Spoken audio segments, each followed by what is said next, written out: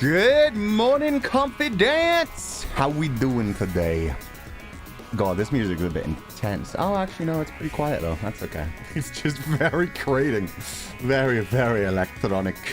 Hello, everybody. I'm back in my tiny form, which is perfect for this game. We're back for some Togainu no Cheat today. It's been a while. And yet I still remember exactly where we are because we left off at like the perfect point. Well, good morning. I hope you're all having a wonderful day. Sorry for the schedule change. I just wanted to change some things up. I wanted to jump into this. I also still don't remember how long this demo is.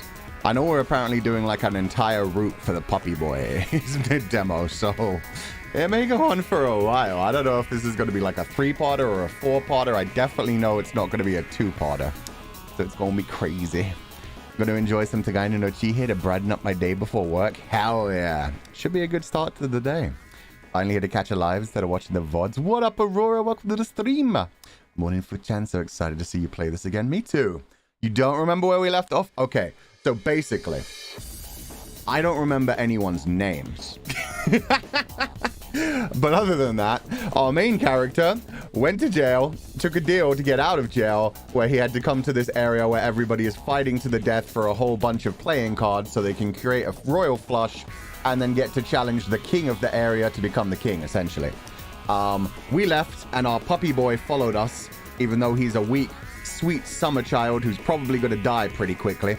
He followed us all the way here. We met him in the middle of the night. We slept with him in a non-dirty way, in a very gentle, loving way. Then we woke up in the morning, and we were like, okay, let's go explore the city. You stay here, puppy boy. And puppy boy was like, no, I want to be with you. I can help. And so now we've got a puppy boy with us. It's me and my puppy boy out in the city. If we get caught, he is going to get murdered, but probably not murdered. Well, maybe murdered first. I don't know. Considering what happened in the first part, he may get murdered and then have bad things happen to him. Or bad things may happen and then he may get murdered. Either way. Basically, this is our first time actually exploring the inner city. Before, we had just made it just past the outskirts. We saw some fucked up shit going on. Our main character realized, oh, maybe there are worse things than just dying, and maybe I shouldn't have come to here, and this is kind of scary, so shit's going wild. Murdered first. Woo, yeah, exactly. Death is not the end in this game. Not for some men. Either way, a good time. Either way, a good time for us playing the game. If I was in this world, oh, Jesus Christ, I'd run the fuck away. Oh, it's Akina. Thank you. I don't remember Puppy Boy's name. But we'll be fine. We'll pick it up along the way. Anyway, so yeah, we're basically starting a brand new game. It's our first time going out into the city, so it's pretty perfect. Good morning, everybody. Was there anything else to say? No. No proper stream in the morning tomorrow, just chained together in the evening. I don't even remember what I'm doing on Sunday. I know I'm doing something. I'm not taking the day off, so I'm doing something. But with that said, let's dive into this game. Let's see how it goes. Oh, it's Sosuke. Really? Sosuke? Damn. D&D? Oh, shit. So this is my last solo stream until next week. That's kind of crazy. Okay, with that said, let's continue to Togainu no Chi. Please do let me know if the music is too loud or too quiet or what else is going on.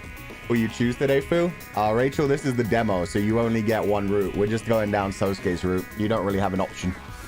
Okay. The sky was an ambiguous pale gray, neither sunny nor cloudy.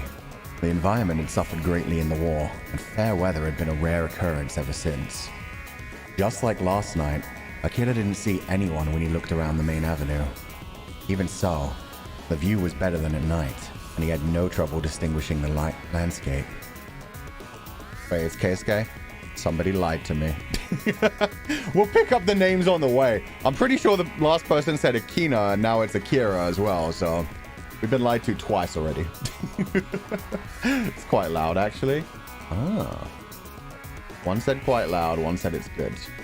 I'll leave it for now unless there's a tiebreaker. The atmosphere was also the same as before. Although the street seemed empty, he could sense the presence of people all around. Bloodlust, barely concealed, as if they were stalking him from the shadows. Oh, it is a bit on the loud side. Okay. That's crazy. Because it's down, like, at an actual low volume. But yeah, I thought it was a bit loud on my end as well. Okay, we'll drop it down to there. Because normally I keep my things at minus 25 decibels when it comes to the music. But there's no music that I play that's really as intense as this. This music is just all electronic all the time. It's grating. Okay. The sun might have risen, but he was in no mood to saunter around in the open. Okay, that's the freaking problem.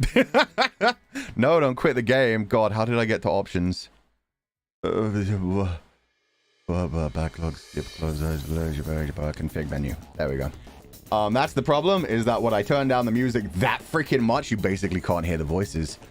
So I'm just going to have to do this instead. So let me turn that back up. Turn that up to like here. Drop the BGM volume. There we go. God damn, man. Changes applied. Hey, this song really, really loud for some reason. Okay. I believe I was giving him like a, oh, I'm not like the other guys. This town sure is lifeless, huh? I thought the same thing last night. Keisuke murmured, starting toward the center of the road. There we go. Now their voices are loud enough.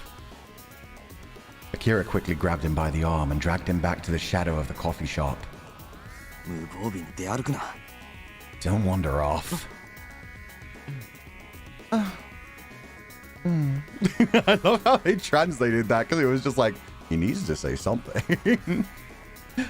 Unnerved by Akira's harsh tone, Keisuke blinked and nodded. A choking tension filled the air as they started walking. Akira strove to keep to the shadows by the roadside. The alleyways they passed from time to time were so dim he could make out nothing of what lurked in their depths. When they came to an intersection, he saw a sign protruding from an alley on the right side, off to the east. Utterly faded, yet retaining vestiges of gaudy coloring, it was the kind of sign one might expect to see in a red light district. Just as he looked away, he thought he heard a shrill voice. He glanced back at the alleyway.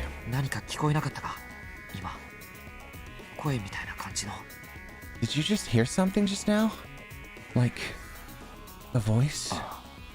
Yeah. Keisuke was studying the sign intently, having also noticed the sound. Akira had barely noticed it, so he couldn't be sure, but the sound had felt out of place in this knife-sharp atmosphere. It nagged at him. He approached the sign. It's a trap, my boy, and you're falling right for it. Akira! Akira! As Keisuke ran after him, he pressed his back to the wall and took a brief look down the alley. The alley was wider than he'd thought, with shops lined up in tight rows on both sides. As expected, they were mostly bars and brothels. All were in disrepair, of course.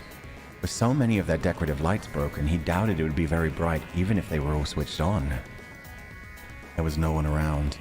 While the same could be said for the rest of Toshima, imagining how lively it must have been before the war made this place feel even more deserted than the rest.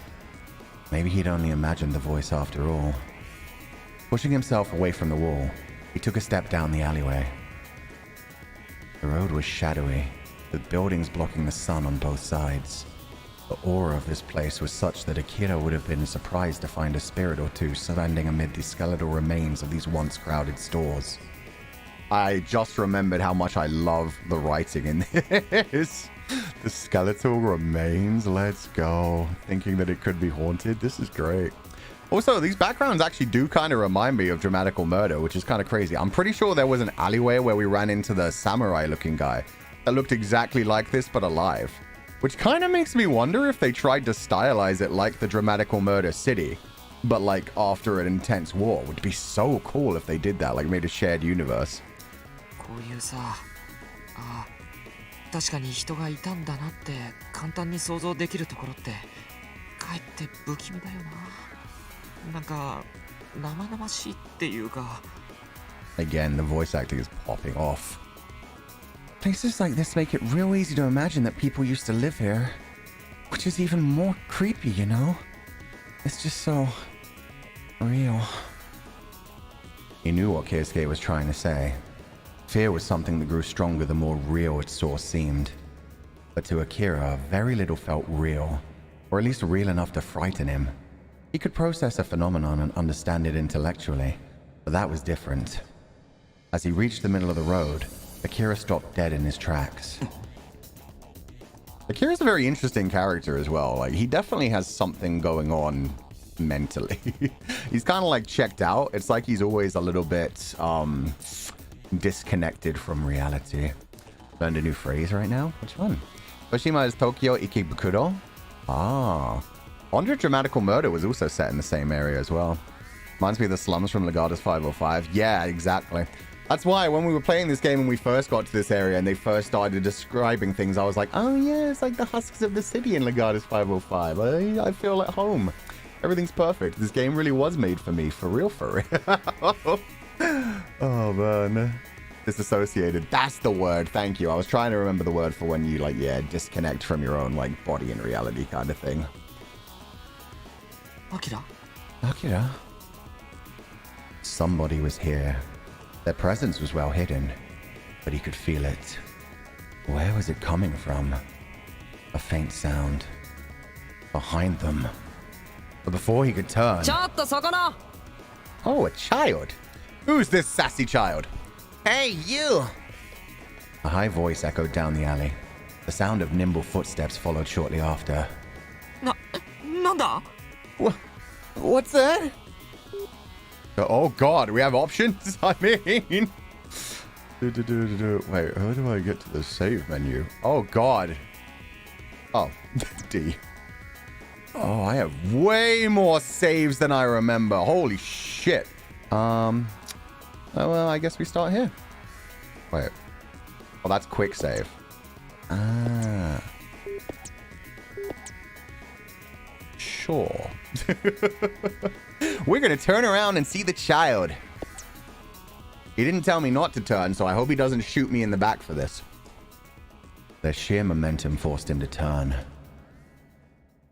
Oh my god, he's so tiny. Oh, she's so tiny. My bad. I thought you were a little boy. You're a baby girl. A petite girl appeared in front of them. She had golden hair, delicate stature, and slim arms and legs. Her large blue eyes were especially striking. Yo, the tartan. God, the short. Well, they're not even super short shorts. They go down to just above the knee. Still, though. The little tiny bit of tartan up for the shoulders is so cute. I don't like the fact that they're wearing what essentially looks like restraintive handcuffs around the wrist. I guess wrist cuffs. And the big belt around their neck as well. Oh, God. Somebody's been keeping this poor child. Who said Armin? Armin was never this adorable. Even like before any time skips, Armin was not this cute. Not a child in this place. Yeah, this is kind of scary. A girl? I love how he said that like he's terrified of girls specifically. Not a girl. In my yaoi game? How dare they? The girl's lips curved widely in response to Keisuke's baffled murmur. I figured. Bruh, did you have to put it that way? I was not... No, I was not confused at all. I knew exactly. The game lied to me. Sorry to break it to you, but I'm packing.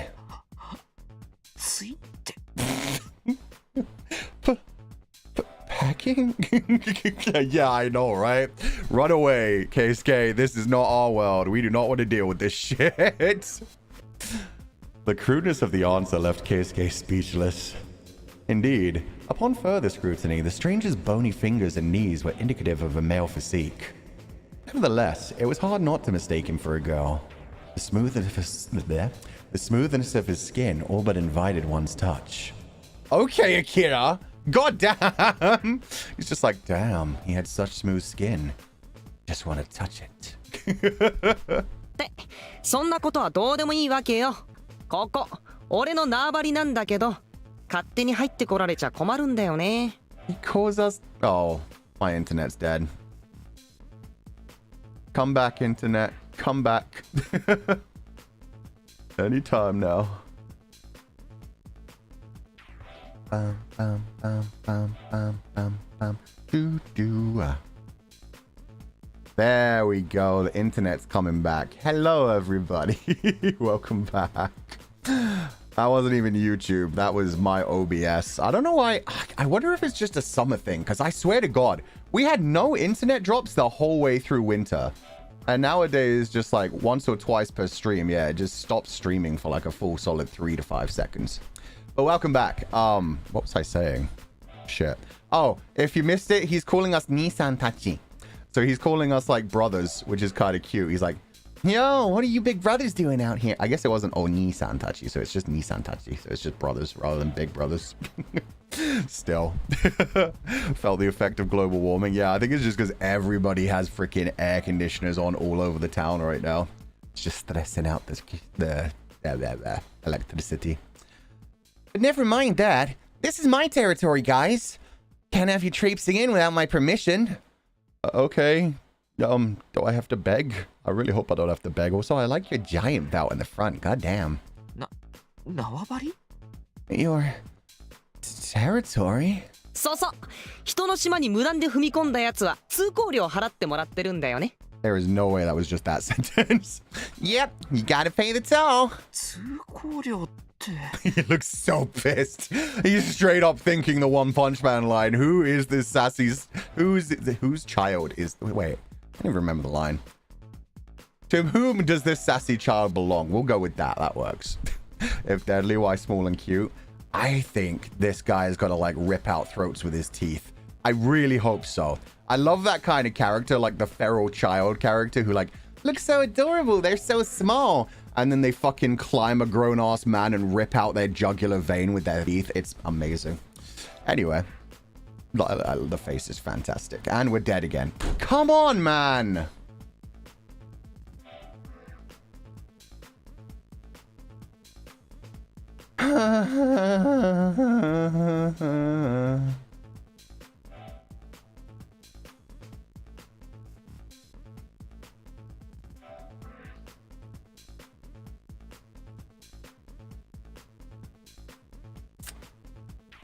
Okay, yeah.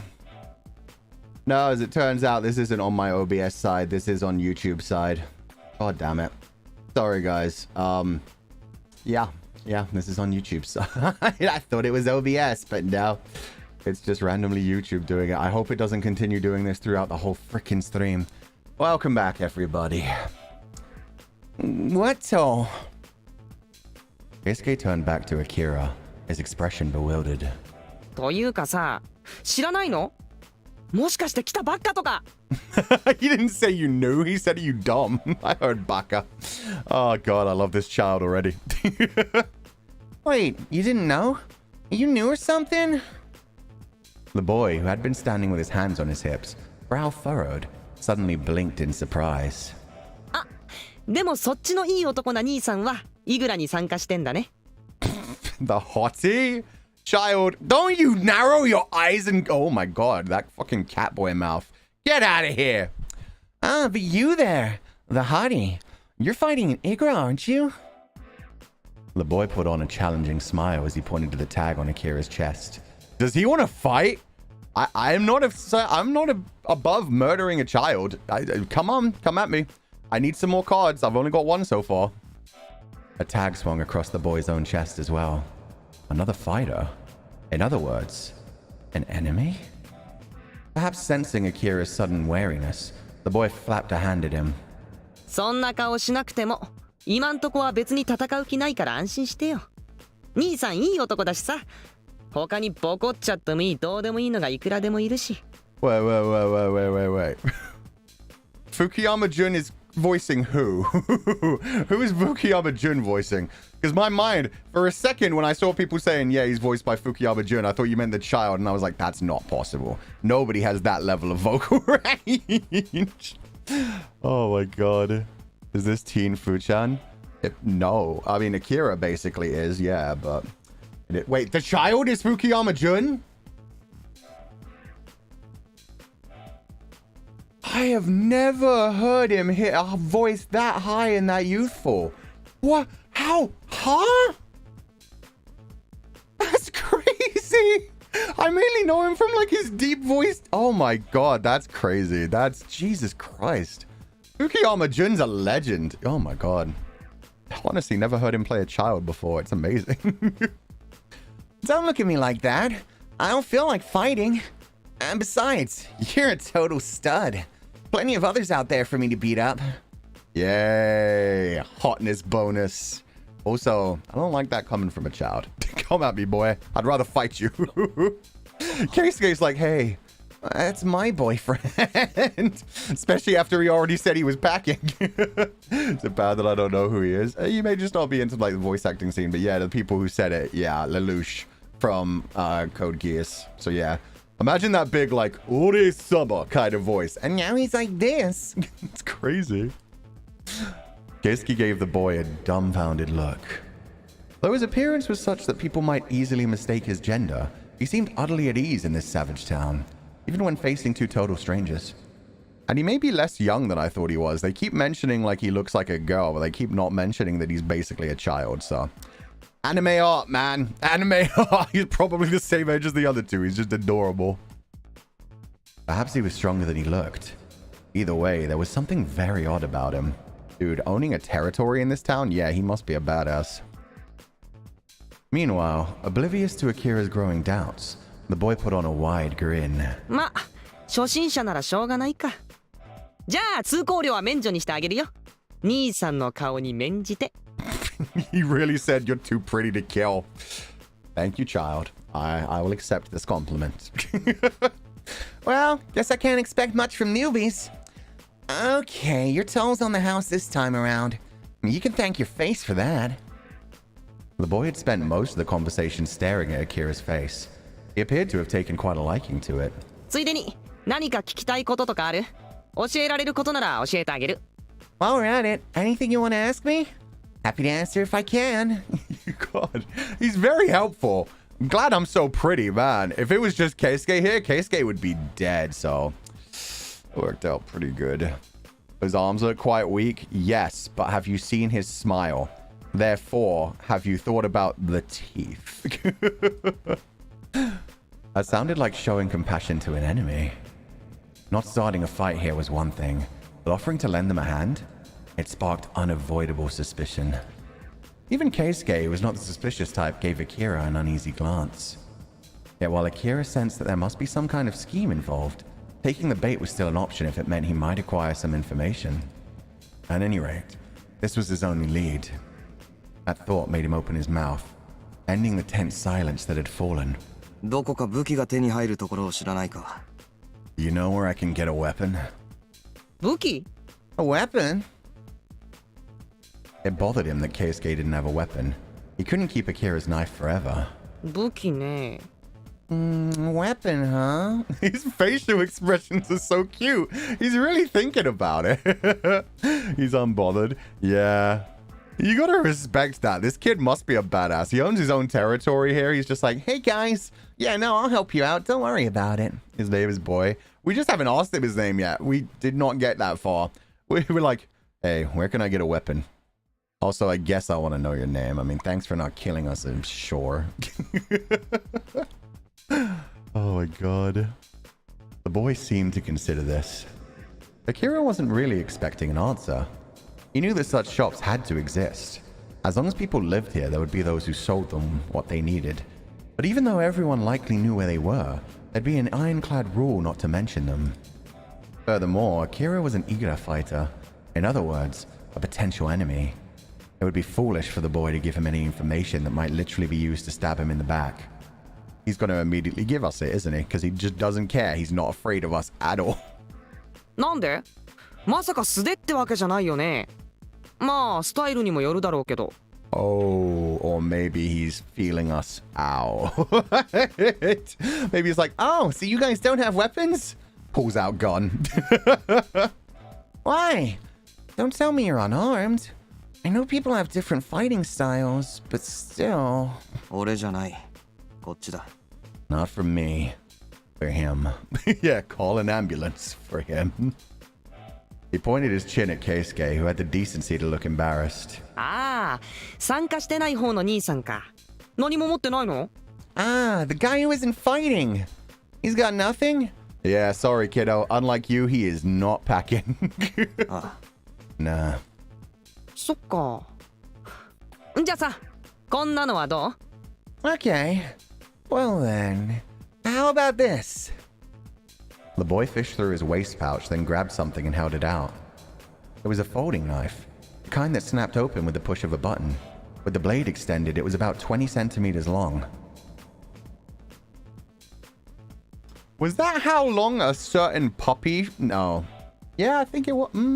Anyway, that's a pretty big knife. That's not bad at all. That's something. I would rather have a sword. Fuck that shit. I don't want people to get close to me. Give me a spear, actually. Keisuke isn't strapped. Not yet, but eventually he is going to get strapped down. Just give it time. これだったら初心者でも扱いやすいし、軽いし。あげるよ。A newbie ought to be able to handle this. And it's light. You can have it. Every meat bun gong thing? Yeah, okay, thank you. If you don't know, there's one certain Danmei where Meat Bun, the author, talked about the exact sizes. Just randomly on a social media message. Just let everyone know. Because I think it was the fact that one of the book's thicknesses happened to be like 20 cm or something. And they were just like, oh yeah, it's the same size as... And everybody was like, oh... Damn. And then they had an exact reference to figure out the size as well because of the book. Huh? Keisuke waved both hands in front of his face, startled by the boy's casual offer. いやいや、もらうのは悪いから。I mean, I couldn't. だってさ、めったに使わないし。いいよ。It's fine. Don't worry about it. I never use it anyway. I knew it. He fights with his fucking claws and teeth, doesn't he? He's a wolf child. Keisuke continued his puppy-eyed protests. Yeah, I knew he was a puppy boy! A little while longer, but finally extended his hand. ありがとう。Thank you. どういたしまして。You're welcome. The boy grinned proudly. Of course, now that he's given us something, he's going to be like, And now that the trade has been completed, it's your end of the bargain. What are you gonna give me? even if it was a spare, it was very generous of him to give his knife to a total stranger. Akira could not begin to comprehend the boy's intentions. じゃあこれ返さなきゃ。はい。 Don't make it obvious in front of the child. I didn't have a weapon. God damn it, Keisuke. You have no survival skills. Oh, I should return this. Here. Keisuke pulled Akira's knife from his backpack and handed it over. Akira took it and thrust it back through his belt. 貸しにしといてあげる。いつか返して。 Okay, that's not bad. It's like, yeah. One day, and this day may never come, I will ask a favor of you. She's the godfather. Let's go. He the godfather, but baby, he the godson. Just remember that you owe me. Return the favor sometime. The boy's lips spread into an enticing smile. Okay, Akira, we get it. You want to... We know how you feel about the boy's skin and lips. We get it. 体で。 Oh. Jesus. Wow, this is a very forward... With your body. Jesus. Huh? I didn't think you'd want his body anyway. I thought you were into Akira. God, that's smile though. Jesus. Keisuke yelped. なんだよそれ。だって君男だろ。Happy Pride Month, everybody. Keisuke's just realizing that homosexuals exist. I love how Akira figured that out like a couple hours ago as well. Both of them are like, wait a minute. What's that supposed to mean? You're a guy, aren't you?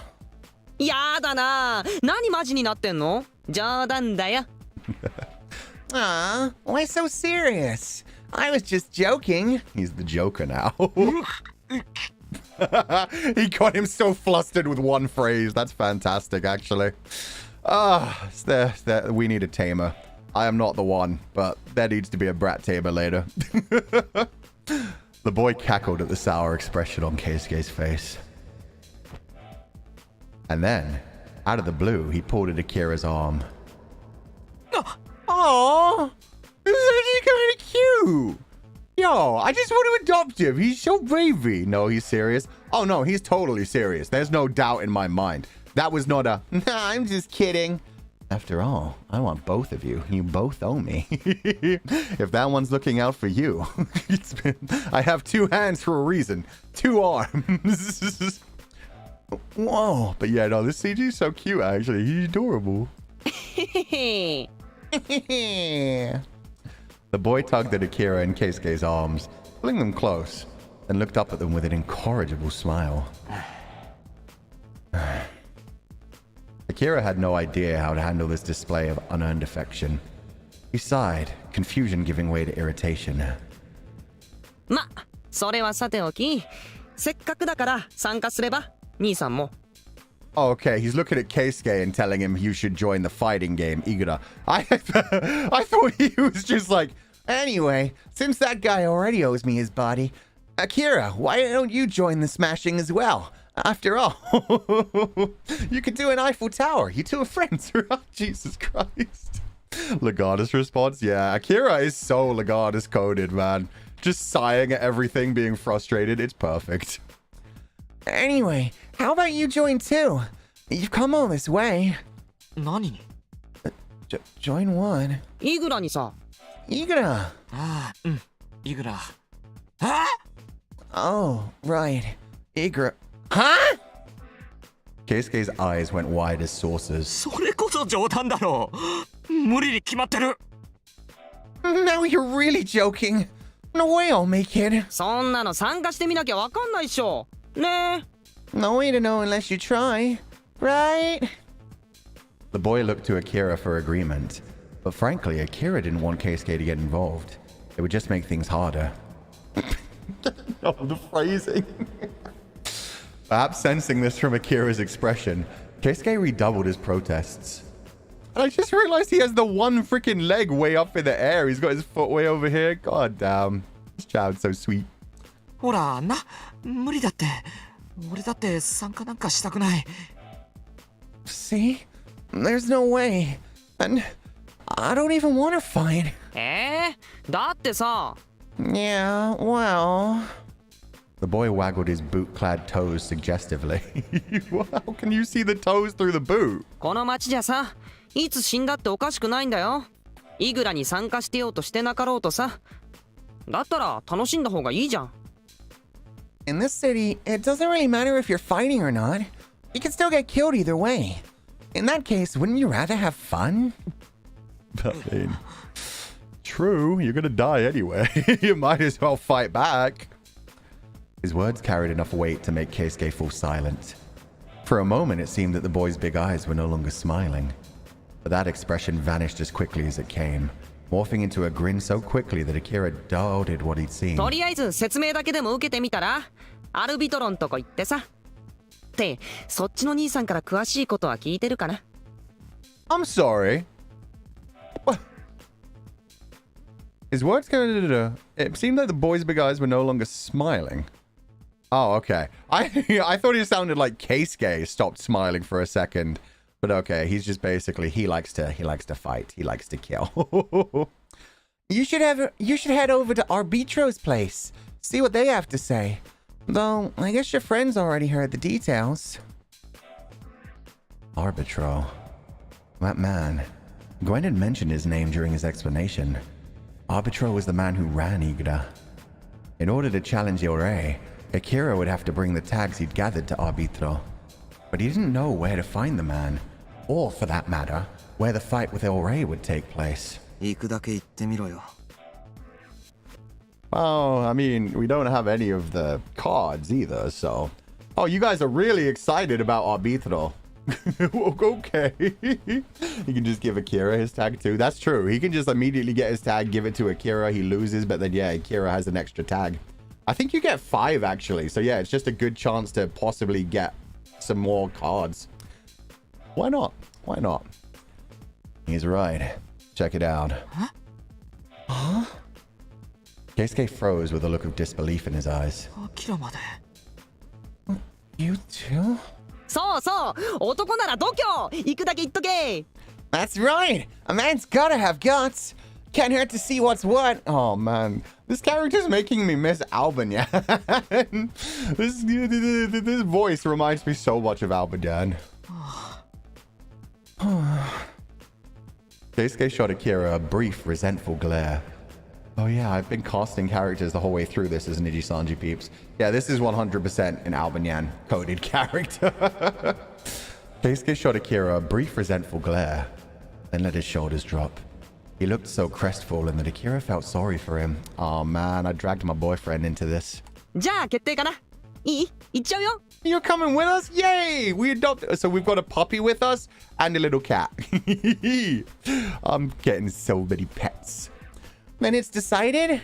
We're going?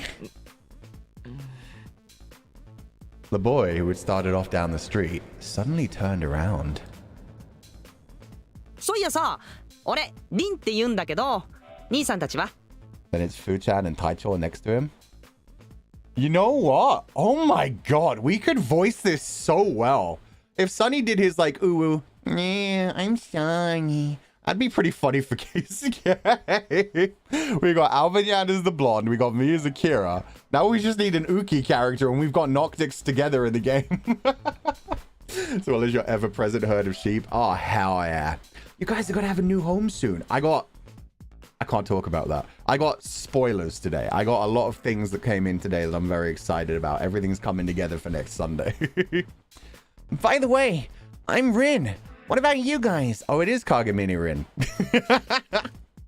Or Len, I guess. Was it safe to reveal their names? Akira considered this for a moment. Ultimately, he had a feeling that it was pointless to worry about the boy, Rin's motives. He would never be able to tell whether Rin's friendliness was an act, and forcing himself to remain alert in such a disarming presence would only wear him out. アキラだ。こっちはケイスケ。I'm Akira, and this is Keisuke. アキラとケイスケね。 Akira and Keisuke, huh? Rin resumed walking with a spring in his step. As they followed behind, a pale Keisuke drew closer to Akira, whispering, おいアキラ、どういうつもりだよ。俺は参加するなんて一言も言ってないぞ。 Hey, Akira, what are you thinking? I didn't come here to fight. 成り行きだろ。登録必須ってわけでもないだろうし、説明だけ聞いて帰ってくればいい。 Oh, is he trying to scare him into going home, or is he just trying to feel out Arbitro? Could be either one, I guess. Akira's smart. And yeah, if Arbitro just runs the place and doesn't actually take part in the fights, it should be safe. Len and Rin too? Oh. There's a Len. Oh, there's going to be a Rin in this game later as well? Holy shit.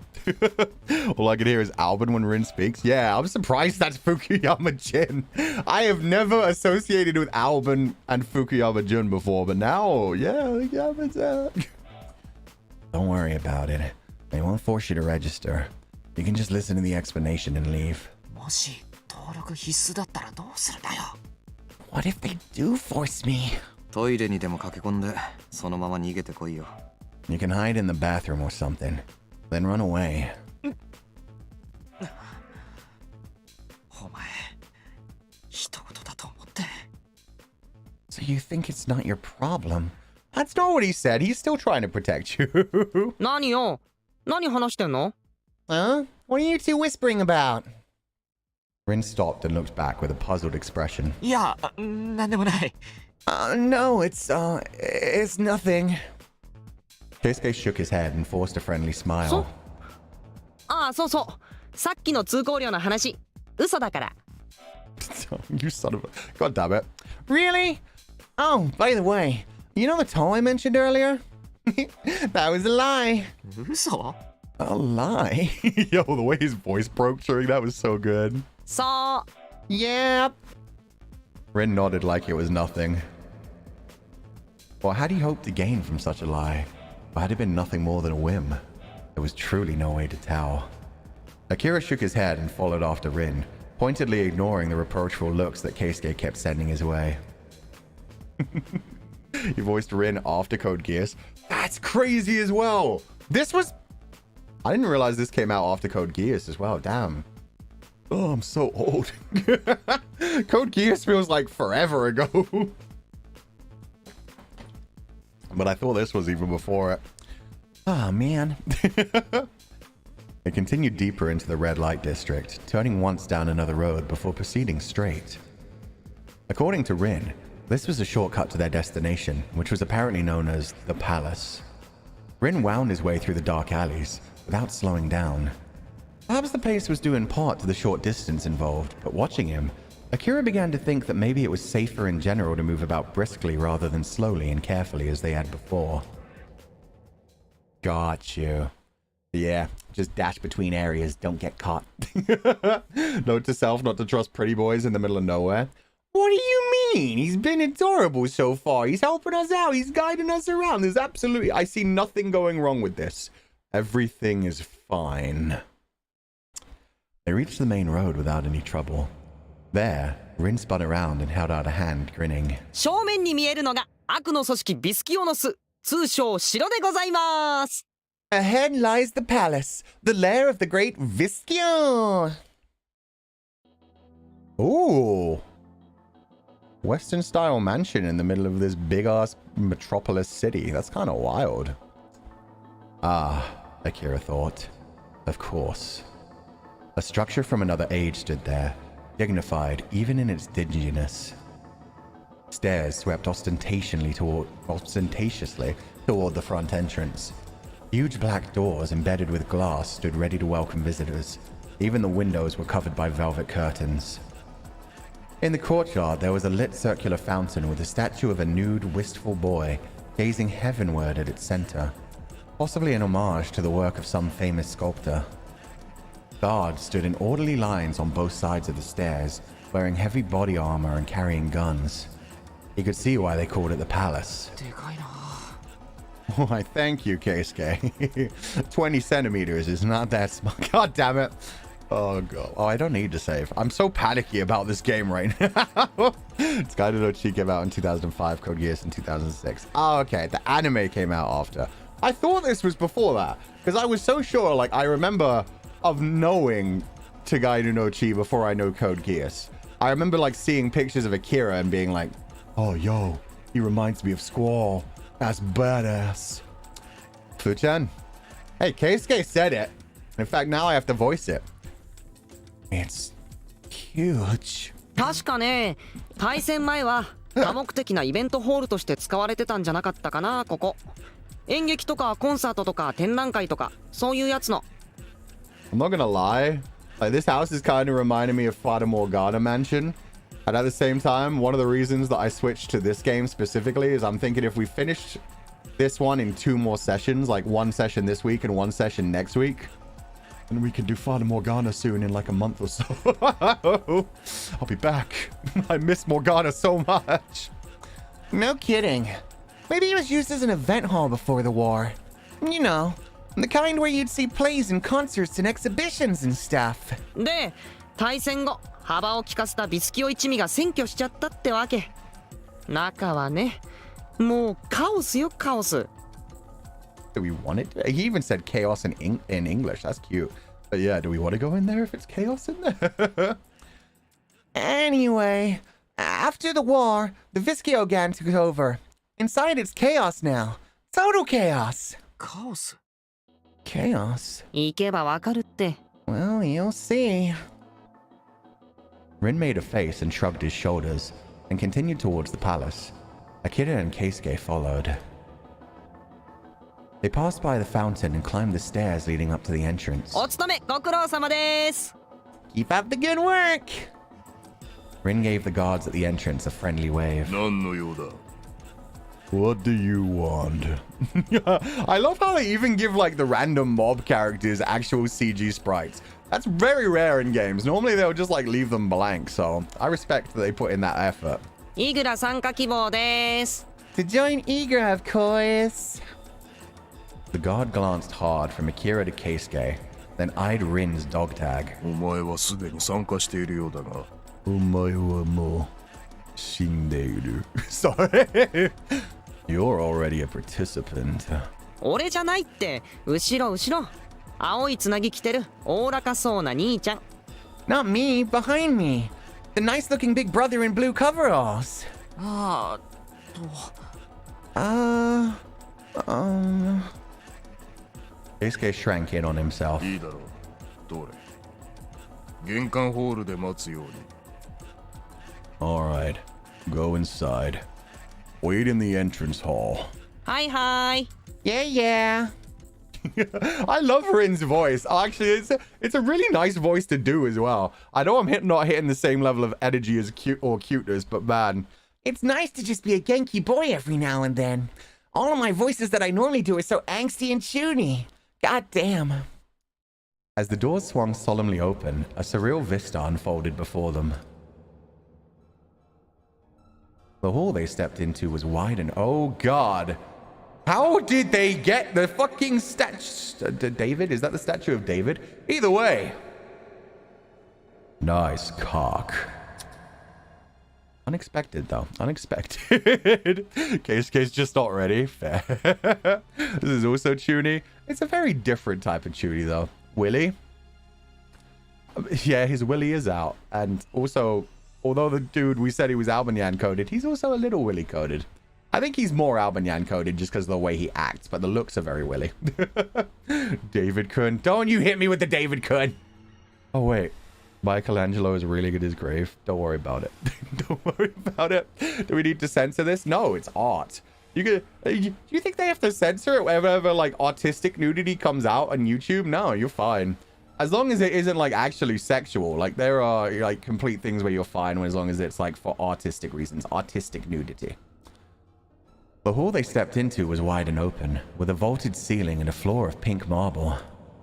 Just inside the entrance was a small fountain burbling with cool, clear water. The decor was far more luxurious than it had appeared from outside. An enormous chandelier hung overhead, emitting dazzling light. The space was littered with suits of medieval armor and other ostentatious works of art.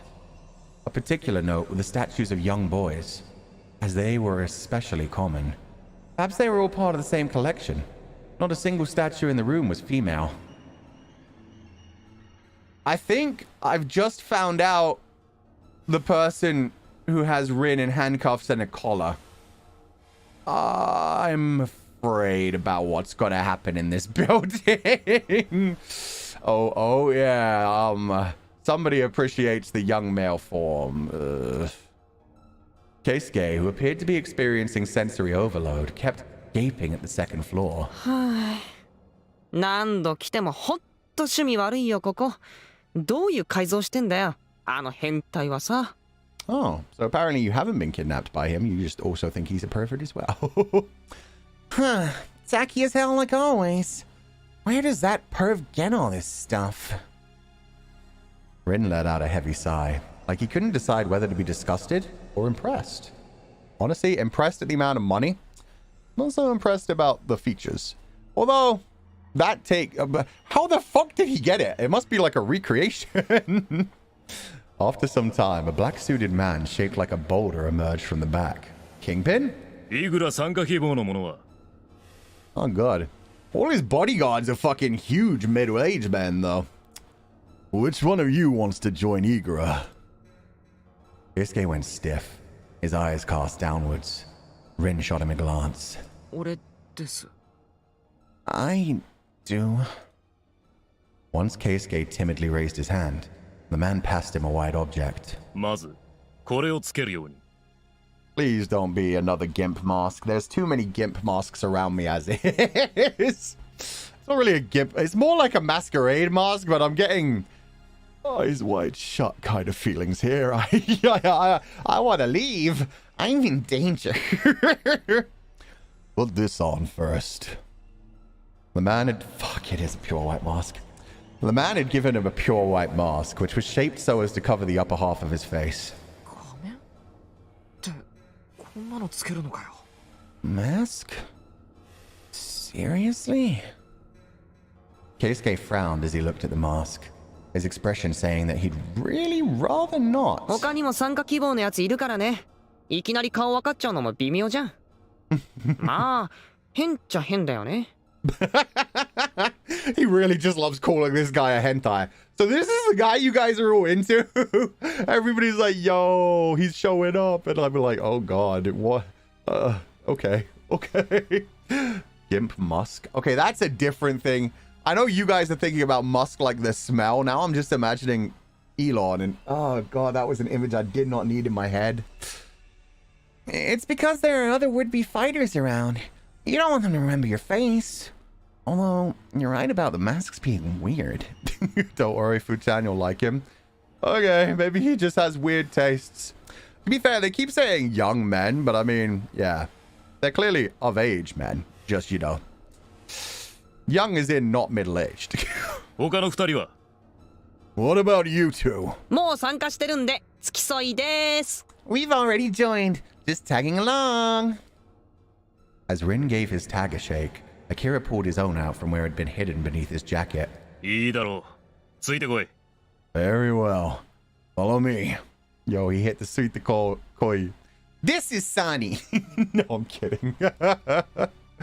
Confirming that Keisuke had put the mask on, the guard set off down the corridor that led to the back, past the spiral staircase. 何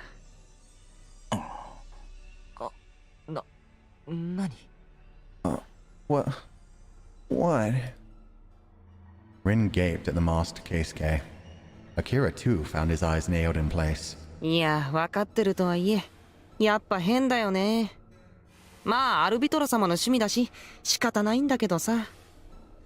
I need a CG of this. I need to know how weird this mask looks. Because it sounded like it was just a normal masquerade mask in pure white, but the way they're talking about it, maybe it's got like tally marks on it or something.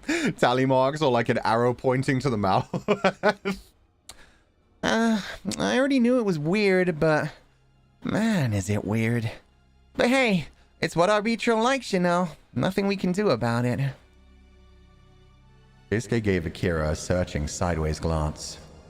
Akira didn't let it show on his face, but considering the palace's decor and all, he was starting to wonder what kind of person this Arbitro really was. At the very end of the hallway stood a pair of black double doors. Well, those are badass, actually. Look at all the bears? Bears, panthers? I can't actually tell. They are thick if they're cats. They are small if they're bears. Chains wrapped 2 to 3 layers deep around its handles. The guard brought them to the room just before. Oh, good. He has a dungeon. That's always fun. They're supposed to be dogs? I pet that dog. That does not look like a dog to me. Ferret. It looks more like a ferret than a dog to me. They're mini bears. They're very skinny bears then, but yeah, that sounds about right. From what he could see through the door, it looked like a waiting room, with a table and 2 sofas in the middle. It wasn't especially spacious. About 5 or 6 men were waiting inside. All were wearing masks like Keisuke's, and all of them seemed nervous. As Keisuke entered, they turned to stare at him with silent trepidation. Although their faces were hidden, it was obvious from their physiques and the way they carried themselves that they were no strangers to violence. They know the rules, and so do I. 付き添いは外で待て。 Your companions are to wait outside. The door gradually began to close. ちょっと Wait. 頑張ってね。 Good luck. In response to Keisuke's desperate look, Rin waved him a cheerful farewell. Akira meekly nodded. The door shut, and after a momentary silence, the sound of approaching footsteps echoed off the marble floor. 待ってました。 The big cheese is here. The smile, god damn. Keisuke, be safe. Don't worry, he's fine. He's just in a room with 6 other men, all with creepy masks on, all staring at him and waiting intently for him to sit down on a sofa where they're all standing around the back of. It's gonna be a wonderful time.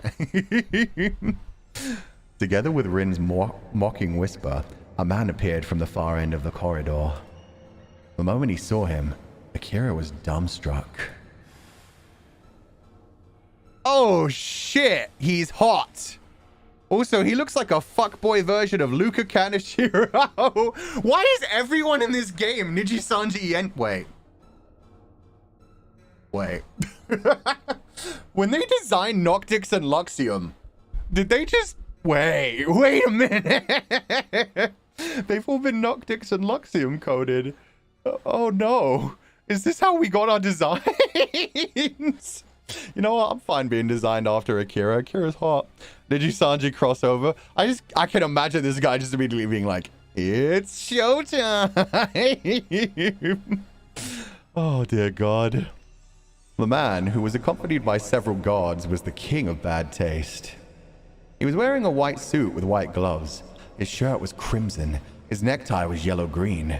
And atop it all, he had swathed himself in a piece of vibrant purple fur. Honestly, I like everything except for the green tie. Red shirt, white suit. I mean, I can't say anything bad about that. Fucking Voxy. The pink thing gives it a little bit of flavor. Kind of Doppio coded. In fact, the little bits of white in the edge, very door coded.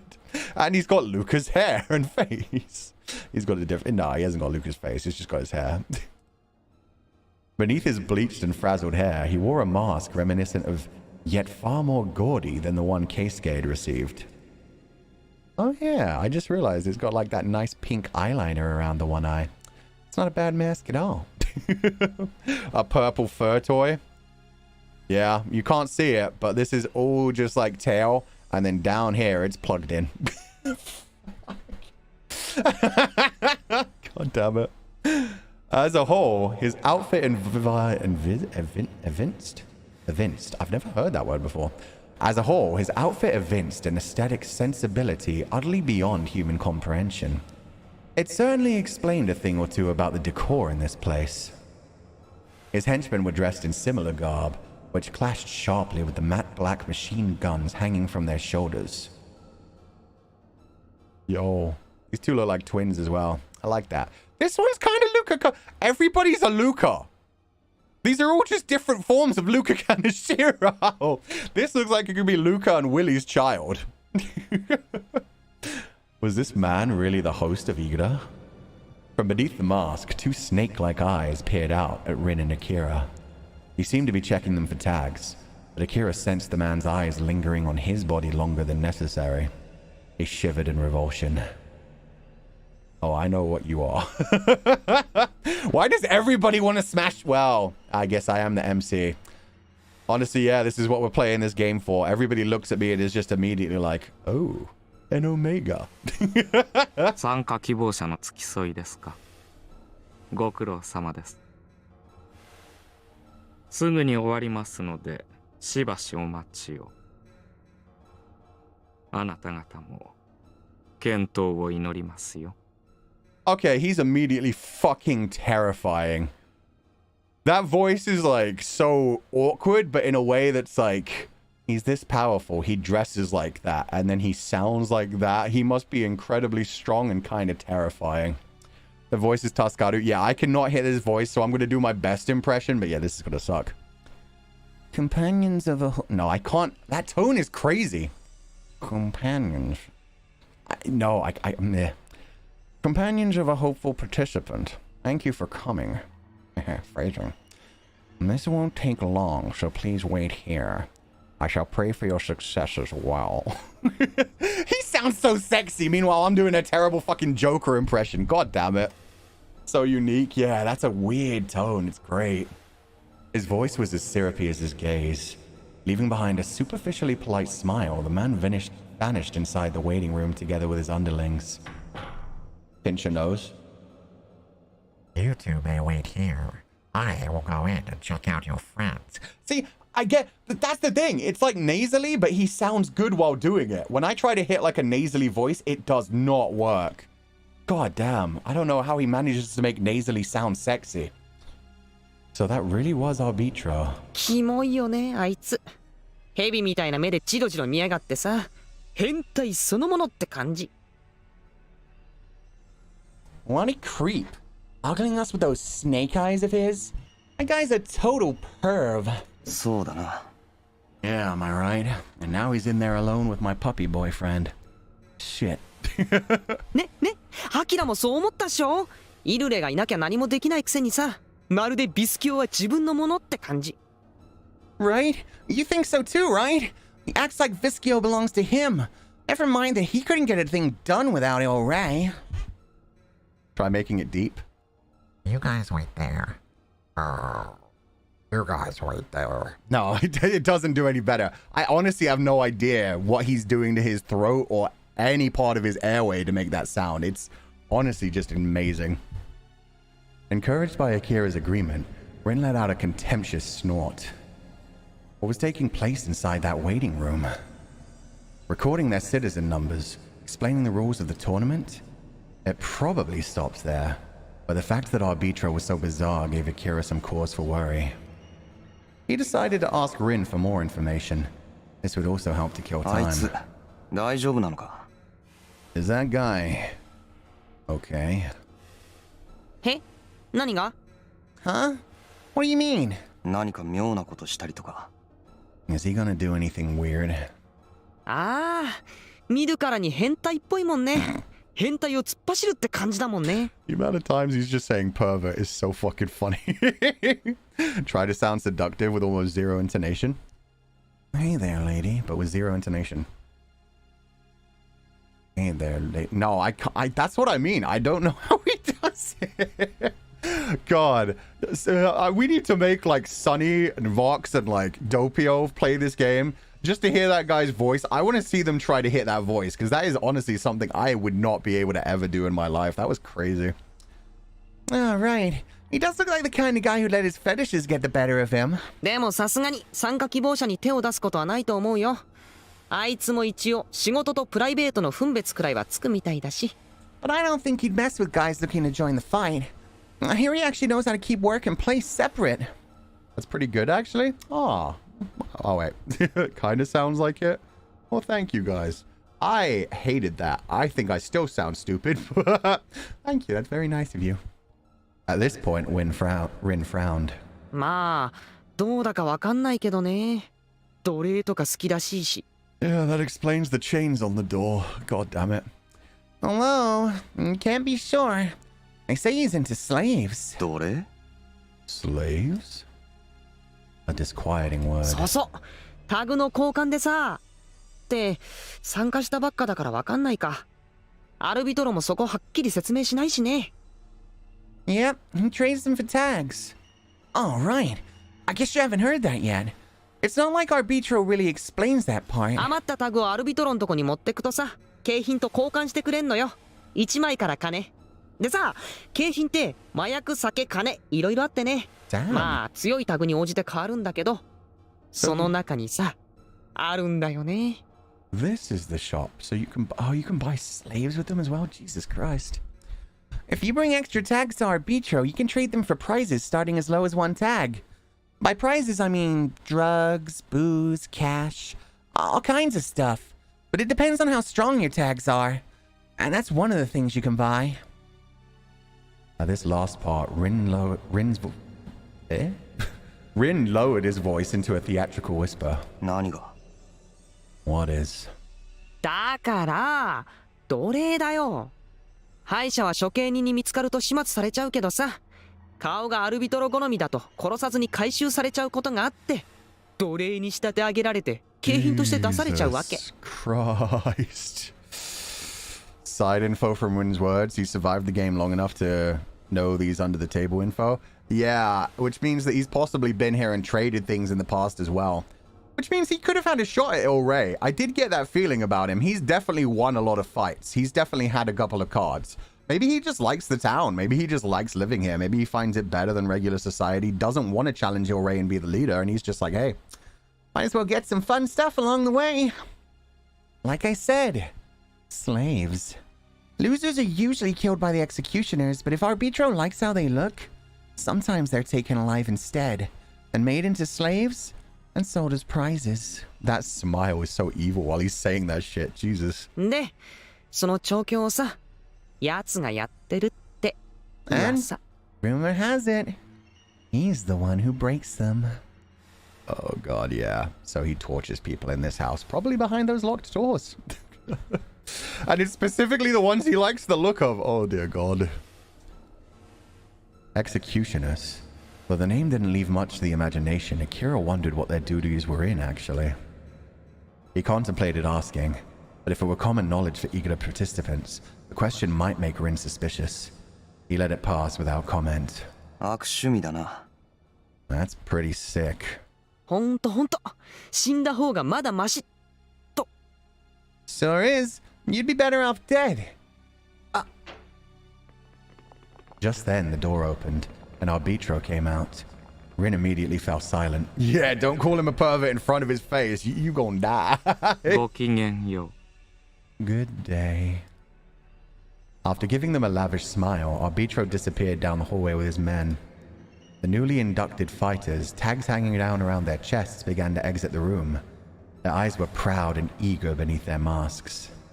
For some reason, though, they left the room one at a time, with a long pause after each. What did he do to them?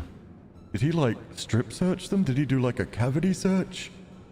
They sound like they've all been assaulted in some way.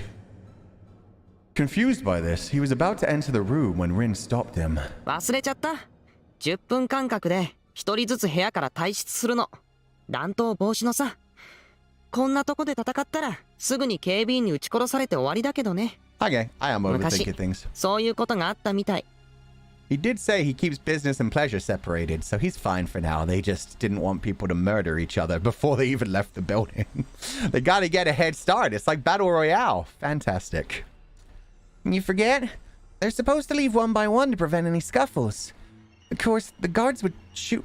Oh, God. Of course, the guards would shoot him on sight if they started fighting here. It's happened before. はあ、忘れてた。Right. I forgot. Inwardly flustered, Akira drew back and waited for Keisuke to emerge. That's actually cute, though. That was a little moment of realizing that, aw, Akira cares about Keisuke. Akira was worried about him enough to go into the room and be like, Keisuke, what'd he do to you? Try to, like, save him a little bit, and now he's like, oh, it's not like I care or anything, but baka. He ended up waiting for almost half an hour. Finally, Keisuke, the last to leave, shuffled out with drooping shoulders. おっかえり Okay, that's not so creepy. That's not so weird. You just look like Robin. You just look like a DC superhero. You're fine. It's not super fetishy. Welcome back. Rin peered up at his face with a teasing smile. タグは結局登録はどうしたのさ Well, where are your tags? Did you decide to register? やめておいた You coward. You could have at least given me your tags. I mean, what's the difference? We're here together anyway, but... No, I get that. I mean, yeah. I couldn't. Keisuke mumbled, dropping his eyes to the floor. ああでもやっぱりねそんなへっぴり腰じゃ無理だと思ってたのよ 俺 The teasing smile. I love it. Huh? Well, yeah. Guess I knew a timid guy like you wasn't gonna join.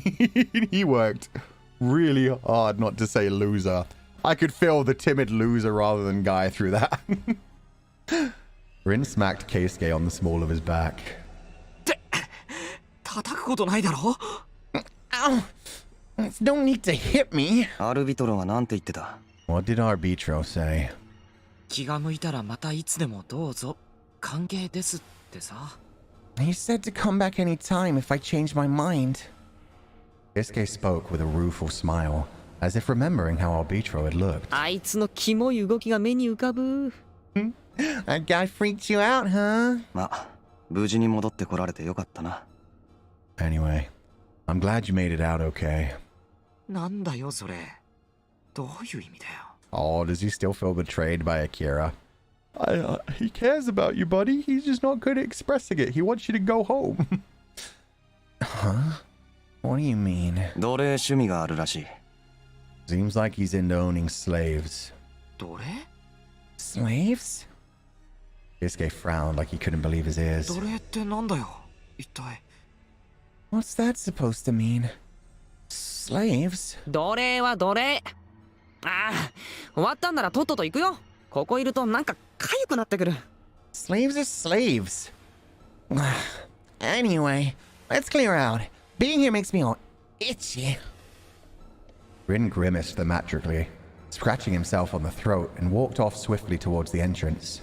あおいったく本当に勝手だな Well, now he knows he can't get 2 sets of tags, so he's just like, Yeah, let's get out of here so I can stab Akira in the back and take his tags. Wanting to get 2 sets of tags, but damn, you just wasted about half an hour of my life. God, he's so innocent, yeah. Meanwhile, there's Rin, who looks like so small and young and cute, and he's just like, Slaves mean slaves, idiot. Anyway, moving on. Hey, man, that kid just does whatever he wants, huh? As they followed after Rin, Keisuke turned to look at Akira. アキラごめん Hey, I'm sorry. なんで謝るんだよ。 Why are you apologizing? いやだって I mean, Although he wouldn't say it, Akira was glad that Keisuke had decided not to participate. Keisuke could barely hold his own in a fist fight. There was no way he'd be able to handle this. Keisuke gave Akira a long, droopy-eyed look, then lowered his gaze. He's so puppy boy coded. He's so cute. That's okay, buddy. We wanted you safe. We want you to get out of here alive. We don't want you to be a slave. After returning Keisuke's mask to the guards and exiting the building, they descended the stairs to the street. Rin twirled around to face them. ねえねえ、俺ちょっとこれから知り合いに会いに行くんだけど、一緒に行く？ Good. So it's not 2 versus 1 and 2 versus 2, or maybe 7 versus 2. That sounds like a great plan. I could he scrounge himself on the throat with that huge belt on his neck. He gets a little bit under his chin like you're scratching a little cat. hey, look. I'm about to go meet someone.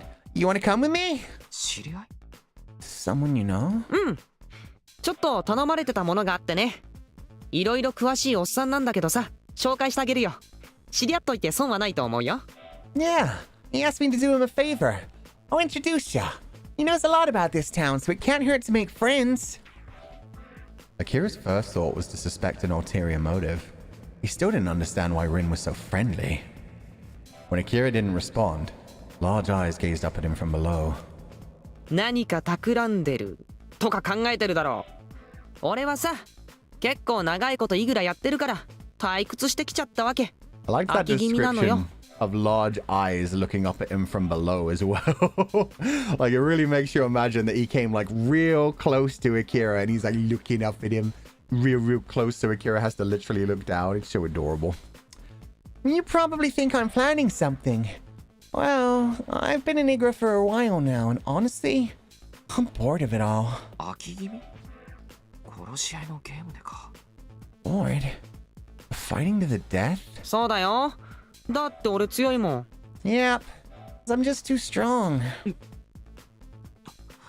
Keisuke seemed taken aback by Rin's nonchalant assertion. タグ欲しければその辺の雑魚やっちゃえばいいんだしさ。わざわざカリカリすることなし。アキラたちにだってそんな話じゃないっしょ。 I heard the term Zako. I only learned the term Zako recently because of Twisty. When we first met Twisty and Twisty introduced herself, Sunny just burst out laughing. And I was like, huh? What's so funny? And he was like, oh, they knew what they were doing when they named Twisty Amano Zako. The Zako basically means like loser, but it's like something you say to someone just in a really dejected way, normally coming from a brat. So yeah, the Zako is him like being a bit of a brat. Being like, yeah, they're losers. If I want tags, I'll go grab him from some punk. There's no reason to worry. Besides, you're looking for info, yeah? それはまあそうだけど That's true. じゃあ行こうよ。 Well then, let's go. Keisuke gave Akira a beseeching look. He clearly wasn't satisfied with Rin's explanation. Neither was Akira, for that matter. But now that they had set foot in Toshima, death would remain a constant threat no matter how much they tried to avoid it. That being the case, it wouldn't hurt to make use of Rin's contacts, see what they could learn. If Rin did anything too shady, they could always leave. Scrub vibes? Yeah, actually. Scrub, small fry, that kind of feel. Scrub is a good one, actually. I haven't heard scrub in forever, but man, I miss that term. I don't want no scrubs. Scrub is a guy who can't get no left from me. Having reached this conclusion, Akira nodded. 行こ Let's go. アキラ Akira. Ignoring Keisuke's troubled expression, he followed Rin back into the labyrinth of alleyways. Once they were sure that no one was around, Rin ran off to find a phone. Apparently the person they were looking for was hard to pin down, so Rin wanted... Don't worry. Let me solo him. Apparently the person they were looking for was hard to pin down, so Rin wanted to make sure of his current location. After the war had rendered mobile phones virtually useless, landlines had once again returned to the limelight. Still, working ones were hard to come by. The communicator Emma had given him was wireless, like a cell phone, but was supposedly much more reliable. It could even pick up radio waves, he'd been told. It was shortly before sunset, and the sky was swept with orange and blue. Akira and Keisuke leaned against opposite walls as they awaited Rin's return. どうだった What was it like? 参加登録 The registration process. あ Oh. Keisuke's expression darkened slightly. あ、とりあえず簡単なルール説明があって、適当な質疑応答があって、あの変な仮面のアルビトロだっけ？あいつが妙に大げさだったぐらいかな。Interesting. He didn't really seem enthusiastic about anything when I met him, other than my body. But even then, it didn't transfer through to his voice. He's a very interesting character. The world building suddenly weaved in is so good. Yeah, it is. I can't believe we've gotten like so many different backgrounds already. Like this is a completely different alleyway from the last time. Most places would just use the exact same alleyway and be like, hey, there you go. They'd only have like one alleyway and one general city landscape, and then like the places you actually end up throughout it. It's great. Love the tidbits of history and tech, and yeah. I wonder why the landline survived though. You'd think the wires would have been destroyed. I guess that's it. Some of them still aren't working, but some of them are just safe. They gave us a brief explanation of the rules and took some questions. That weird masked guy, Arbitro, he was weirdly enthusiastic about everything. And that's it. Akira could easily imagine Arbitro's 聞い theatrics. てきたことを話そうか。Do you want to know what he said? あ Yeah.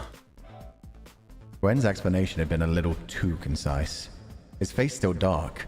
Keisuke looked down for a while before finally speaking. まず、このタグゲームはポーカー形式になっている。これは知ってるだろ？ First of all, the tag system is based on poker. You know that much. あ Yeah. ある5種類の組み合わせでタグを揃えると、イルレへの挑戦権を獲得できる。これは？ There are certain hands which, when assembled, give you the right to challenge your Ray. You know about that too. 知ってる Got it. それじゃあ処刑人の言葉。 Then what about the executioners? Akira shook his head. 詳しくは知らない Only the name. そっか。まあなんだろう。ルール違反者の死刑執行人ってやつかな。 Ah, they're like judges in Judge Dredd. Sick. Reading the script after 20 years, I'm surprised how much foreshadowing has already dropped. You haven't even seen every character yet. Yeah, they're building up this world real good. Really interested to see who we're going to go meet now as well. People seemed panicked. Okay. Well, they're the ones who execute rule breakers. 不定期にトシマを周回してるらしくて、イグラのルールから違反してるやつを見つけたら即始末する。つまり殺すってことらしい。 They go on random patrols through the city, and if they find anyone breaking the rules, they kill them on the spot. 違反ってのは重火器の所持、目撃者のいないバトル、闇討ちとか卑怯な手段を使うとか、あとはイグラを危険することとか。 Trying to quit you get executed for? That's kind of crazy. Usually breaking the rules means having a gun, fighting without a witness, or fighting unfairly, ambushes and such. Also trying to quit. Wait, fighting without a witness? Oh, God. Does that mean that first guy I came across that was having sex with a bunch of meat, I guess we shall say? Somebody had witnessed that? Somebody witnessed the fight? And then, oh God, this is a crazy world, man. 違反者は問答無用で死刑か Rule breakers are automatically killed? そう。それとタグの取り合いをした時の勝敗だけど、背中が地面にべったりついたら負けだって。 Or he was doing so illegally. That's true as well. Or there's also, I guess, they're specifically talking about people that fight over the cards that try to assemble the hand. So yeah, it's also possible that maybe you're allowed to kill people that aren't part of the game. As long as you're like fighting legally. It's just when it comes to the actual like card fights, they need a witness, maybe. I mean, you witnessed it. I didn't want to. Just dropped in, what the fuck. Yeah, please read the description for this stream. This is a very, very mature game. In part 1, we saw all kinds of fucked up shit. Yeah. Oh, and about the fights. You lose if your whole back touches the ground. Oh, so literally, if they pin you to the ground, you're... Oh, that's crazy. And you basically forfeit your life at that point when you lose your hand of cards as well. So then, oh god. You get someone to the ground, flat on their back, and boom, you can do what you want. That's crazy. This game is just any excuse to, you know.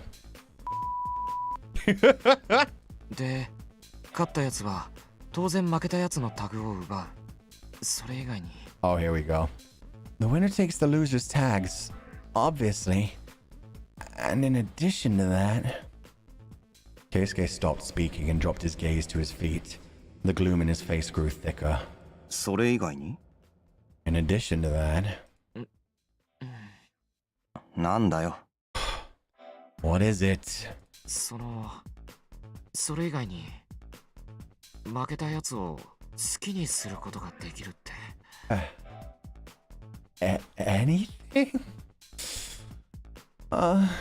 In addition, they can do whatever they want with the loser. No wonder he didn't decide to join this game. Also, Akira's not going to be happy with that. Akira really didn't like what was happening to the other guy. Ugh. Keisuke kept his gaze lowered, as if the words were hard for him to say. Akira couldn't imagine why. It made perfect sense. なんて言うんだろう。好きにすることができるってのは、つまり無理やり何か起こることもあるってことらしい。How do I put it? It basically means stuff can happen without consent. 無理やり Stuff?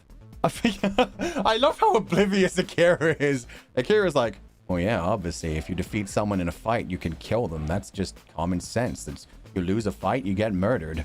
Meanwhile, he's trying to make it clear. No, dude, it's, oh. だから What I'm saying is... Keisuke shouted, his face suddenly red as a beet. Seeing this, Akira realized what he meant. ほら、ここって女の数が極端に少ないからさ、刑務所みたいな状態だし、ただ、それはアルビトロが冗談っぽく言ってたから、本当かどうかはわからないけど。Look, there are almost no women here, right? I guess it's kinda like being in prison. Though Arbitro said it kinda jokingly, so I don't know how true it is. Akira knew that it wasn't a joke. The memory of what he'd seen the night before was still fresh in his mind. So, those two had been fighters, and the victor had chosen to degrade his vanquished opponent even after he was dead.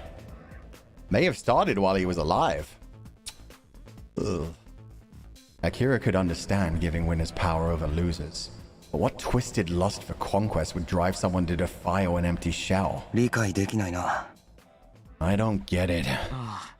でも、そういうのも負けたやつを貶める手段としては有効なんだってさ。That's crazy. They're more beasts than men at this point. Yeah, I mean, they say it's an effective way to show your dominance. まあ、でも、確かにそうだよな。だって、好きでもないやつになんて。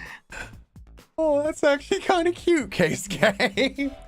But, I know what you mean. How could anyone do that with someone they don't even like? Keisuke still lacks critical information, but it's just cute that he's just like, Man, how could you have sex with someone you're not in love with? It's just wrong. Sure, not the other, oh god, so many other fucked up parts. Okay, Keisuke, I like what you're focused on. 好き嫌いの問題なのか Oh, okay, Akira. Would you do that with someone you did like? Huh? Keisuke's voice cracked, his eyes going wide. His face was even redder than before, and not because of the setting sun. 違うよ。勘違いするなよ。そうじゃなくて。No way. Don't get me wrong. That's not what I meant. 勘違い What did you mean? いや。Well... Keisuke trailed off. After a moment or two of awkward silence, He cleared his throat and changed the topic. あとは5枚以上で不要になったタグはアルビトロのところに持っていくと商品と交換してもらえるらしい。まあそんなところかな。 Oh, so you can't even trade the other 4 that you don't necessarily want. You have to have 5. Damn. Also, you need to keep 5 tags at all times. But you can trade extras into Arbitro for prizes. I guess that's about it. When he finished speaking, Keisuke sighed loudly as though his work were finally done. It was a very unbalanced game, Akira thought. There was too wide a gap between the core rules and the ones that seemed tacked on. The fact that it worked regardless must be thanks entirely to Il-Rei's authority. アキラ、 Akira. When he looked up, he found Keisuke looking at him with a question in his eyes. なんだよ。 Ooh. The sunset looks really beautiful. I like this CG. Also, my man, why are your pockets so tiny? You can't keep shit in there. Maybe just barely a knife. My man's got the one finger in there. Look, he just found out that gay people exist. He's had a lot in his mind. It doesn't sound like he's considered sex with anybody, though. Sounds like he's just thought he was ace this whole time. Maybe he will be ace the whole way through. Maybe this whole game is going to be no happy options for Akira. Holy shit. What? あのさ、ここまで来たら今さらもう無理だって分かってる。分かってるんだけど、やっぱりさ。Hey, I know it's kinda too late. I know, I do, but still. 俺、アキラに参加してほしくないんだ。ルール聞いて、どれだけ危険なゲームなのかってこともよく分かったし。I don't want you to fight. Now that I've heard the rules, I know how dangerous it is. Kira with the female pants? Yeah, pretty much. I guess his booty couldn't fit into the male pants back in these days, so he had to get, yeah, the female-coded ones for his big, wide birthing hips. Sounds about right. Keep your finger warm? Hell yeah. Trigger figure. Keisuke balled his hands into fists. The fading light outlined him in gold. Also, I love this. This is my favorite track in this game so far. でも、やめられないってことも分かってる。もう参加しちゃってるし、危険はイグラのルール違反だ。それに、何より命かかってるしさ。But I also get that you can't give up. Once you join, you can't quit. And even if you could, there's still the life sentence. それで、俺、いても立ってもいられなくて、ついここまでついてきちゃったけど、その。And I followed you all the way here because I couldn't stand doing nothing at all, but... Keisuke muttered something indistinct, then lapsed into silence for some time before slowly lifting his face. Eyes hard with resolve stared directly into Akira's. 俺さ、イグラに参加する。I'm gonna join Igra. You had your chance, Keisuke. It's a little late, buddy. Wait! Keisuke suddenly heard, oh, if you get an opponent flat on his back, you can do whatever you want to them. You own them. Now I know how to finally get Akira.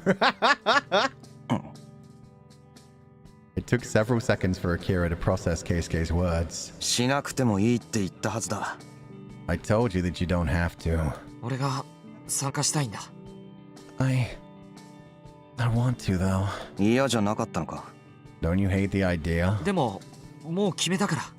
I do, but I've made up my mind. Keisuke had always been one to avoid conflict. Akira couldn't believe that he would actually choose to join Igra. 俺さ、どうしたらアキラの助けになれるだろうって考えてたんだ。ずっと。ここに来てみて、トシマがどういう街で、イグラがどんなゲームなのかも分かった。This whole time, I've been wondering how I could help you. Now after seeing Toshima for myself and learning about Igra, I know what you're up against. 正直怖い。参加するなんて絶対無理だと思った。けど、俺。To be honest, I'm scared. I thought there was no way I could join, but he still cares about Akira enough. He's willing to join, put his life on the line, put his ass on the line, put entirely everything of existence on the line for Akira. So jokes aside, this is actually adorable. He is a puppy-coded boy, but he's also a puppy trying to be a hound. He's loyal to a fault, and I love him. Clenching his fists, Keisuke spoke slowly and deliberately. 俺アキラを守りたいんだ。 I want to protect you, Akira. 誰を守るって？ Huh? You're gonna protect who? アキラを。 You, Akira. バカ言うな。 Don't be an idiot. Keisuke bit his lip and hung his head, stricken. Looking him in the face, Akira spoke quietly. 俺がイグラに参加したのは冤罪を晴らすためだ。けど、イグラにはそんなこと関係ない。入ったら最後、やるかやられるしかない。 Not necessarily. If you win, you become Ilray. And then you can be like, okay, fuck it. Keisuke goes free. We both go free. We walk away from this. I joined Igra to clean my name. That doesn't change the rules. Once you join, you have to fight to the end. どっちにしろ、俺はイグラの参加を拒否しても檻の中で死ぬことになってた。こうする以外方法がなかった。 For けどお me, 前は違う。 it was that or die behind bars. I didn't get any choice. But you do. どれだけバカバカしいことを言ってるか分かってるのか。自殺の予告してるのと同じだ。 Do you understand how stupid you're being? You're talking about suicide. If Akira defeated Ilray, they could leave this city together. But was there any guarantee that Keisuke would remain safe until then? He didn't know if he could really protect Keisuke when push came to shove. イグラには参加するな。 Don't join Igra. やだ。 No. I've got to. Keisuke replied hoarsely after a heavy silence, raising his head. 確かに参加したら勝つか死体にならなきゃ出られない。けどアキラ死ぬ気なんてないだろ。イルレに勝って生きて帰るつもりだろ。 You're right that once I join, I won't be able to escape except by winning or dying. But Akira, you don't plan on dying, do you? You plan on beating Ilray and going home alive, right? だったらアキラがイルレに勝つまで生き残って一緒に街を出ればいい。 In that case, all I have to do is survive until you beat Ilray. Then we can leave together. 俺それまでにできる限りのことをして早くアキラがイルレを倒せるように協力したい。助けたいんだ。 Until then, I'll do everything I can to get you to Ilray. I want to help you. どうするつもりだよ。 And how exactly will you get me to Ilray? 俺もタグを集めて全部アキラに渡す。そうすればイルレへの挑戦権が早く獲得できるだろう。 He literally wants to be a retriever. Oh, this is so sweet. When are they going to kill him off? This is what I'm terrified of. Oh, God. This is such a death flag, and I can't see Keisuke staying around for too long. Which means I think we're going to have, like, some big dramatic death very, very soon after this. Maybe whoever Rin's leading us to is going to, like, do something. Oh, God damn it. Stop manifesting that. But it's just being too sweet. And in this kind of world, it's like, you can't really have that. By gathering tags and giving them to you. And that way, you'll get the tags you need faster. それに俺が登録して俺の分のタグもアキラに渡せばそれだけで5枚自動的に手に入ることになる。 Plus, if I give my starting tags to you, it means that you've got 5 more right there. な、その方がアキラが一人で戦うより早いよ。多分。 Okay. Doing it that way will be faster than fighting on your own. タグを集めるってことがどういう意味か分かってるのか。 Do you even understand what collecting tags involves? Keisuke looked away anxiously. 相手を殺さなきゃならない時もある。そんな覚悟、お前にあるのか？ You might have to kill your opponent. Are you ready for that? ルールじゃ背中を地面に当てたら負けなんだろ。だったら Rules say that if you lose if your back touches the ground, so... お前が負けたらどうするんだよ。相手はお前を殺すかもしれない。 What if you lose? The other guy might kill you.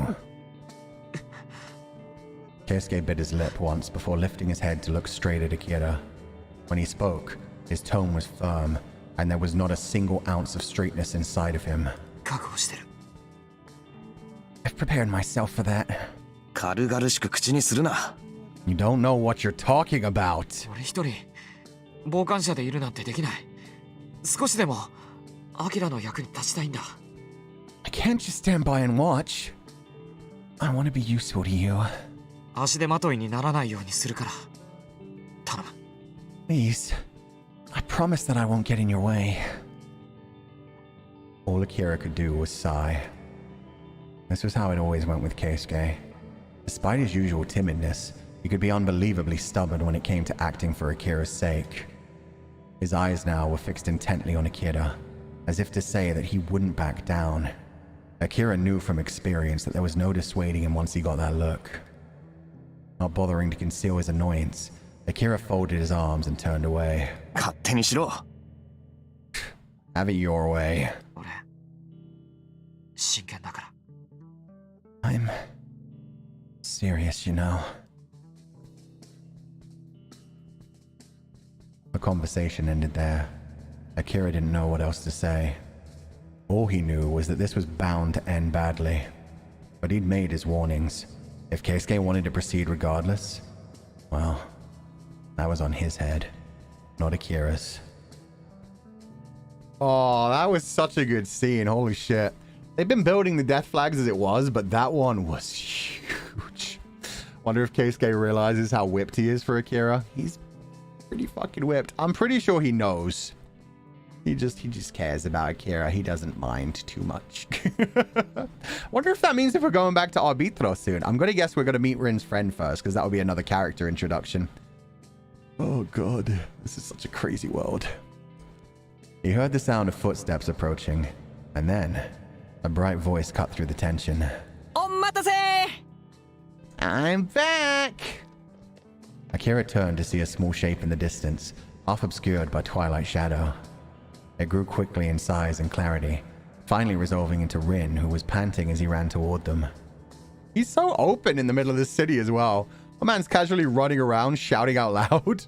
He must be really strong. He ain't afraid of shit. トニもあんのクソヤジフラフラしすぎでさあちこち行きすぎなんだよもう Oh, an OG-san? Let's go.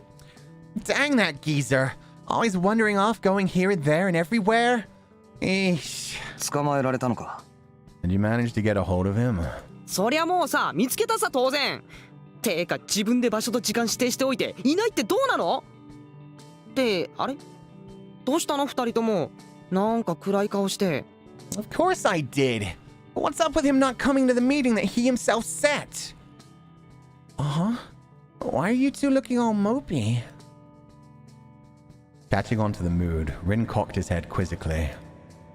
Keisuke replied with a rueful smile. 大丈夫。ちょっと疲れただけ。 It's nothing. I'm just a little tired is all. ああそうならいいけどさもうちょい休んでからにする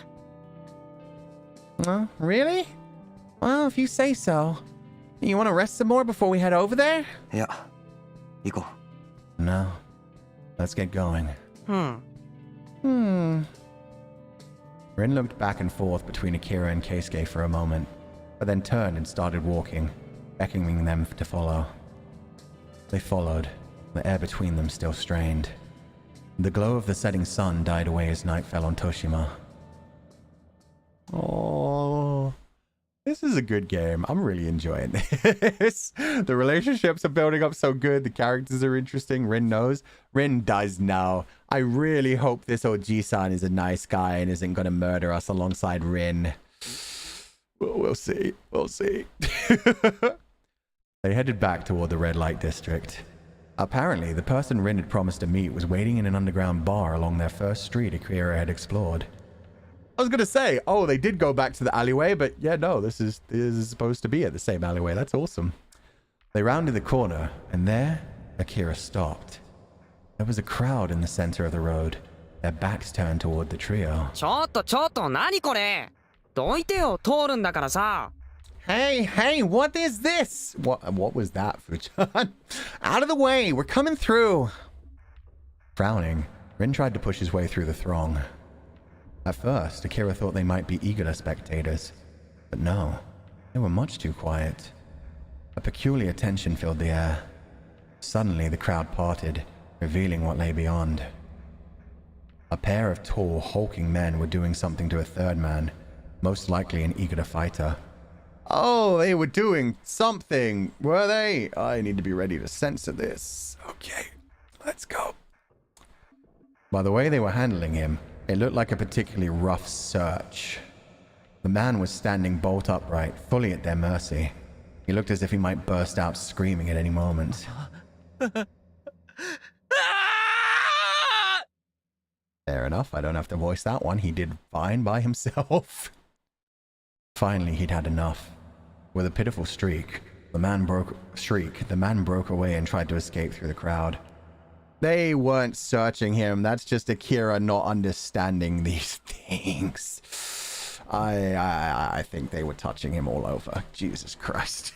Please tell me they're fighting. It sounds like he already lost and now they're taking their victories.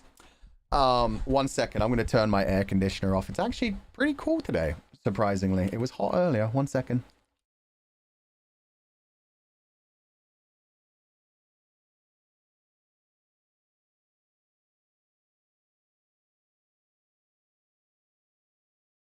Okay, much better. Kira got -1 perception check. No, he's good with his eyes. He just doesn't understand these things. Get back here! A deafening bellow rang out.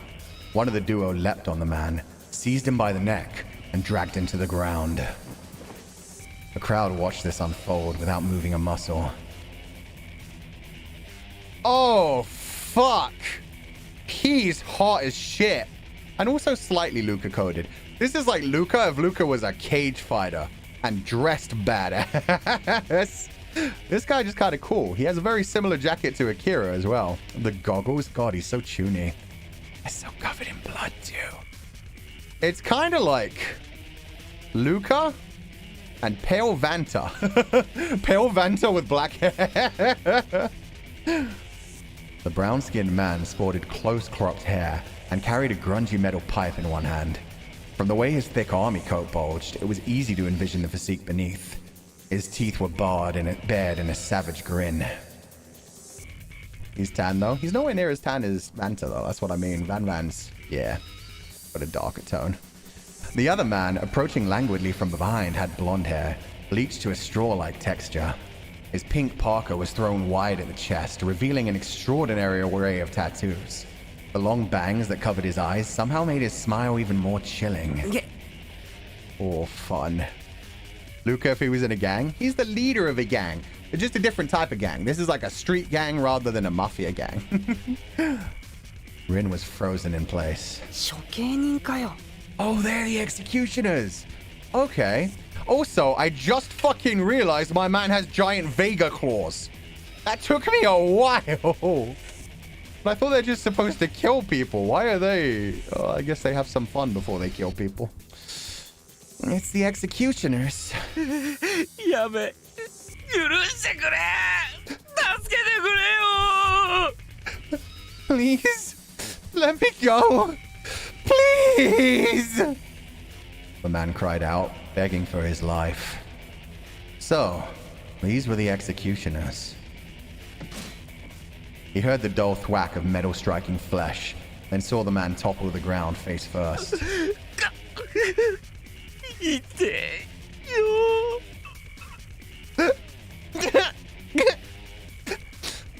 It hurts. After skidding along the asphalt, the side of his face was wet with blood, tears, mucus, and drool. 逃げてんじゃねえよ。おい。 Oh, fuck, his voice is crazy hot. Hey, you crazy? Trying to run away? やべ、No! Please! Stop! 自分のケツぐらい自分で拭けってな。ママに習っただろなあ。 Didn't your mama teach you to wipe your own ass? Huh? He's hot as well, but in a different way. I prefer the other guy's voice, but yeah, they're both different types of sadistic. I like it. Fear warped the man's face. He cowered on the ground, trembling. あの黒いのがキリオで、金髪が軍事っての。あいつらには気をつけなよ。気まぐれだしいい加減だし、違反してなくても言いがかりつけて殺しちゃう時あるから。 God damn. Kitty War? What a name as well. The dark one is Kiriwar. The blonde is Gunji. Watch out for them. Sometimes they make up excuses to kill people, even when they're not breaking the rules. Just because they feel like it. Rin spat the words with contempt. Meanwhile, a pale Keisuke watched in frozen horror. 人を殺すことが快感なんだよ。楽しくてしょうがないんだ、あいつら。 This is how they get their kicks. Oh yeah, they love killing.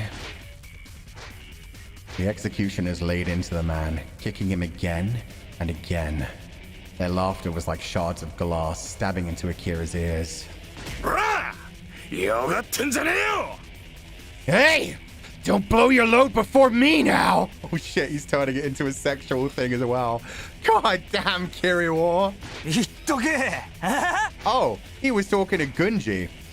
It's great. So they're beating this man to death and guessing which one of them's going to come first from it. Jesus Christ, this is an insane game. Not a chance. The sounds went on for some time. After a while, the man stopped screaming. Blood and foam bubbled from his lips. Had he lost consciousness? Or had his soul finally been spent? A silence fell, so tense that Akira could hear everyone holding their breath.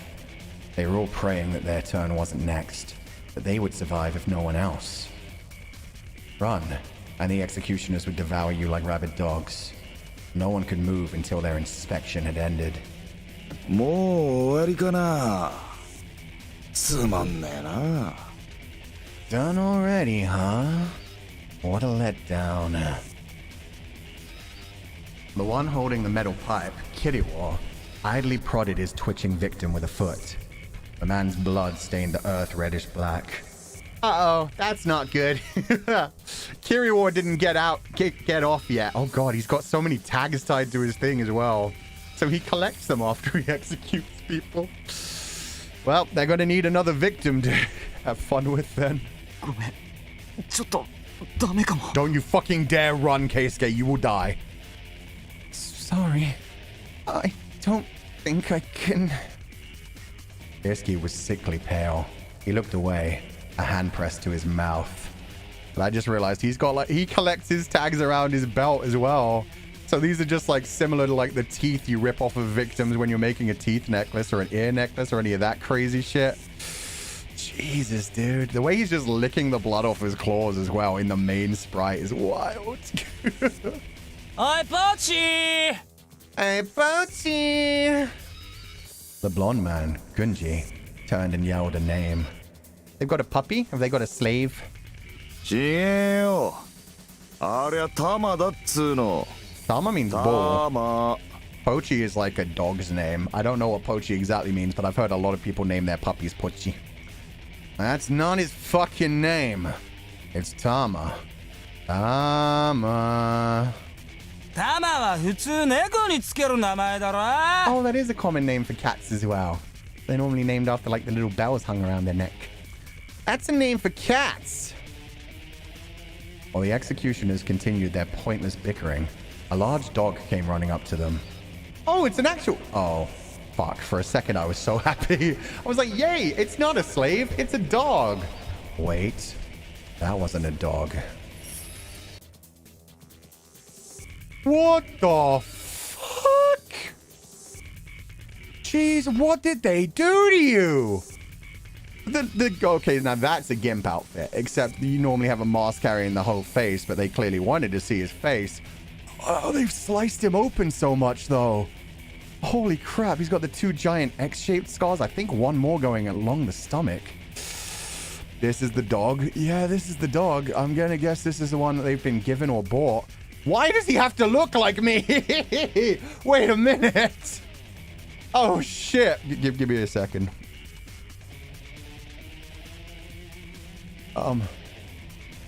Yeah, I don't like the direction this is going. Hey, guys. Having a good day? I don't think I'm having the best day. Stop. Sorry. It's just, man, the hair is so spot on. It was a man. A man crawling on all fours, his body encased in hard black leather. He was blindfolded, gagged, pierced, and scarred. The leather dug into his sickly white skin, emphasizing the contrast between them. You have a fan art dressed like him? I don't remember seeing that. I feel like I would remember that, because Jesus. I don't mind the leather. The scars and all of the... Oh, God. Those aren't even like earrings. They're proper rings. You can see the bulge where the metal is still thick the whole way through. Oh, God. Especially prominent was the surgical scar on his throat. The flesh around it was swollen and warped. A sight that made Akira shiver with disgust. Oh, so they've also sliced out his vocal cords to make sure he can't speak. Oh, God. His other wounds might have served a decorative function, or perhaps had no meaning at all.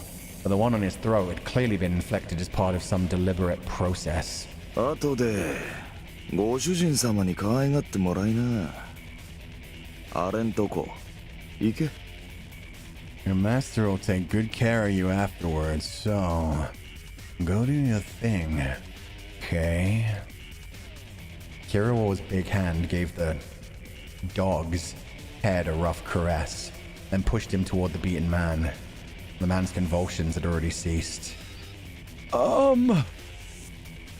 might have to censor this. I don't know if he's gonna eat him or do something worse to him. Wagging his non-existent tail hard enough to make it come off, the dog dove at the man and began rubbing him with his nose. Saliva dripped from his gag as he sniffed. ああやってタグの所持を確認してんだよ。タグには特殊な匂いの加工がされてるから、あいつはそれを嗅ぎ分ける。そのためにアルビトロに改造されて調教されてんだ。So they've somehow given him a super sense of smell as well. What the fuck are they doing in this world? It's how they check to see if you have the right tags. The tags give off a particular smell, and Arbitro modified him to pick them out. 生体は趣味で取られちゃったみたいだけど。Getting rid of his vocal cords was a matter of personal taste, though. Oh, so he wanted him to only be able to make, like, whimpers, like a puppy. Oh, Jesus.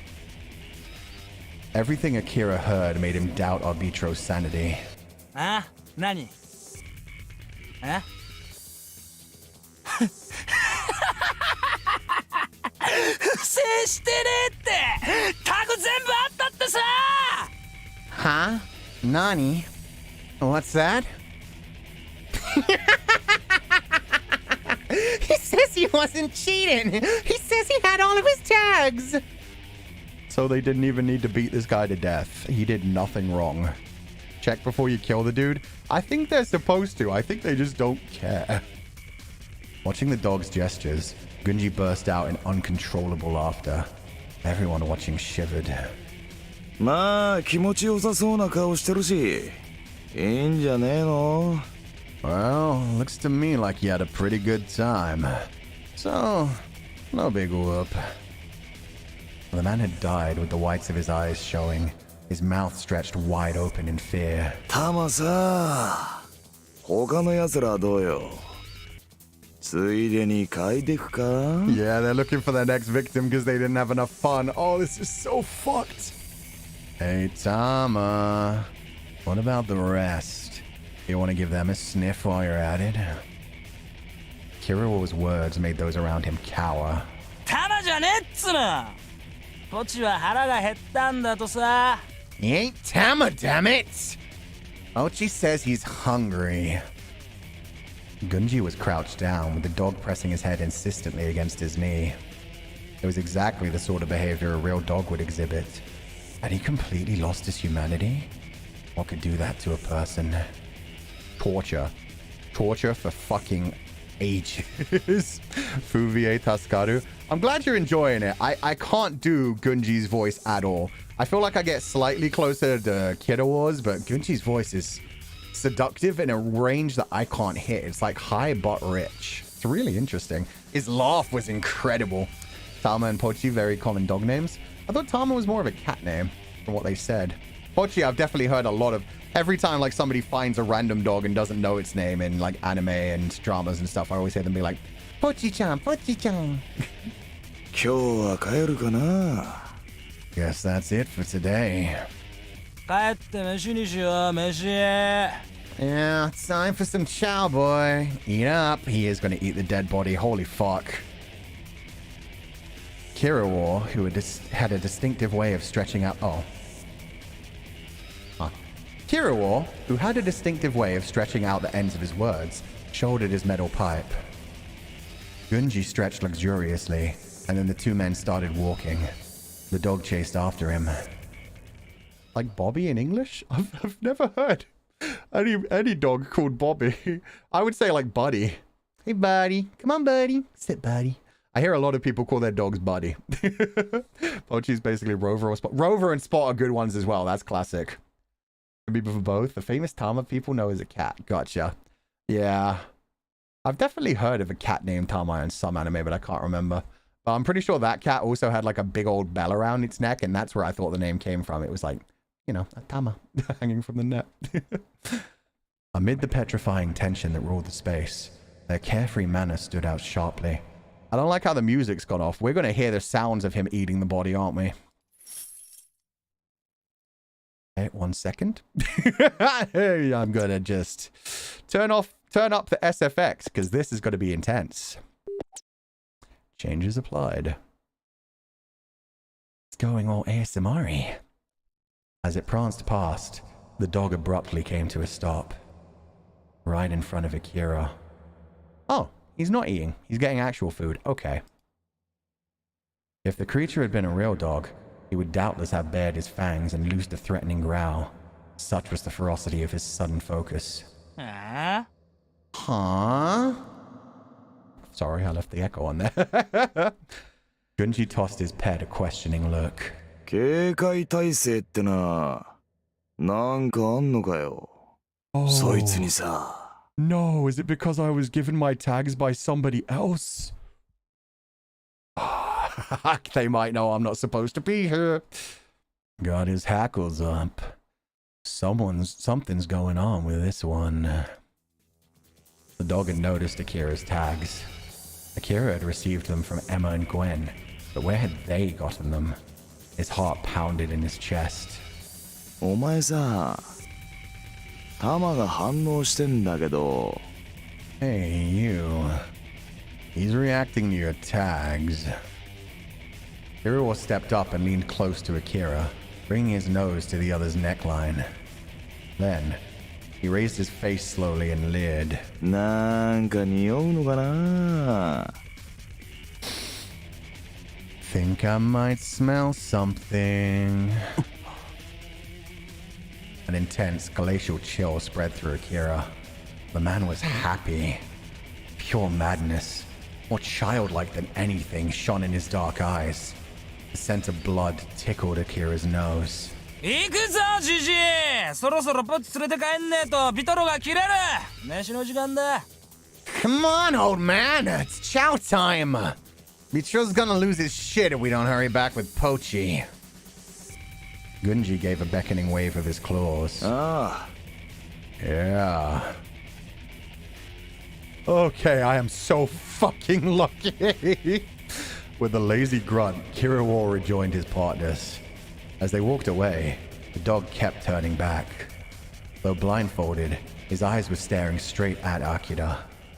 Once they were finally out of sight, the shackles of fear fell from the crowd.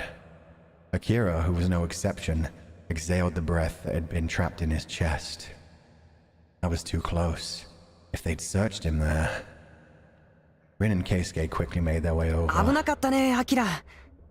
That was a close one, man. 焦った。本当どうしようかと思った。I was so scared. I had no idea what to do. The people around them kept throwing curious looks at Akira. Akira was no ordinary fighter. His goal was to annihilate Viskio. He needed to keep a low profile. さて、とんだ邪魔が入っちゃったけど、目的地はもう目と鼻の先だからさ。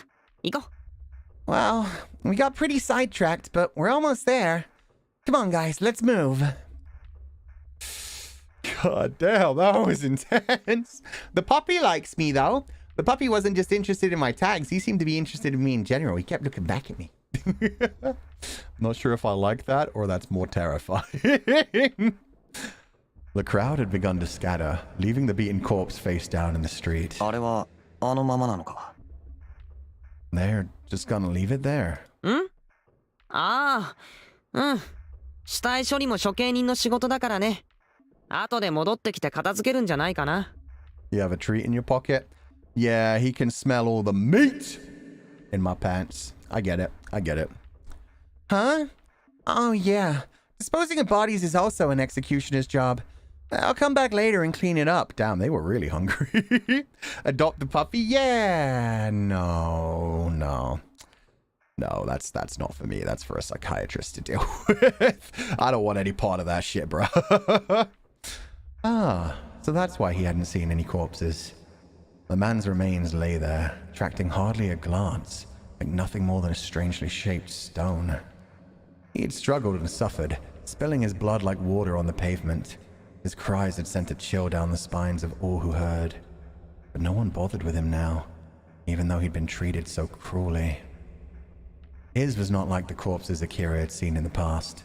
Those had looked almost as if they were sleeping and been buried with all due respect.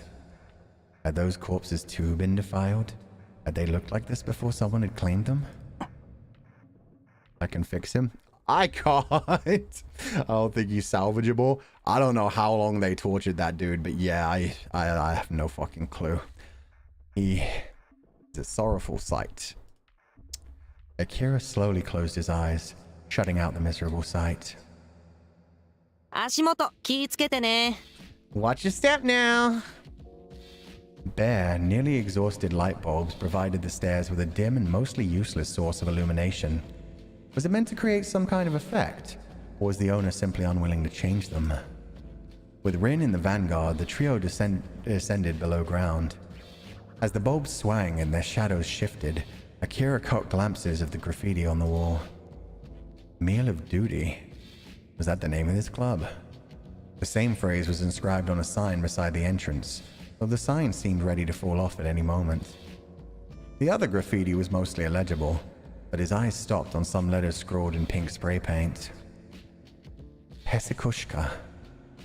Ace and D had mentioned Pesikoshka before he'd left for Toroshima. Recalling their passionate spiel and nostalgia, Akira proceeded carefully down the last few steps. I don't remember what they said, so that's kind of worrying. Love this particular BM. Yeah, this is pretty good as well. I think it's just like the really electronic songs that are like way too loud to play. This one should be fine as BGM. When he opened the black door that seemed to materialize before his eyes, a flood of deep bass punched him in the stomach. The interior was dimly lit, but colorful spotlights stabbed through the darkness in time with the music. The walls were a storm of flyers, with clouds of spray paint competing for space. Barely anyone was on the dance floor. There were people drinking themselves into a stupor, groups engaged in huddled discussions, and even a few men tossing darts at ripped-up Gravure posters. To anyone who doesn't know what that is, it's essentially almost softcore porn. It doesn't really lean in the whole way to porn. It's more like the kind of stuff you see on the front covers of porn magazines. It's an interesting thing. They make like videos and all kinds of things. It's wild. Many had dog tags hanging from their necks, but no one seemed interested in starting a fight. The atmosphere was strangely relaxed. ここイグラでは中立地帯になってるんだよ。 Erotica, 暗黙の basically. 了解でね。他にもいくつかあるんだけど、ここが一番人集まるかな。 It's erotica, but it goes way further. There's not really quite an equivalent to it in the West. Because it's like erotica to the point where like you'll have gravure like actors and actresses do things like sucking on lollipops and like eating bananas very seductively and wearing bikinis and getting like covered in goo or oil or water, all kinds of stuff like that. It just doesn't quite hit the level of actual porn. So yeah, it's an interesting like halfway between being an idol and a porn star. This is a neutral zone. Not officially or anything, but just as good. There's a few other places like this, but this one's the most popular. The city had deteriorated, but that didn't mean all of its lifelines had been severed. Akira supposed that this place had been one of the few facilities to survive. といたいた、あのおっさん。 Oh, there he is. That old geezer. Oh, he's really gentle looking, actually. I expected him to look a bit more dirty from some of the like Oji-sans in Dramatical Murder. Pin-ups, basically. Yeah, it's like pin-ups, but they go like they do a lot more than just like photo shoots and stuff. They do like all kinds of videos and all kinds of stuffs. He's hot. He looks like the guy from freaking Ginger Romantica. He looks like one of the partners in that, but with facial hair. Stubble facial hair. The diminutive Rin rose up on tiptoe, peering into the shadows at one corner of the dance floor.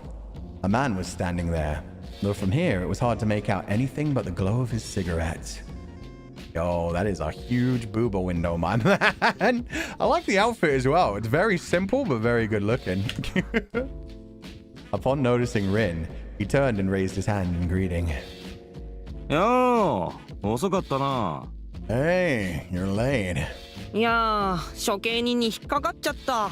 犠牲者約1名。We ran into the executioners. One victim. 違反者か Guilty? 違う。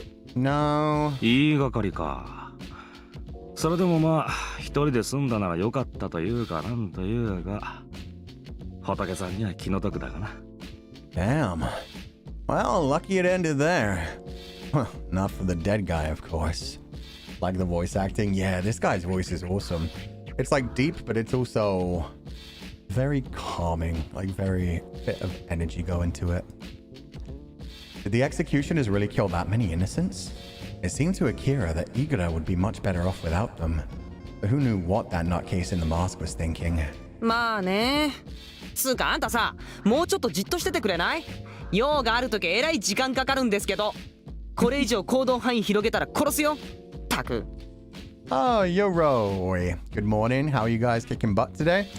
We're not so much kicking butt, we're surviving. I don't know if you know about this game, but if you don't like very graphic and dark, hardcore yaoi, this might not be the stream for you. But what's up, Roy Kyato?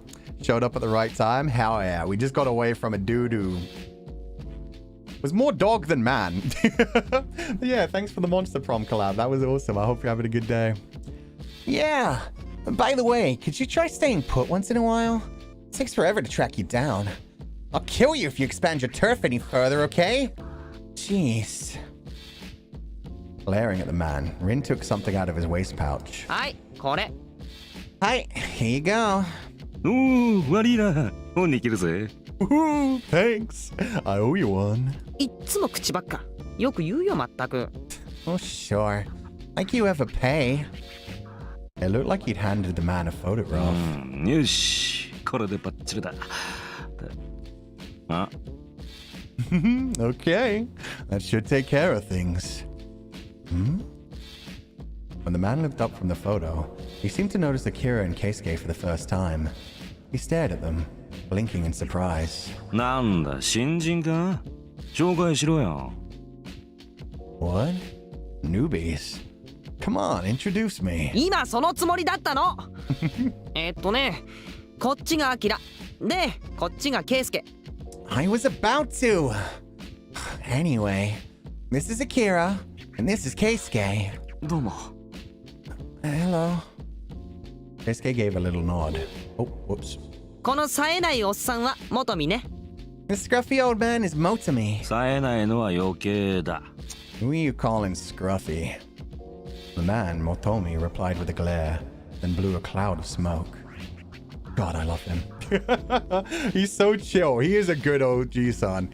He doesn't look as old as I like my OG-sans to look, but his voice is perfect. They have a chemistry to ship. Yeah, they really do. You got the little Genki one who's full of energy and cute. And you got the old world-weary one who's just kind of flirtatious, but in a different kind of way. Like his lazy tone? Yeah, exactly. He's just so laid back. He's kind of done with everything. I bet he still kicks ass in a fight, too. Akira had to agree with Rin. The man did appear scruffy. His hair was unkempt and his face unshaven. He was dressed in a ratty shirt and brown slacks. The cigarette between his lips completed the image perfectly. But then there were his eyes. Though they seemed good-natured at first glance, there was a sharp light in their depths. Akira wasn't sure what to make of the man. よろしくな。しかし、なんだってリンなんかと一緒にいるんだ。うるさくてしょうがないだろう。I love him. I also love that he did like a nice to meet you. Like there was a little tiny chuckle after the first line. He's delivering these lines so well. He's making this his own character. Nice to meet you. But hey, what are you doing with Rin? This kid's annoying as hell. うるさいってなんだよ。来たばっかだって言うから親切丁寧に案内してあげてるの。Hey, you said they'd only just got here, so I thought I'd be nice and show them around. そういうのはありがた迷惑か。おせっかいって言うんだよ。That's called sticking your nose in other people's business. あんただって人のこと言えないっしょ。おせっかい焼くの大好きなくせに。Like you're the one to talk. You're the king of poking your nose where it doesn't belong. まあな。 Oh, he has a nice smile too. You got me there. Tommy laughed airily and took a savory drag on his cigarette. その写真は What was that picture? Akira indicated the photo with his chin. なあ、これが仕事でな。ちょいと使うんだよ。リンに頼んでたんだ。Oh, this? I asked Rin for it. Need it for my work. 仕事 Work? うん、そうさ。ちょいとここいらのことには詳しいよ、俺は。Well, that's right. I'm the guy people come to when they want to know things. 情報屋だってさ、うさんくさいってありゃしないよね。He's an informant broker. Shady, right? Rin pulled a slim table over, came up all the way to his waist. He rested both elbows on it, pouting. I also like how Rin has gotten like so much more bratty since he started talking to this guy. Like he was normally a little bratty, but as soon as he started showing up, he started doing more of a, Yeah, he's a bit of a loser. Yeah, he's so scruffy. he's changing like the tone of his voice to pull in like even more insulting kind of energy to it. It's great. 情報屋 An information broker. まあ、いろんな情報を仕入れて、それをネタに飯食ってるってとこだな。Yeah, I buy and sell information. That's how I make my living. That explained his peculiar aura. Though he seemed relaxed, that was a guise to encourage people to let down their guard. In reality, he was keeping close tabs on everything around him. People like that were often the kind who'd sell out their own friends for a dime. He couldn't be sure if that was true for Motomi. But either way, dealing with him was bound to require caution. 情報屋ってことはイグラには参加してないのか If you're an information broker, does that mean you're not fighting? Motomi wasn't wearing a tag around his neck. Yeah, you definitely see it. Can't exactly hide it with how open that shirt is. ああ、情報屋が殺し合っちゃ商売にならんだろう。それに俺は痛いのは嫌いだ。That's okay. Not everyone's perfect. Yeah, it'd be bad for business if I got involved in the killing.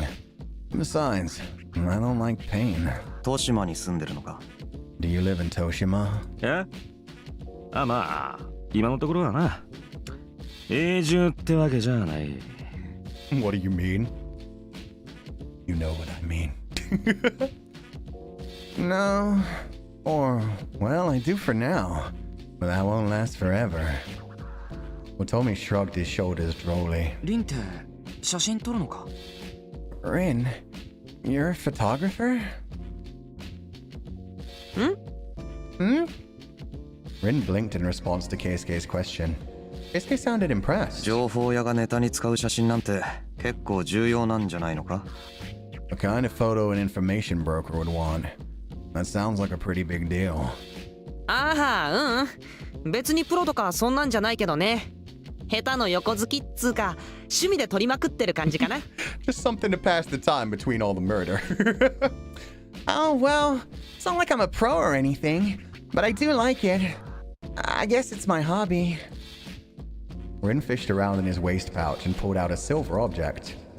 In the light sweeping across the dance floor, Akira could see that it was a slightly old-fashioned digital camera. じゃじゃーん、これで撮りまくり。アキラも一枚どう？ Ta-da! Here's my camera. Want me to take one of you? いや Nah. Akira was not a fan of having his picture taken. He tried to refuse, but Rin already had his camera at the ready.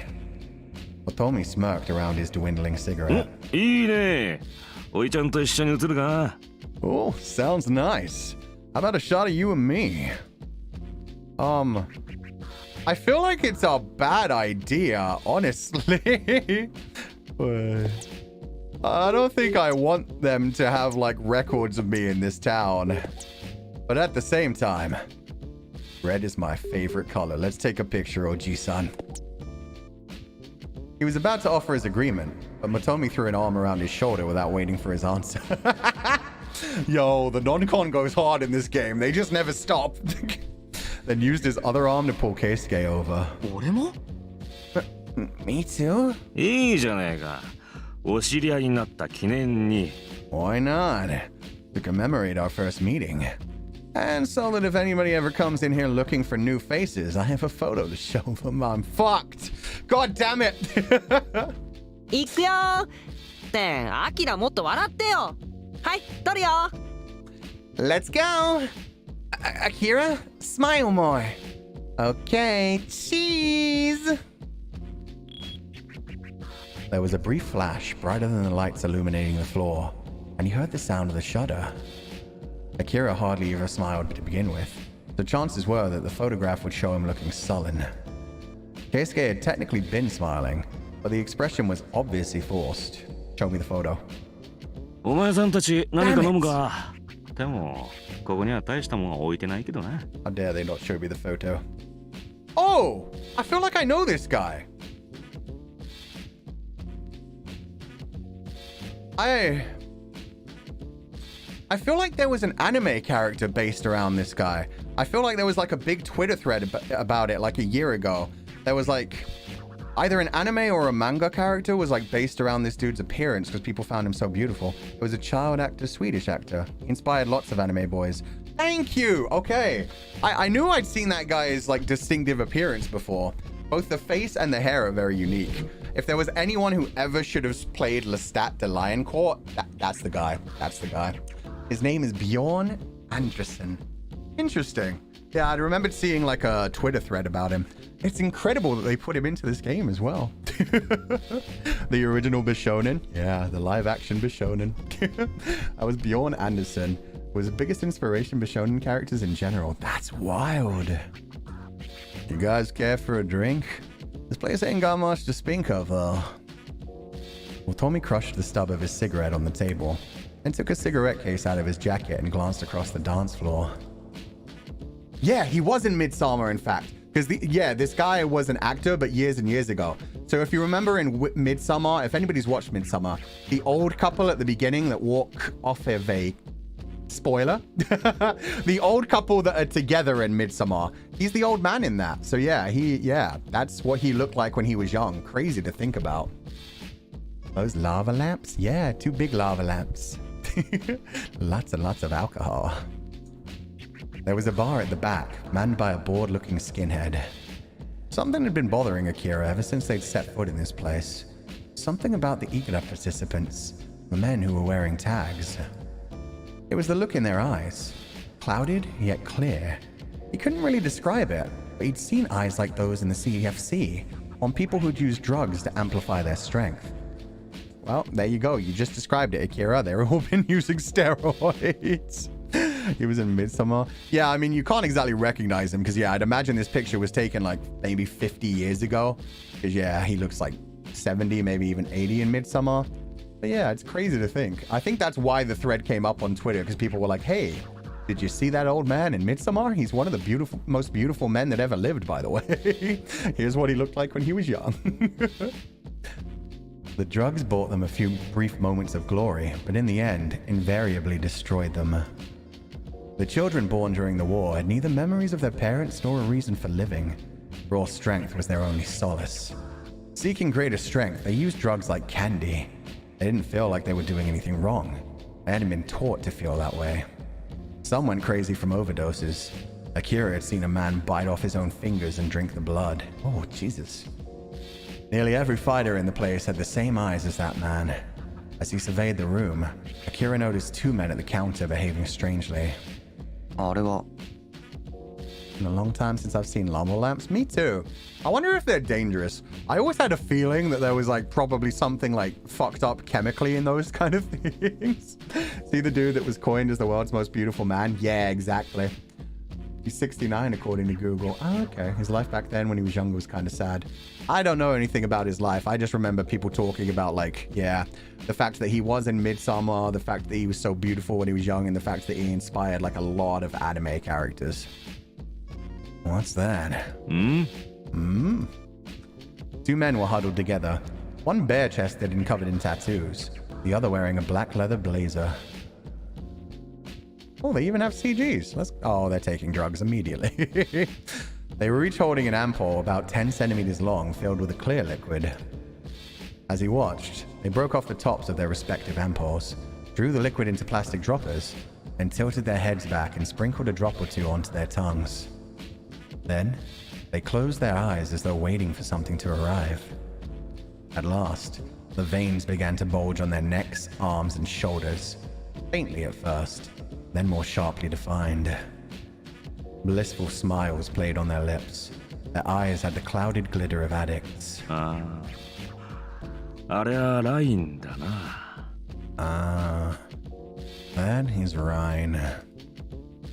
Otomi narrowed his eyes and sucked at his cigarette while answering. ライン Ryan? ここじゃ当たり前のように出回ってるリキッドタイプのドラッグだ。一時的舐めれば神経が高ぶり、疲労感がなくなり、体が軽く感じられ、筋力もついたような気分になる。Damn. Speed, Adderall, and steroids all packed into one. That's crazy. One of the most popular drugs in these parts. Take 1 or 2 drops and your focus sharpens, fatigue melts away, and your body feels lighter and stronger too. 特別他のドラッグと何かが違うってことはないのか What's so special about that? Other drugs do similar things. At his blaster haunts, Akira had heard people claim that the drug from Toshima could work wonders. But what Motomi had just described sounded like every other upper, and that didn't square with its fame. 気分になるだけだったらね、同じなんだけどね。You'd think that, wouldn't you? And you'd be right if it only made you feel that way. Rin spoke with a knowing smile. Perhaps because he wasn't used to this topic, Keisuke was listening with rapt attention. ラインは他のドラッグとは決定的に違う部分がある。気分だけでなく、本当に肉体能力と精神力が増幅されちまうのさ。Made the name different? Yeah, I guess they're going with Ryan in the official translation now. I'm not sure if the old translation was different, but yeah, this is definitely like the official demo, so this must be what they go with nowadays. Ryan. But Ryan is different from other drugs. Instead of just making you feel smarter and stronger, it actually makes you smarter and stronger. Oh, wait, what? 本当に実際に強くなるってことか。 Oh, so it doesn't just like pull back like your inhibitors and let you go fucking crazy. It genuinely somehow pumps you up. Interesting. Really? It makes you stronger? ああ、当然一時的なものではあるんだがな。それに依存性が高い。禁断症状も強く出る。Yeah, of course it's temporary. And highly addictive. And withdrawals a fucking nightmare. だが、いくらの禁止事項にドーピングなんてない。参加するやつなんてのは、鼻からドラッグ漬けみたいなのが多いからな。やつらにとっちゃ使わない手はないんだろうよ。But there's no rule against doping in Igra. A lot of the fighters are already junkies going in. You'd have to be crazy to expect them to stop. This reminded Akira of something he'd heard from Ace and D. I forgot about Ace and D. Ace and D were awesome. To be fair, if it takes away the inhibitors, it would make you stronger. If your body wouldn't mind breaking itself to show full strength, you'd be super strong. Yeah, no, but that's what they're saying. That's the difference. Like most drugs, yeah, in real life, they basically make it so that that part of your brain that tells you not to do things like bite yourself. Like if you try to bite yourself as hard as you can do damage, but your brain will naturally try to stop you. It will stop you from actually hurting yourself. Whereas, yeah, there are drugs that you can use that will stop that from happening, and then you can just go fucking crazy. Push yourself over the limit, even though you're feeling a ton of pain. But what they're saying with this one is it somehow actively does make your muscles stronger and your brain work better. Which is kind of crazy. Although, yeah, the fact that it then has, like, the side effects and makes you fully addicted. You can tear your muscles if you're overexerted. Yeah, exactly. That's what I mean. That's why there are so many people that are on like certain drugs that basically, there was a while like 5-6 years ago when they were talking about how there were essentially zombies around the different places because the different bath salts that people were snorting and stuff made it so that they basically just lost their minds, didn't feel any pain whatsoever, and were doing things like eating other people's faces and eating themselves and just like walking through gunshot bullets. Shit's crazy. A guy who'd never won a single blaster fight suddenly began scoring consecutive victories. A month later, he was found dead in his home. Apparently, he died of an overdose. まあ、濃度を間違えたり、過剰に摂取すると死に至る危険な薬だ。うまく使いこなしてるやつもいるが、素人が手出すと取り返しのつかないことになる。Yeah, おすすめはしねえな。don't do drugs, kids. Listen to Motome. It's not a good idea. Get the concentration wrong, you die. Take too much, you die. Some guys manage to control their usage, but for amateurs, it's an express ride to hell. I'd stay away if I were you. Otomi watched the pair by the bar with a bitter expression. The drugs must have been kicking in, as Akira could hear their laughter all the way across the dance floor. 濃度もあるのか。 The concentration varies. ある。一般的に出回ってるやつは相当薄められてるはずだ。濃度が高ければ効果も強いが、体に馴染まんと苦しむことになる。One drop, ひどい時 holy は shit. あの世行きだ。Sure does. Kind you normally get is pretty heavily diluted. The stronger the concentration, the stronger its effect. But if you're not used to it, it can really fuck up your body. At worst, one drop and you're dead. つーか、んなもん使わなくたって強いやつは強いし、ダメなやつはダメなんだっつの。俺は絶対使わないもんね。Well, you won't catch me using it. If you're strong, you're strong. If you're weak, then you're weak. That crap ain't gonna change that. Rin's voice was thick with scorn. Now Akira was beginning to see how Vischio made so much money. As long as Il Rei remained undefeated, people would keep joining Igura, and most would use Rain in order to win. It was a well-crafted system, he thought. He wondered if Il Rei himself relied on the power of Rhine, or did he face his drug-enhanced opponents with nothing but his own strength and skill? あれってさ、何が原料なんだろうね。よく見るのは液状だけど、粉溶かしてあるやつなのかな。What's it made from anyway? You usually see it in liquid form, but could it be a dissolved powder or something? もともと液体らしいぞ。原料は知らん。Apparently it's just in liquid. Don't know what the ingredients are. ま、俺には関係ないけどさ。Well, it's got nothing to do with me. And yeah, the fact that they're talking about this drug so much tells me it's definitely going to come into the plot later. Whether it is a bad ending for being foreshadowed or it's just like we're going to get attacked by somebody on Rhine and it's going to be a fucking problem. Rin raised both arms at a big stretch. He'd already lost interest. なんか飲み物取ってこよう。アキラたちはなんか飲む？ I'm gonna go get something to drink. But what about you guys? You want anything? 俺は何でも。Nothing for me. ビール Biru. アキラは？ Akira? いい。 I love the way he said that. Biru. I'm fine. はいよーっと。 Got it. Holding his arms behind his head, Oh, he did the anime protagonist pose. Rin cut across the dance floor through the flood of bass and light. I miss the anime protagonist pose. They haven't done that shit since the early 2000s. They need to bring it back. Otomi turned to Keisuke as he took out another お cigarette. 前様イグラには参加しないのか You aren't fighting? ああ、いや、 No.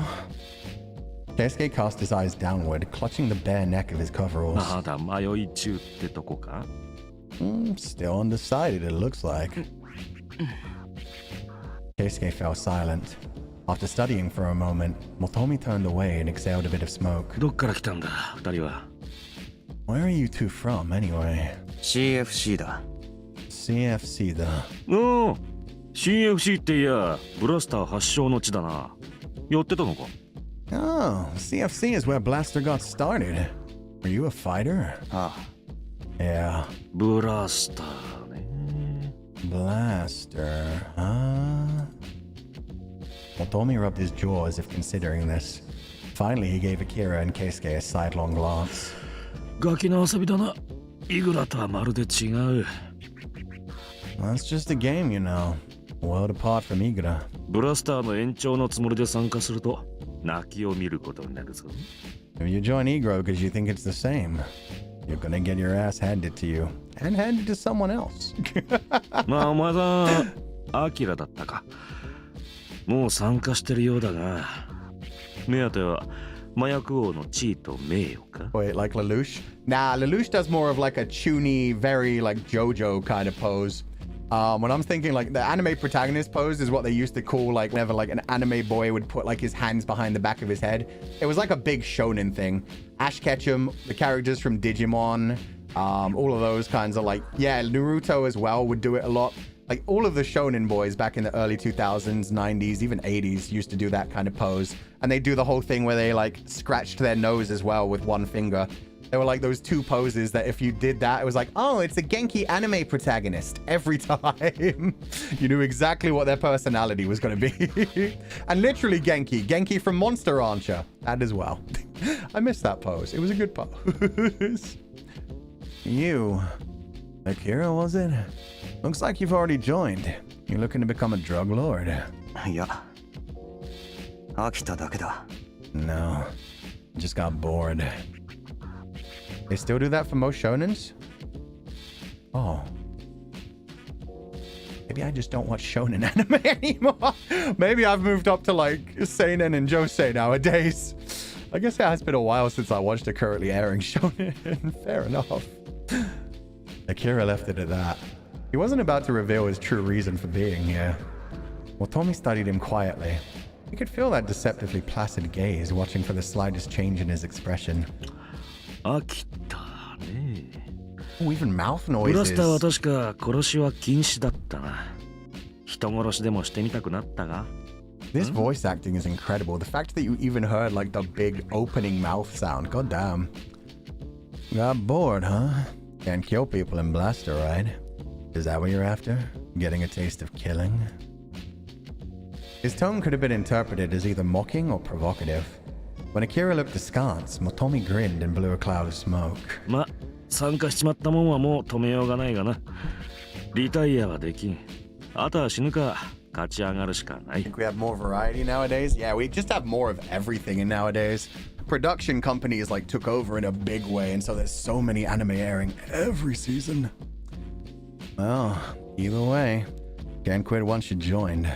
Your only choice is to win or die, just like the Game of Thrones. ろくな覚悟もせんで泣きながら死んでいったやつを大勢見てきたよ I've seen a lot of guys who weren't ready for that die weeping. 脅してるのか Trying to scare me. ねはあでもある意味そうなるかもなでっかい戦争があったせいで麻痺しちまったのか最近はスリルだなんだって深く考えずに死に急ぐやつが多すぎる Nah, or well, maybe. Don't know if they're numb from the war or what, but lately it seems like everyone's rushing to their deaths for the sake of a thrill. 所詮は赤の他人だから関係ないんだが覚悟を決めて飛び込んできたならまだしも死にたくないって言いながら死んでいくのを見るのは忍びないからな Now, I know it doesn't really concern me, but I'm fine with people diving in if they're prepared. I don't have the heart to watch more of them die with Y on their lips. Aw, I like this old man. Heart of gold? Yeah, exactly. He's like, hey, you want to kill yourself? That's fine. if you go in thinking you're a badass and then get yourself killed, that's just sad. Poor sweet summer children. 説教臭くなっちまって。 Look at me, lecturing. Tommy smiled bashfully and scratched at his temple.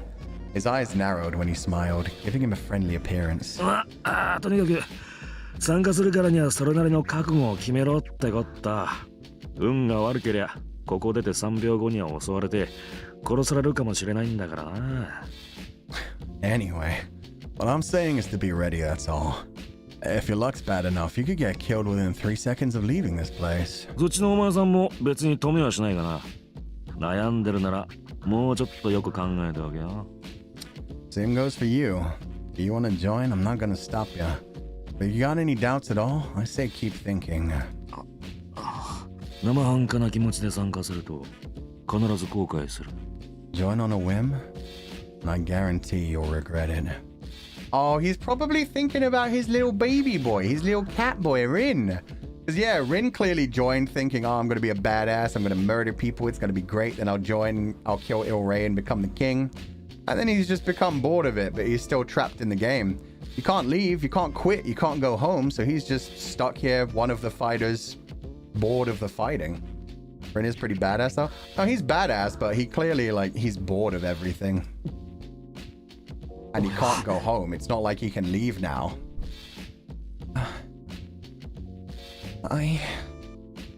Keisuke, who had been silent all this time, looked up. 俺はもう決めてる。参加するって。I've already decided. I'm gonna join. Oh. Motomi tapped on the ash from his tapped the ash from his cigarette as he gazed expressionlessly at Keisuke. ずいぶん思い詰めた顔してるが、何か譲れない理由でもあるのか。 Looks to me like you thought yourself into a corner. You got some reason you can't back down? ある。 Yes. 少なくとも麻薬王の地位と名誉じゃなさそうだな。 Not looking to become the next drug lord, I take it. Otomi's words made Keisuke glare and clench his fists. 俺は守りたいものがあるから、そのために参加する。 There's something I almost corrected it into someone. There's something I want to protect. That's why I'm joining. 守りたいもの。Something you want to protect, huh? His sidelong glance, he's just instantly like, Does he feel the same way about you, though? Cigarette between his lips, Motomi folded his arms and narrowed his eyes, watching Keisuke with an unreadable expression.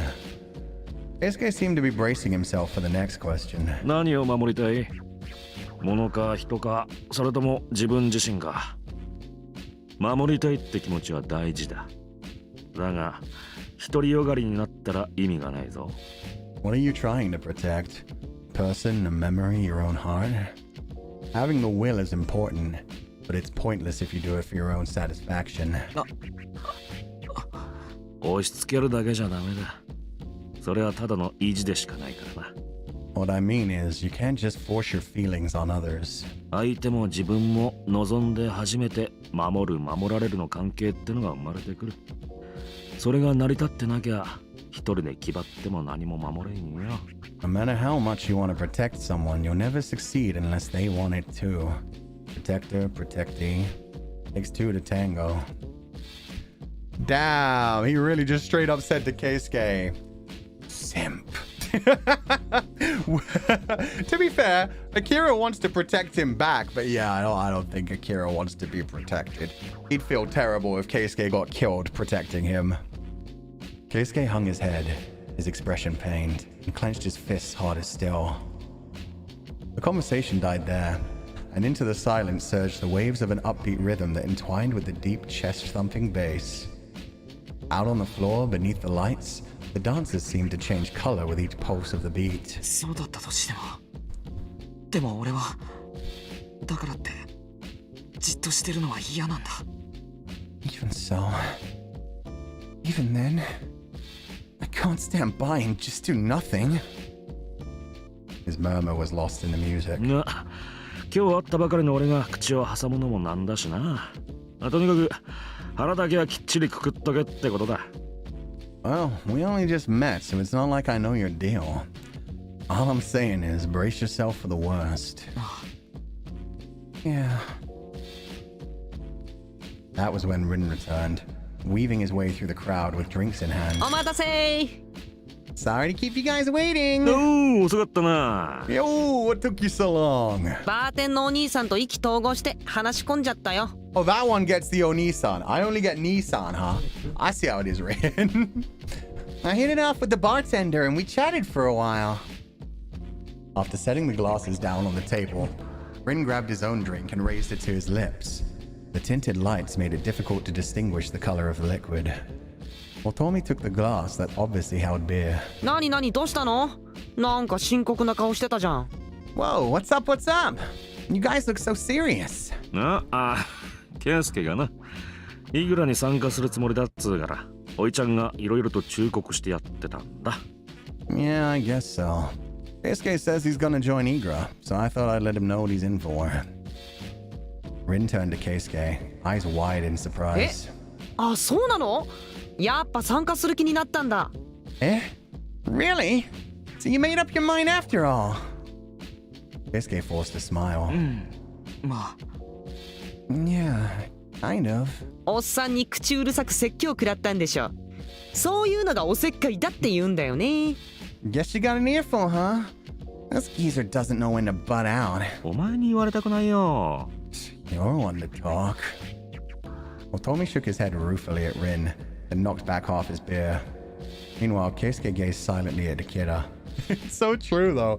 Rin's the one who's just like inserted himself into our friendship. He's like, These are my Nissans now. I've adopted them. Or they've adopted me. I don't know. Either way, we're together.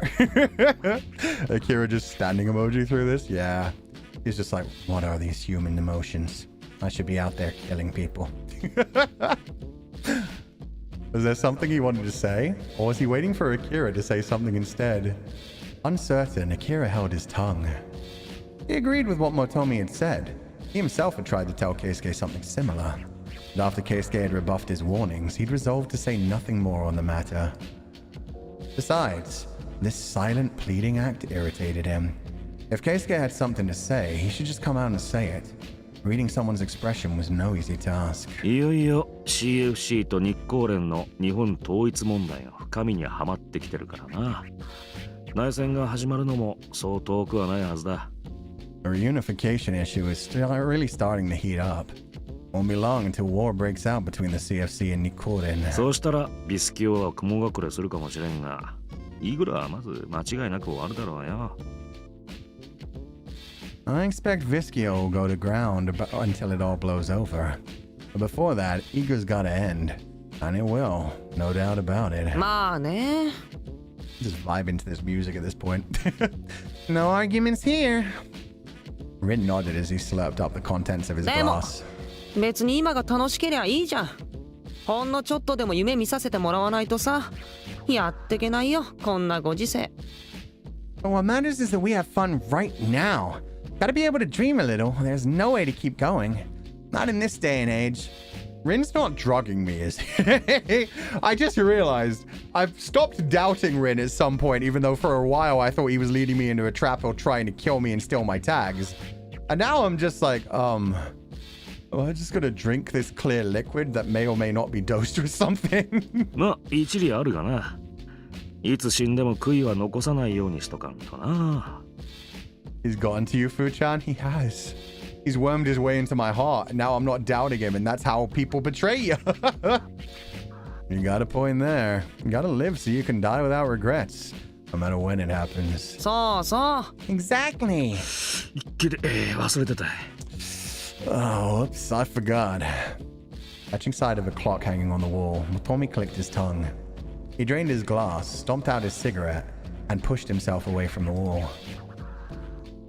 人と会う約束があったんだった。俺はそろそろ行くぞ。 Time for me to get going.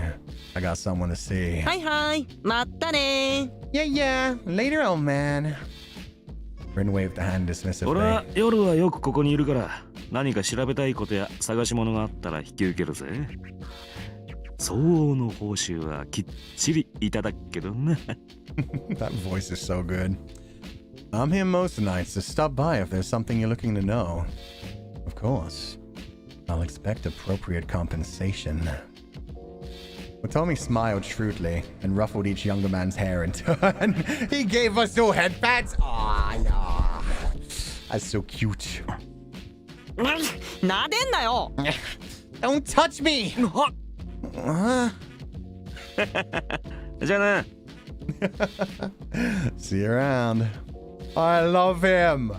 Where's his route? I want to marry him. I don't think there'll be anything dark in his route. Well, there probably will be. This is Nitro Corral. But he's really nice so far. He walked into the crowd, laughing until his tall shape vanished from sight. At some point, the music had changed to a breezier, lighter tune. One elbow perched on the table, Rin shifted his gaze back to Akira and Keisuke. Root is nice, Keisuke's my favorite, but Motomi's root is super nice. Let's go. The dill fruit? Hell yeah! あんな感じのうさんくさいおっさんだけど悪いやつじゃないからさ多分 Well, he's shady, but he's not a bad guy.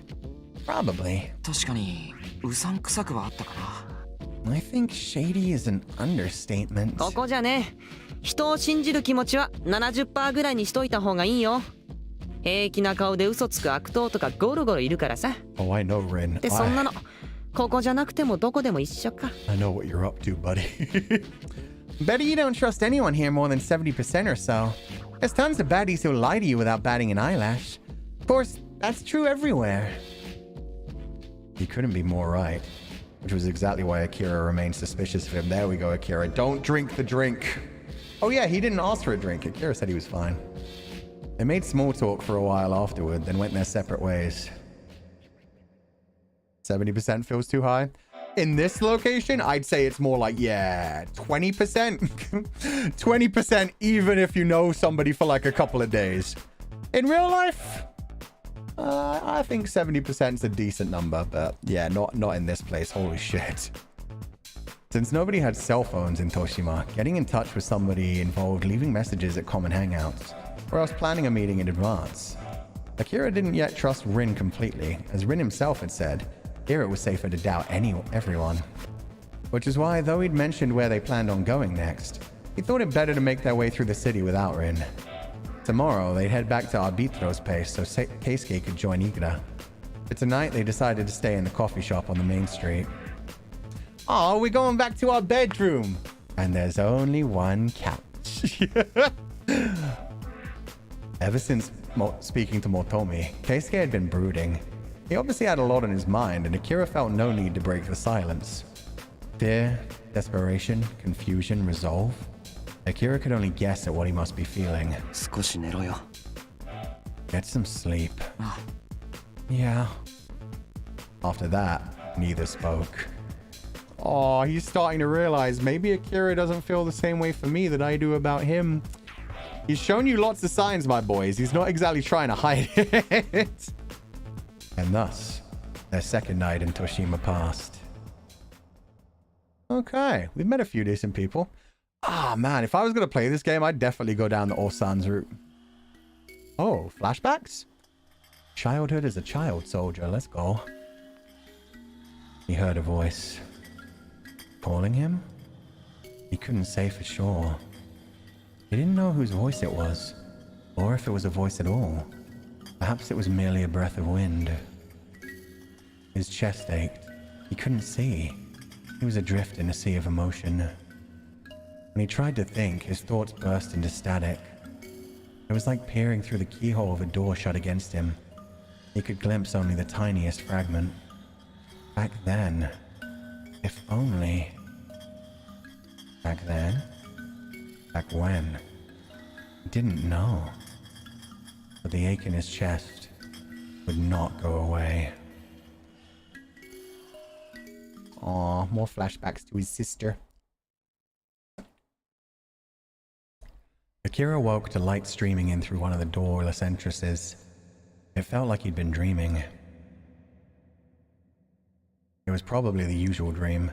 Sometimes upon waking, he would be seized by a peculiar sense of deja vu. He never remembered what it was about, but he was sure he'd seen the same dream countless times. He'd never given it much thought, though. It didn't really bother him. He turned to check on Keisuke, who was leaning against the wall, gazing absently at the entrance. 大丈夫か? You okay? 腹減ったかも。 Yeah. Maybe a little hungry. The wind chimes? Yeah, that BGM was really nice as well. So is this one. I think this might be the first time we've heard this one, but it's starting off really good. I think Motomi's route is my favorite after Keisuke's. Let's go. His little smile was tinged with exhaustion, but he seemed calm, especially considering how anxious he had looked the day before. Only then did Akira realize that he hadn't eaten a bite since yesterday. His nerves must have made him forget his appetite. Even now, he wasn't especially eager to eat, but he decided he'd better put something in his stomach. He removed the food from his bag and passed half of it to Keisuke. グリーンカレー味がある。 There's a green curry flavored one. Delighted, Keisuke picked up a 10-centimeter long dark green lump of solid matter. These solids were dry foods that had been developed in the famine years after the war. They were essentially an improved version of the nutritional supplements that people had used in the past. They required no preparation and came in a variety of flavors. In addition to being nutritious, they encouraged leptin secretion, which stimulated the satiety center of the brain. They were cheap, healthy, and filling. It was no wonder they'd grown so popular, even if they didn't taste quite the same as real food. So, pretty much the same thing that we have in Legatus 505 again. God damn it. Everything I see in this game is just like, Legatus 505 coded. Although that's very stereotypical for like dystopian kind of worlds. MREs? Yeah, basically MREs. Oh shit, we got a raid. Vanta raid, car. Well, you know what? Car, mothers. I almost said mother effers, and I was like, why would I do that? That's just mean.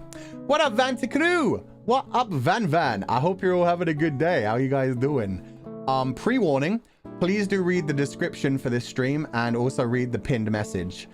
Essentially, this is a game called Togainu no Chi. It's a very old school one from Nitro plus Kidao. If you've ever heard of like Dramatical Murder, Sweet Paul, Togainu no Chi, a bunch of things. This is a very dark, very sexual, very adult themed game. You don't see a pinned message? That's strange. There's definitely a pinned message. For once, it's not a sussy moment. Yeah, thank God. This game and Andy and Lily, we would not want people raiding in at the wrong time. But yeah, no. Incredibly mature, incredibly dark, incredibly sexual. So just, yeah. If you want to hang around, keep in mind, 18 plus game, 18 plus stream. There has been some very graphic things and some very messed up fetishes. Very tag non-con. A lot of tags.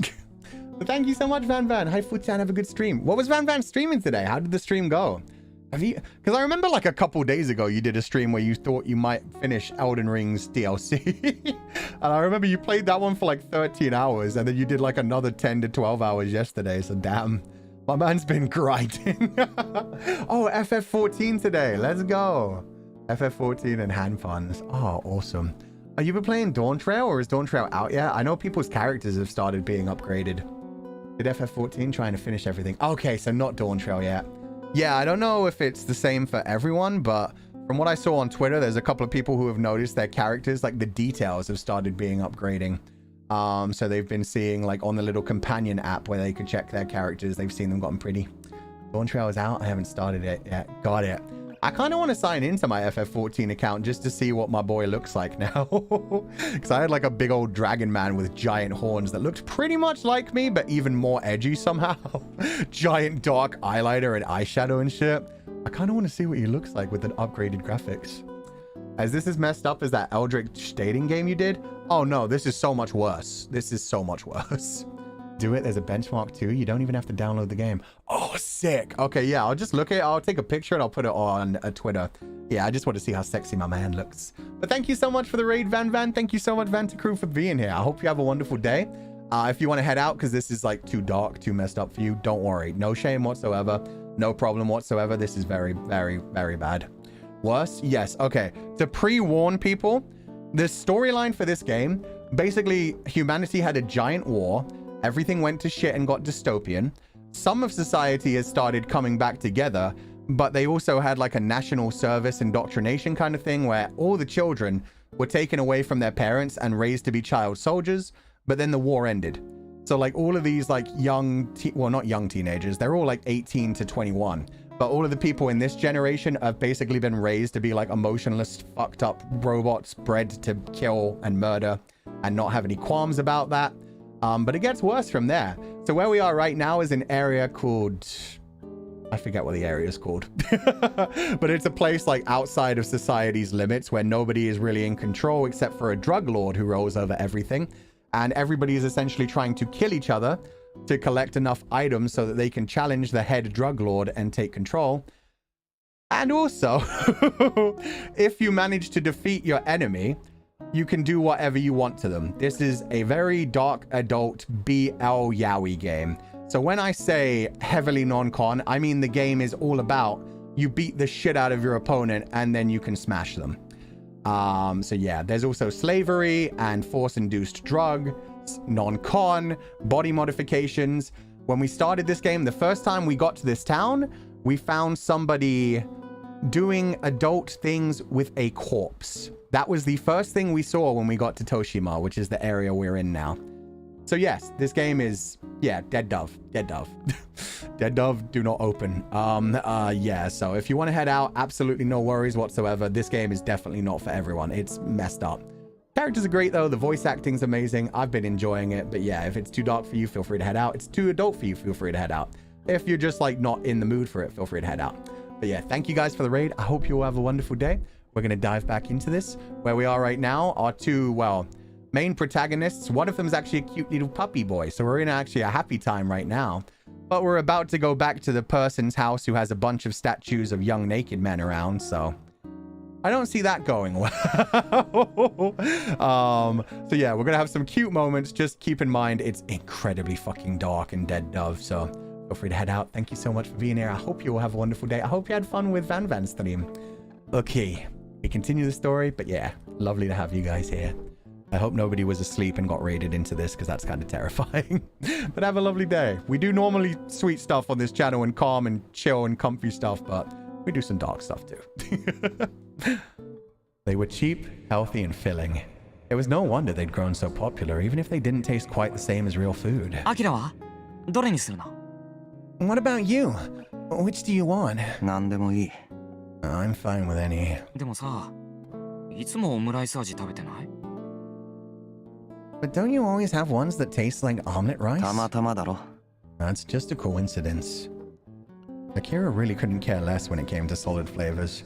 But it was true that he developed something of a taste for omurice. If one was available, he would usually take it. For some reason, though, he found it embarrassing to have that pointed out.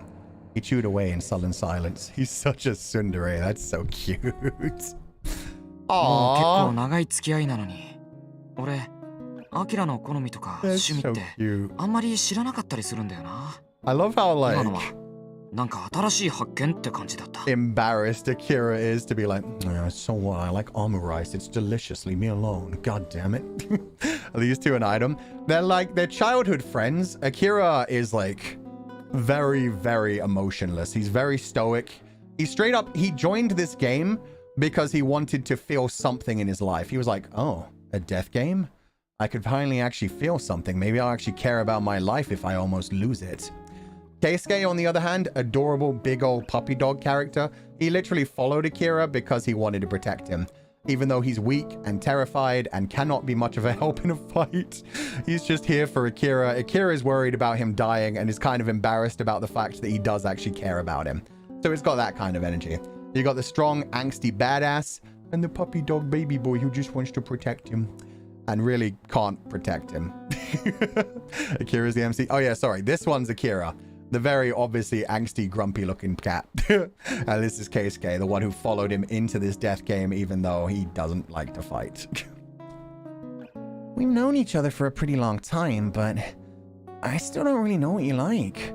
Feels like I just made a new discovery. 他人の好みとかどうでもいいだろ。 Whatever, it shouldn't matter what I like. そうでもないよ。 That's not true, it matters to me. As Akira concentrated on finishing the solid as fast as possible, he realized that Keisuke had stopped eating. He looked up. Keisuke was watching him, his eyes soft. なんだよ。 What is it? いや、なんでも。Nah, it's nothing. He's just thinking about telling you got a little food on your face, buddy. Go on, grab it off of his cheek. You know you want to. Keisuke smiled and bit back into his solid. For some reason, he seemed happy. He's like, ah, my boyfriend's so cute even though he doesn't know he's my boyfriend. They finished up their simple meal and headed to the palace in the early afternoon. Akira checked his phone just in case, but there was no sign that Emma had tried to contact him. Oh, I need to turn down the volume again. When it gets to the electric ones, they get a bit weird.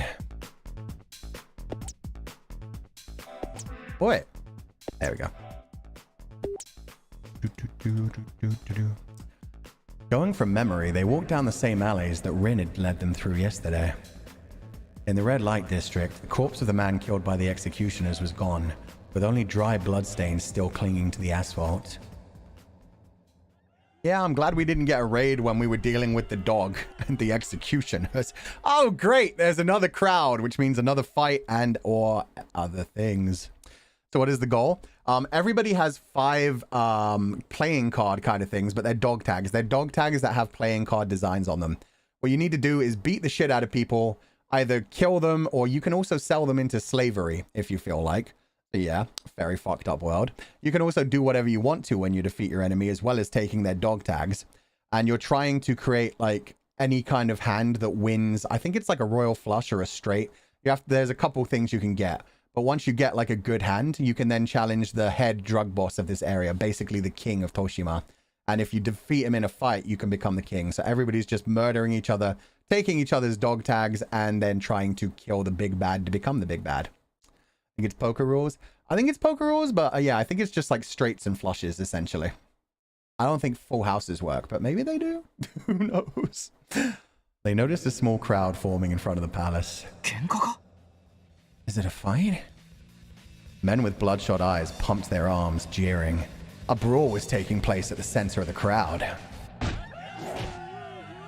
Through a gap in the jostling throng, Akira caught a glimpse of blood spraying into the air. At the same time, the sound of tearing flesh reached his ears. The crowd roared.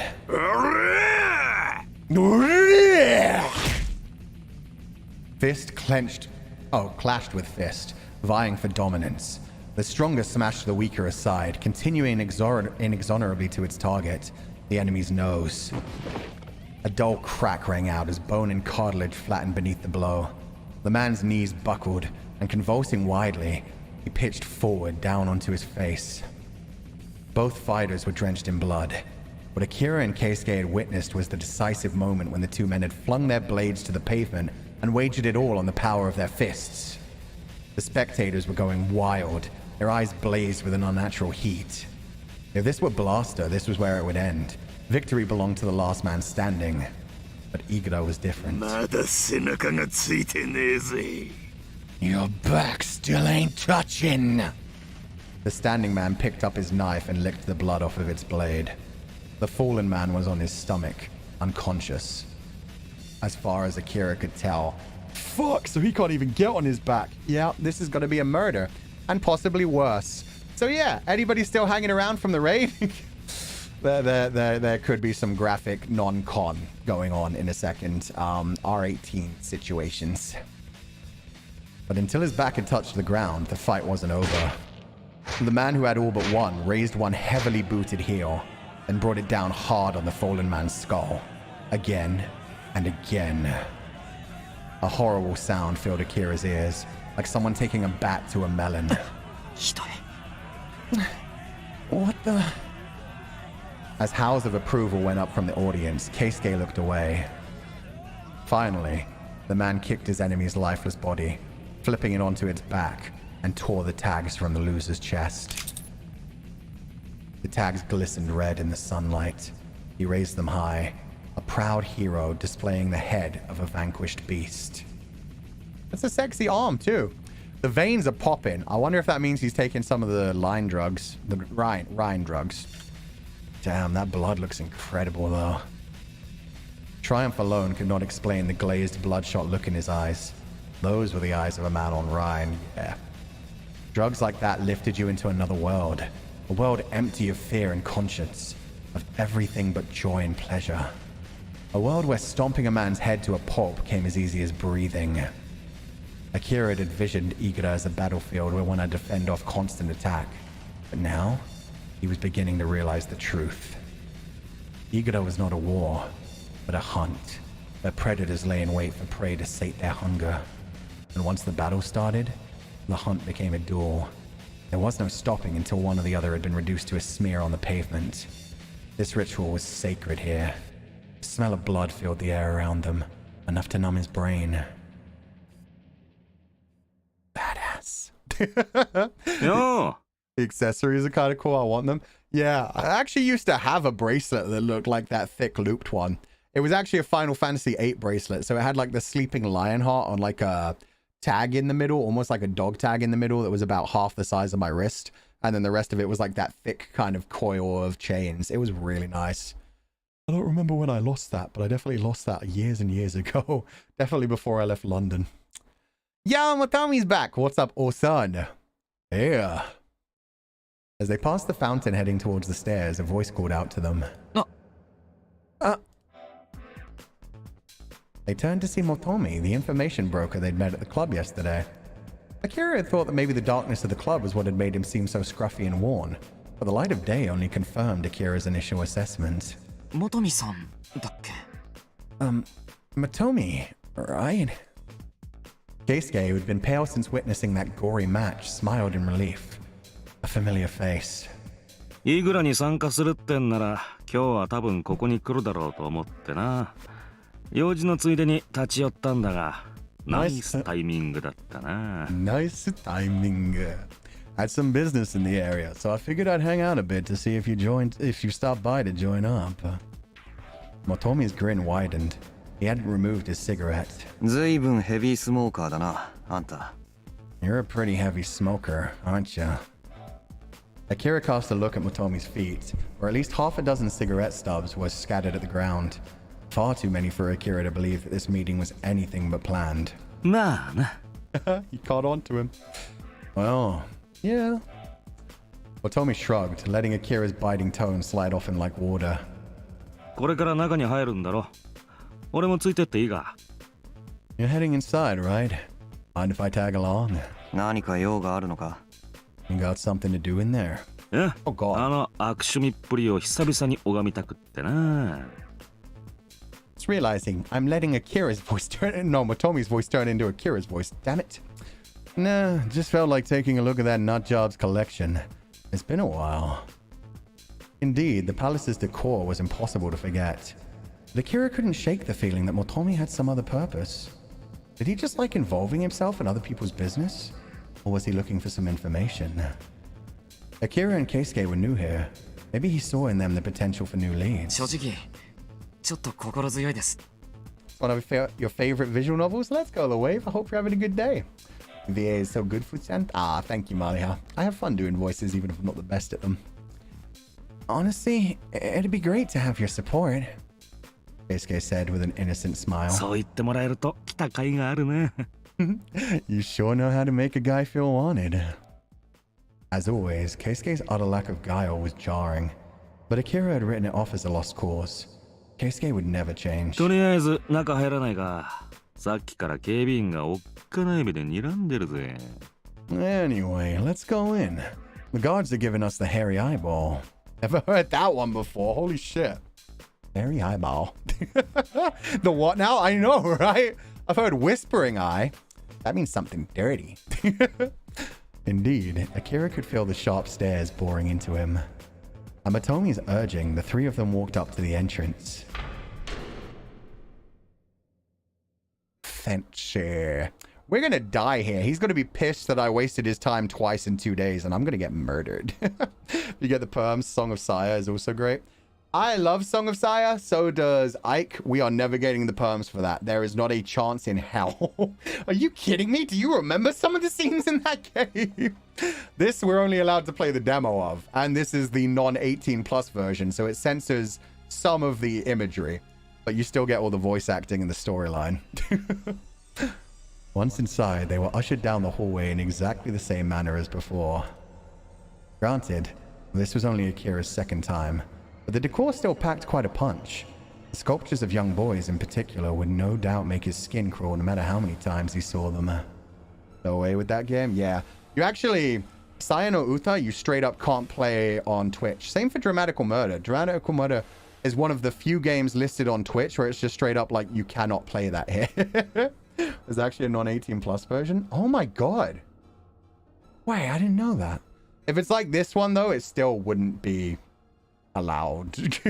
We're only allowed to play the demo of these ones as well, just because even though they hide the graphicness, the voices still play and you still get the descriptions of what's going on, which is just too much.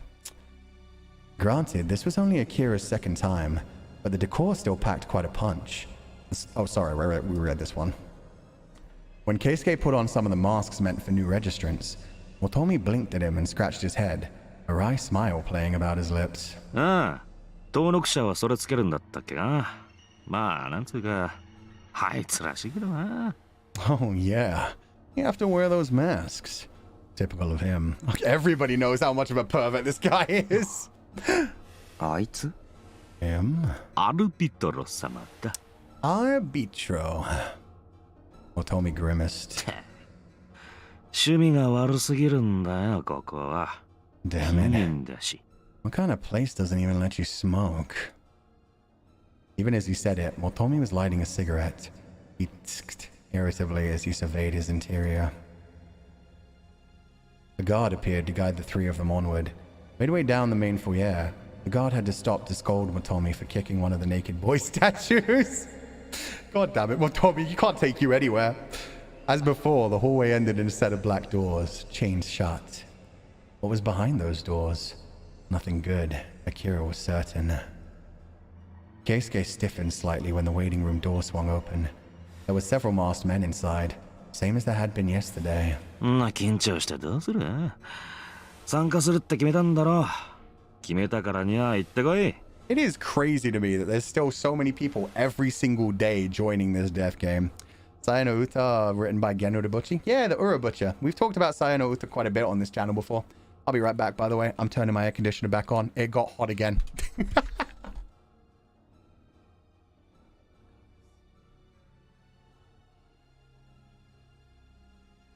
There you go. But yeah, the Ura Butcher has done like a lot of really good script work, a lot of good visual novel work. Always kills off a lot of characters and does some very, very dark shit. Leave it on. It got too cold though. My calves and my feetsies got too cold. No point getting nervous. You made up your mind, yeah? Go on in. Ah. Yeah. His words harsh, but his tone kind. Motomi patted Keisuke on the shoulder a couple of times. Keisuke's hands were at his sides, his fingertips trembling faintly. それじゃあ Well then, I'll see you guys after. With a strange smile, Keisuke looked first at Motomi, then at Akira. Akira met his gaze in silence. Abruptly, Keisuke turned away, as if to shake himself free of some clinging doubt, and vanished into the room. The door closed and silence descended. Now that it was too late, Akira found himself wondering if Keisuke would become a burden. At the same time, he knew that he'd all but accepted Keisuke's choice the moment he'd given up trying to dissuade him. All he could do now was produce results regardless. The sound of footsteps snapped Akira out of his thoughts. The master of this palace was approaching. It's showtime! Sensing an abrupt shift in the atmosphere, Akira peeked at Motomi's profile and saw that his forehead was deeply furrowed. He was making no effort to hide his revulsion. おや君は昨日も来てくれた。Oh my? You're the one who came yesterday. Didn't come yet, thankfully. Oh god, this guy's kind of terrifying. How does that thing, the furry, this thing stay on his shoulder? You'd think it'd fall off. Arbitro smiled suggestively at Akira, but turned pale the instant he spotted Motomi standing nearby. お前 Oh god, yeah. They have had a history for sure. 久しぶりだな Long time no see. Clearly, there was no love lost between these two. 一体何の用だ What on earth are you doing here? 見回りだよじゃないと何するかわからんからな I love how he お前は copied his way of speaking for that first line. That was great. Checking on your operation. Otherwise, who knows what you might get up to. 余計なお世話だ And he's losing his slow level of speaking. Holy shit. That's completely uncalled for. Akira could see the corners of Arbitro's eyes twitching behind his mask.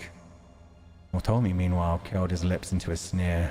それにしても悪趣味ぶりは相も変わらず健在だなここまで来るといっそ惚れ惚れするぜ The flirtation. Let's fucking go. Anyway, I see you've still got the same twisted tastes. When it gets to your level, crazy is almost cute. うるさいお前に私の美意識を迫害する権利などない Silence! You have no right to denigrate my sense of beauty. 権利があろうとなかろうとんなことは関係ないお前の指図は受けないさ Yeah, but I'm gonna do it anyway. I don't take orders from you. I love how Motomi started off as the brat tamer, but in this relationship, he's the brat. This is awesome. Arbitro clenched his jaw tight, quivering, and slashed his arm through the air between them like a sword. もう二度とここへは来るな汚れる Oh. Okay. Filth!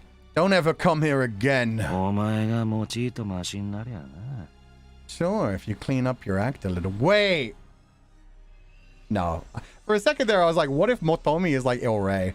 But no, there's no way he'd be this disrespectful to Il-Rei.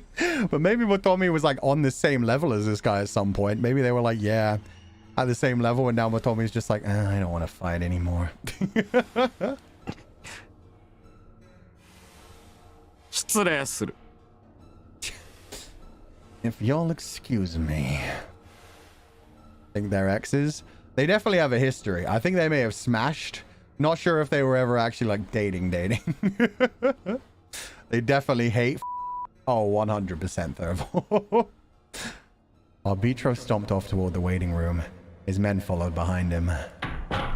After the door had closed, Motomi exhaled deeply. 知り合いなのか You guys know each other? えまあ Yeah. ちょっとな Well, kinda. Motomi refused to meet Akira's eyes. Clearly, he didn't want to give a straight answer.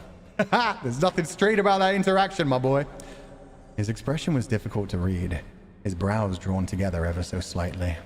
お前さんも気ぃつけた方がいいかもなちょいと気になってるみたいだからな You better watch out. Seems like he's taking a liking to you. 気になってる Taking a liking? 処刑人に会ったんなら見たんじゃないのか犬を You saw the executioners. Do you remember their dog? Akira immediately recalled the boy in black bondage gear. あいつは小綺麗な顔の少年をいたぶるのが大好きなんだよ Oof. まあメインは年派もいかねえようなのだから大丈夫だとは思うが一応な That weirdo loves tormenting pretty boys. You might be okay since he usually goes for the real young ones. But watch yourself, just in case. The thought made his blood go cold. He'd never imagined himself becoming a target in that sense. Otomi chuckled at Akira's reaction. そりゃあの扉の向こうに何があるか知ってるか Speaking of which, you know what's behind that door? He jerked his chin toward the end of the corridor where the black doors stand wrapped in trains. いや No? あの奥はなコロシアムになってるんだ Behind there is the Colosseum. コロシアム Colosseum? そう闘技場だイルレと戦うためのな。That's not where he tortures his slaves. Okay. An arena for fighting Ilray. イルレと戦う Ilray. ための。 Motomi threw Akira a sideways glance, taking note of his reaction. 挑戦者なんざそうそういるもんじゃないからな。普段はああやって麻薬王との神聖なる決闘場を厳重に閉ざしてるってわけよ。King's Sacred Arena. Is that what they call it nowadays? Challengers don't come around that often. Most of the time, the King's Sacred Arena stays locked nice and tight. Suddenly, Akira's heart was racing. Behind that very door was the place Ilray slew his challengers. イルレの試合があるときはここは一般開放される。イルレと挑戦者の直接対決は非公開だが、その前に余興が行われる。What kind of sideshow? That sounds terrifying. When there's a match with Ilray, it opens to the public. The actual fight between Ilray and his challenger stays private, but they hold a sideshow beforehand. まあ、あの悪趣味男の演出だから、たかが知れてるけどな。That sicko's the one who plans the show, so you can probably guess it's not worth your time. Yeah, that sounds disturbing. Anything he's into, I probably don't want to watch. From what Motomi was saying, it sounded as though Arbitro ran Igra. Akira assumed that was Ilray's role. さて、そろそろ終わるんじゃないか。Anyway, it should be done soon. Will you be finishing this route in one stream, Fuchan? I doubt it. I don't know how much longer the route goes on for, but I mean, I've heard it's a whole route in this demo, so I'd imagine it goes on for like a good 12 hours. But we'll see. We'll just keep going until I get like tired or I feel like it's a good stopping point and I'm feeling a bit tired. We're still in the common part. Hell yeah. Motomi let out a brief sigh as he glanced at the waiting room door. Just then, the door opened and Arbitro emerged. Though he bade farewell to the registrants with a gracious smile, the instant he saw Motomi, his face contorted into a hysterical grimace. まだいたのか、お前。So you're still here, you... 登録者の付き添いだ。心配せんでもすぐに出てくさ。One of the guys in there is with me. Don't worry, I'll be gone soon enough. He shot Motomi a sharp glare before rushing off down the hall, his regal composure forgotten. Motomi watched him go, then shrugged and turned to Akira. Just like last time, the registrants began leaving the room at 10-minute intervals. Keisuke was the third to come out. This time, a tag hung securely around his neck. Thanks for waiting. Mask in hand, Keisuke smiled a tad wearily. 待たされた。でも、仮面取っちまったのか。Still a lot of content in this route, so it's probably not finished today. Yeah, I was imagining it would be like 3 or 4 streams for this one. I remember when we played Dramatical Murder, that demo took 10 hours, and that one didn't even get us to like the end of one route. It just took us to like the point where you start choosing a route. Buy me a drink later. Hey, you already took your mask off. No. Keisuke looked down at the mask in his hand as if he'd only just realized. なんか馴染まないし、無意識に取っちゃってた。I couldn't get used to it. Guess I took it off without noticing. まあ、馴染めって方が無理な話だけどな。さっきも嫌な野郎に会っちまったしよ。If you said you were used to it, then I'd be worried. Especially after running into that prick just now. 嫌な野郎？ Prick? そう。嫌な野郎だ。Yeah, a real prick. そうなのか。Oh. Blinking as though he didn't quite get it, Keisuke turned to look at Akira. You look like hell. I don't think this one matters too much, but we're still going to save every way along the way.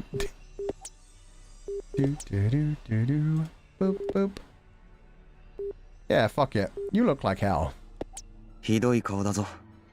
You look like hell. Akira did his best to keep his tone the same as always. そうかな。Yeah, I guess so. Keisuke smiled a little and dropped his gaze to his feet. His face was indeed weary, but he also looked as if he had divested himself of a burden. 10 minutes went by before they knew it. The fourth registrant to leave the room gave Akira and the others a glare as he passed. そろそろ退散しとくかね。Yeah, you're supposed to be out of here immediately, you fools. What does the mask mean? It's literally just supposed to keep them from being recognized. So they just fucked up that whole thing by letting somebody else see the face of a new fighter. Looks like we gotta clear out. They followed Motomi back to the entrance, where they handed Keisuke's mask to a guard, then left the palace. Keisuke paused, his chest swelling as he drank his fill of the chilly air. Though his face was still shadowed by worry, Akira thought it also held a new confidence. It was the face of a man who was set on his course. Enjoying the taste of freedom? Motomi spoke jokingly, raising his eyebrows. Keisuke smiled awkwardly and lowered his eyes a bit. I wonder about that. They stood there a little while longer, looking out at the slice of Toshima visible from the palace. Suddenly, Motomi started patting his pockets. What is it? Mada smokes. Motomi tisked and scratched his hair irritably while heading down the stairs. Akira and Keisuke followed behind him. When he reached the bottom, Motomi turned back. さて、おいちゃんは用事があるからな。ここでバイバイだ。タバコも買わんといかんからな。I thought that was a hint that he was going to ask us for money for being with him. But I guess not. Okay, you're so mean to him. He does look like shit. That's me recognizing that he looked better before. If anything, it was a compliment. Now, I got some business to take care of, so this is where we say goodbye. I have to buy some more smokes while I'm at it. ありがとうございました。Thank you for coming. Keisuke's polite bow drew a deep laugh from the older man. 礼なんかいらないって。何もしてないからな。それより、こっからが大変だぞ。Don't thank me. It's not like I did anything. And besides, the hard part's still to come. Keisuke accepted Motomi's warning with a solemn nod. そんじゃあまあ、またな。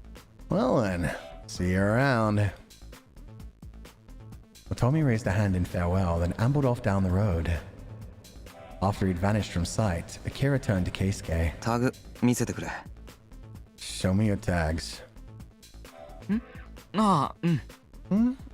Oh, yeah. Keisuke pulled 4 tags from his coverall pocket. 首に下げてるやつがスペードのエース。 Ooh, Ace of Spades? あと Let's は使え go. ないやつが4枚。7、3、5、8かな。 Interesting. The one around my neck is an ace of spades. The other 4 are useless. 7, 3, 5, and an 8, I think. エースか。 An ace, huh? 有効な札が1枚しかない。 It's the only serious card I've got. いや、十分だろ。 No, that's plenty. I only got 1 too, so it's fine. This music is so like Dramatical Murders. Yeah, they're made by the same company. On the whole, one probably had a greater chance of not receiving any significant tags.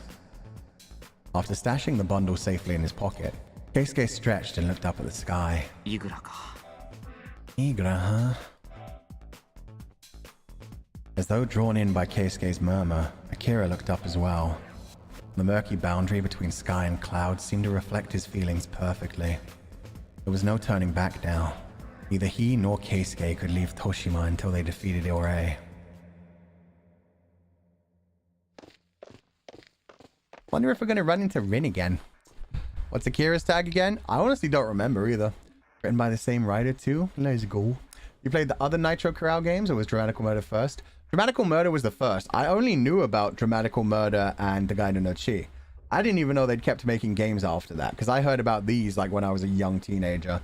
And then yeah, people have told me about like Sweet Pool especially. It's the one that people talk about the most. But yeah, now I know there's a bunch of other games, but I'd never actually played any of them. I'd only seen like some of the CGs and some of the characters. They seemed interesting. Slow Damage? Oh, Slow Damage is the other one. What? Slow Damage? I feel like it's Sweet Pool that everybody wanted me to play for some reason. But maybe it was Slow Damage. One of them is apparently like all about like mindfucky kind of stuff, like psychological trauma. That's the one everybody wanted me to do. Something was wrong. Shortly after leaving the palace behind, Akira stopped and looked over his shoulder. どうした？ What's up? いや、 Nothing. Are we being followed by the guy who saw my man's face, Keisuke's face? Because that could be a problem. That one's slow damage. Oh, so it's slow damage everyone wanted to play. I don't know why. Sweet Paul just, I guess the name got stuck in my head. Or maybe Sweet Paul's the one by Yamada Uido, the one who did my avatar on Twitter. I don't know. Since parting ways with Motomi, Akira had felt like he was being watched, but perhaps it was only his mind playing tricks on him. He scanned the shadows and what he could see of the nearby alleyways, but couldn't pick out anything resembling a human shape. To be fair, I suppose they're both kind of psychological. Sweet Paul is an Utsuge, so I love it to death, but slow damage is Yamada Uido. Okay, so that's okay. Oh, slow damage is. Interesting. Wonder if there's a safe for work slow damage. No, that's the problem. The only ones that they have a safe for work patch for and a demo for are these two. So we can only do Togainu no Chi and Dramatical Murder. When he'd first arrived in Toshima, he'd felt as if people were lurking in every nook and cranny. But little by little, he was learning to distinguish empty alleys from those that hid potential threats. Still, he could never be sure. 疲れてるんじゃないのか？ちゃんと寝た？昨日。Are you tired or something? Did you sleep last night? Akira was a light sleeper. Most nights he spent drifting alone along the border between sleep and wakefulness. Perhaps he'd worn himself out without realizing it. One's body and spirit rarely function in perfect sync. For the moment, he could only press onwards. His mind hadn't been playing tricks on him. For a split second, a different noise interrupted the sound of their footsteps. When he turned to see what was behind him... Oh, have they already got Keisuke? They grabbed Keisuke from behind, didn't they? God damn it. Have a good day, Rosalie. Sorry, that message got deleted. It's just because we have a rule about telling us when you leave, because it just kind of distracts from the stream. But don't worry about it. Have a lovely day. Thank you for being here. Another fun fact, the character designer who did this game in Lamento is the same character designer who did Fire Emblem Three Houses.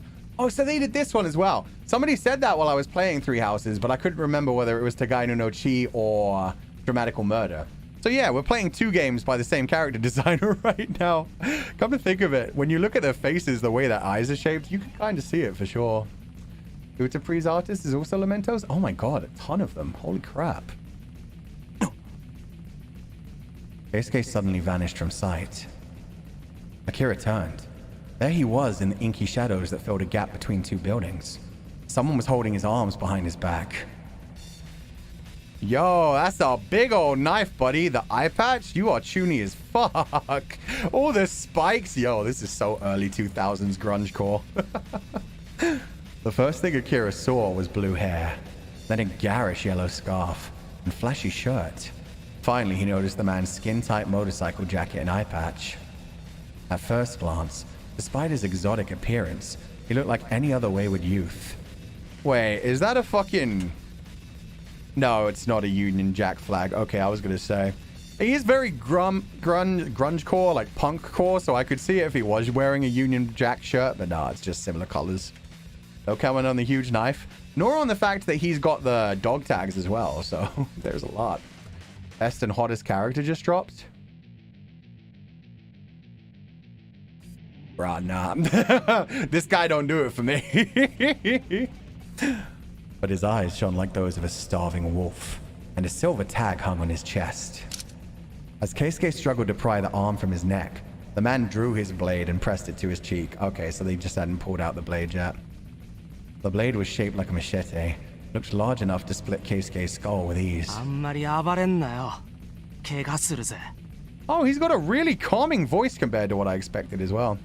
But do you not like the eye patch, Fuchan? I don't like the eye patch. I don't like the hair. I don't like the color of the scarf. I don't like the jacket with all the spikes on it. If it was just plain black with the white stripes, it would be fine. There's a lot of things I don't like. What I really do like, eyebrow shape, the shape of the scarf so that it looks all jagged behind him, the smile and the eyes. All of those, brilliant. All of those, brilliant. Sorry, let's hear that voice again. Did I make the... Yeah. Stop struggling before you get hurt. He has like a cool guy badass voice. It's like he's trying really hard to be badass. It's really seductive. The man spoke in a hoarse, breathy voice, almost a whisper. without taking his eyes off Akira. タグもうほらいっと Gonna help myself to your tag.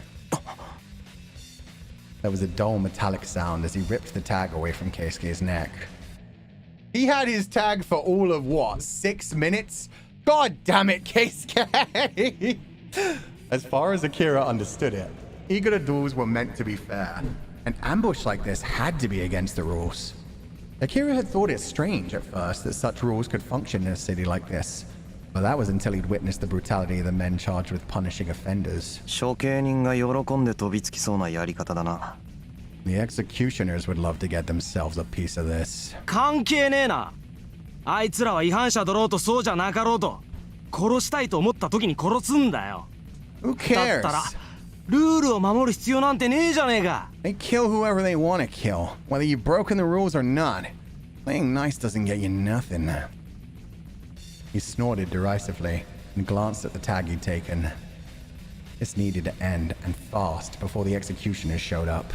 The last thing Akira wanted was to risk another encounter with those two, especially now that their dog had the scent of his tags. Akira chucked his bag aside and reached for the knife at his waist. Just as his hand closed around the hilt, the man let out a yelp, his face twisted in pain. Keisuke had bitten down on the arm, throttling his neck. Let's go, Poppy Boy! Poppy Boy fighting back, holy shit! Eyes dark with anger, the man held Keisuke fast. この野郎死ね Motherfucker! Die! Keisuke, oh no, is this where it happens? The man raised his knife for the killing blow. That was when Akira charged him. Okay, let's fucking go, Akira. Akira caught the man with a full body tackle, dragging him to the ground with his knife still high above his head. アキラてめえこの野郎 You... Fuck you, asshole! Akira straddled the man and attempted to pin his arms down, but his enemy was putting up a fight. Their arms shook with the strain of their struggle, sparks flying between their locked eyes. どけ Get off! The man howled, kneeing Akira in the stomach. Akira let the bow push him to his feet, and leapt back and drew his knife. Dude, I love the way, like, the light is flashing, the camera moves a little bit, and then it changes scene. That's a really good way to show, like, them falling to the ground, wrestling each other, getting knocked back. Really nice. The man rose slowly, smirking when he saw what Akira was holding. そう来なくっちゃな Now we're talking. Wrapping the chain of his stolen tag around his wrist, he beckoned to Akira with the tip of his knife. Akira studied the man silently. His moves were crude, but he clearly matched Akira in strength. おいおい固まっちまったのかだったらこっちから行かせてもらうぜ What's wrong? You just gonna stand there? Then you won't mind if I start. The man dropped his hips and charged. Oh, the CG! Oh, the way the fucking tag is catching the light. The artwork in this is so good. A gust of wind howled past Akira's ear, the weight of the enemy's blade and bloodlust whipping the air into a frenzy. Even though Akira had dodged the strike, its passage left his cheeks stinging. Before the man could recover from his missed attack, Akira thrust upward at his stomach. The man was more agile than he looked. He pulled back swiftly, then lunged forward with another swing of his blade. It was tough to calculate the right timing. Although the enemy's weapon was long and his attacks bold, he was also quick to recover and left no opening large enough for Akira to exploit. Panting breath, clashing blades, their feet beat out in irregular rhythm. The street was silent but for the sounds of their struggle. With a shout, the man took a long step forward and delivered a horizontal slash. Their blades met with bone-jarring force. Akira felt his fingers go numb, but he managed to kill his opponent's momentum. 結構やるなお前 You're not half bad. The two men were close enough to feel each other's breath. Beyond the crossed blades, Akira saw a fearless smile play on his enemy's lips.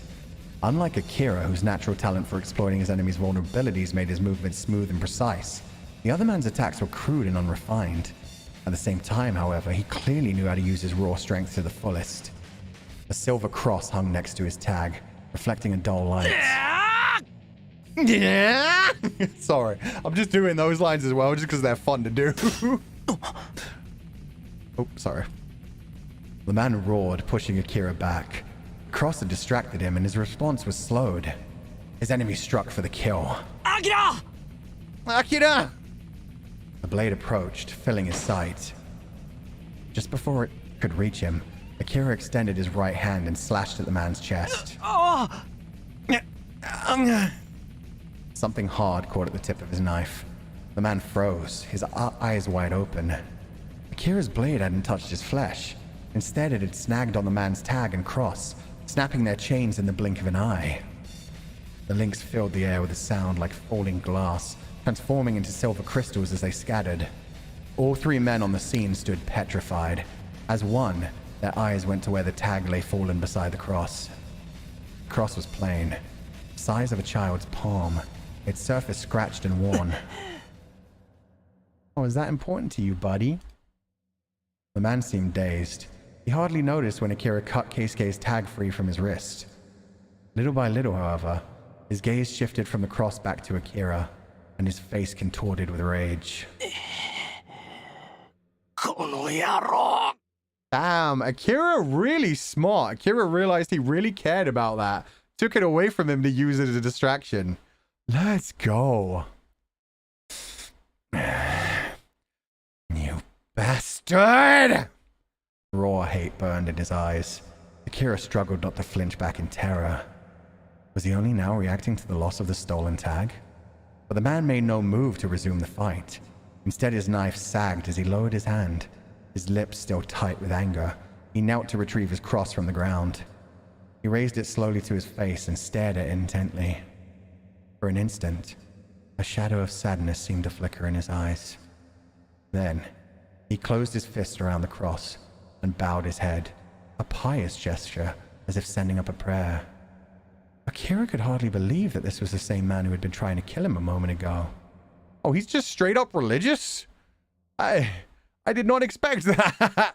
I thought it was just that he had a deep memory of who gave him that cross or where he got it from. That's a shocker, actually. The next time the man opened his eyes, he abruptly slashed at Akira with all of his strength. Once again, Akira managed to stop the attack with his own knife. The screech of metal filled the air. Damn it! With a frustrated shout, the man jumped back. After giving Akira a long glare, he spun and took off running. Akira watched him vanish down the street. He felt deflated, like the victim of a joke. Why had the man abandoned the fight? There was no question he'd wanted Akira dead. But no, it hardly mattered. This hadn't been a legitimate fight to begin with. Whatever happened, it was no fault of Akira's. As Akira turned back to Keisuke, a flash of metal on the ground caught his eye. Yeah, tell me you at least got Keisuke's tag back. If nothing else, it'd be even better if you got the other one. Coward. He's religious, man. He was shaken up. He lost his cross and he was like, oh. I feel like being religious makes him vulnerable as a character. Yeah. Which is interesting, considering he's like, oh no, my holy cross, after trying to murder someone. Two someones, in fact. The man's tag. He must have forgotten it in his rage. Had the cross truly meant that much to him? The tag was a 10. Together with Akira's jacket made the beginnings of a straight. But something, the memory of that man's desperate glare, made Akira reluctant to add it to his collection. Instead, he tucked it into his jacket pocket. It would stay there for the moment. Akira. Holy shit. So we're already on our way to a straight, but also we feeling bad about that man. Akira has some feelings. Let's go. It's a really interesting detail. Yeah, he seems like an interesting character. He definitely has more going on to him than just being a murderer. Akira? Keisuke was looking at him like a remorseful puppy. I can't believe we called this guy a puppy boy for so long and now the game's just doing it every other sentence. Here. He retrieved Keisuke's backpack and tossed it to him, together with his salvaged tag. Akira. Gomenna. Akira. I'm sorry. あっちが悪い。ルール違反だろ。He's the one who broke the rules. Akira picked up his own bag, then rubbed his cheek. But the sensation of the knife's close passage still lingered. Keisuke lowered his eyes in shame. アキラは本当すごいよな。俺結局何もできなくて。You're really amazing, you know. I couldn't do anything. In the depths of his ears, those words overlapped with the voice of a much younger Keisuke. You're amazing, Akira. He hadn't changed. Keisuke hadn't changed one bit. With sudden, inexplicable anger, Akira rammed his knife back into its sheath and began walking without a word. The sun had begun its evening descent, but the light still failed to penetrate the alleyways. He sensed Keisuke following him, but didn't turn around. Time to hit the training arc, puppy. Yeah, we gotta turn this puppy into a hound. Realize the severity of the situation, Keisuke? Yeah, he almost got us both killed. Because he was kind of useless. Although Akira didn't notice the guy coming until he was, like, right behind them as well, so...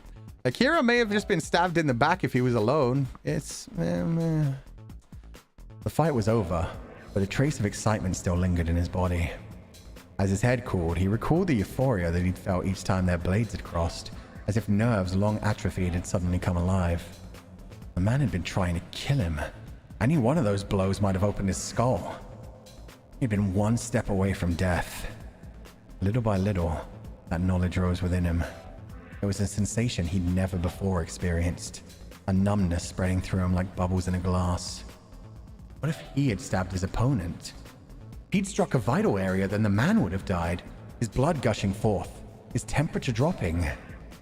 The light in his eyes would have faded as Akira watched. The image brought with it a wave of uncertainty. He had taken his first step into forbidden territory. What was this feeling? Like a vast black tongue working its way up his spine. Anticipation? Was it doubt? Fear? Impatience? Was it all of them? Or none? He felt as if he'd wandered into a labyrinth. Even as these thoughts filled his head, his feet carried him down the shadowy road. To where? He did not know. That was fucking brilliant writing. The talking about the dark road that he'd started beginning down. Oof, that was fantastic. The black tongue licking up his spine is really disgusting imagery you do not want to hear and feel a sensation of.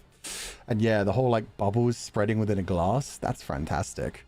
Question is, will the glass shatter if there's too many bubbles? That is actually brilliant imagery, holy shit. The bubbles have started to form, and if it goes too far, he'll just completely shatter and break. Interesting that Akira's cultivating the spirit of Igura. Yeah, I mean, when he first came here, he said he'd kind of like it. He said he wanted to feel something. Now he's feeling things. So cool. Yeah, it's been fantastic so far. The room was lit by the faint warm glow of a lamp. The room's master found this level of light calming. He'd tried using candles, but that hadn't been the same. The image they created was wrong. The elegant S-shaped lamp was perfect. He'd been lucky to find it in an antique store and wise to purchase it when he had.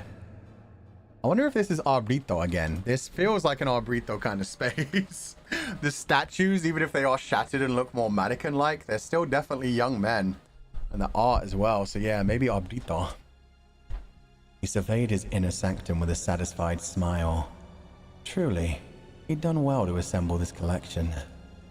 A crimson sofa adorned with modest gold embroidery, stately wooden furniture reminiscent of an 18th century Europe, a real Persian carpet. Along the wall was a fireplace meant purely for show, piled high with charcoal. The decor was precisely what one would expect, given the taste on display in the rest of the palace, but it was still peculiar to find it packed with so many statues of young boys. Stranger still, these statues were damaged. Each was missing an essential part, such as an arm, a leg, or a head. The paintings he had paid a princely sum to frame were, likewise, eerie pieces that called to mind blood and darkness and bodies. どうした？今日はいつもより甘えてくるじゃないか。God Damn. So the puppy does not just belong to the executioners. He did say, Motomo did tell us, Arbrito liked breaking the boys himself. He liked finding the pretty ones. Luchan on Arbrito's lap, huh? Yeah, it's kind of awkward that this really does look like me leaning on Luca. God damn it. That's a cool CG. It is. I'm glad we were able to figure out exactly who this guy was. And we're starting to see, like, glimpses behind his psyche as well. Everything's just, like, grotesque, fucked up, leading towards the idea of, like, sadism.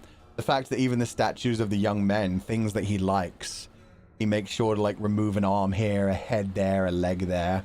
Yeah, he's planning shit out. He's planning shit out. This is what he likes to do to his young pretty boys. What's the matter? You're more clingy than usual today. Answering an insistent nasal whine, the room's master, Arbrito, smiled affectionately at the boy in black bondage, resting upon his knee. The horrid scars on his porcelain skin stood out sharply in the glow of the lamp. Indeed, this was the very same dog that had been with the executioners the day before. This was his home, the one place he could rest, at his beloved master's side. Arbrito's fingertips furrowed tenderly into his soft white hair. A shiver of pleasure ran up the dog's spine, and he rubbed his cheek against his master's leg even harder. Saliva dripped from his gag onto Arbrito's knee. What a naughty boy you are. You'll have to be punished. His words were accusatory, but his tone was infinitely gentle and compassionate. With his fingertips, he gathered the saliva and deposited it upon his tongue. The taste was exquisite. Such was the depth of Arbrito's love. Oh, I just realized it's not Arbrito. It's Arbitro. Oh my god, Arbitro. Arbitro. My bad. I've been saying that wrong the entire time. You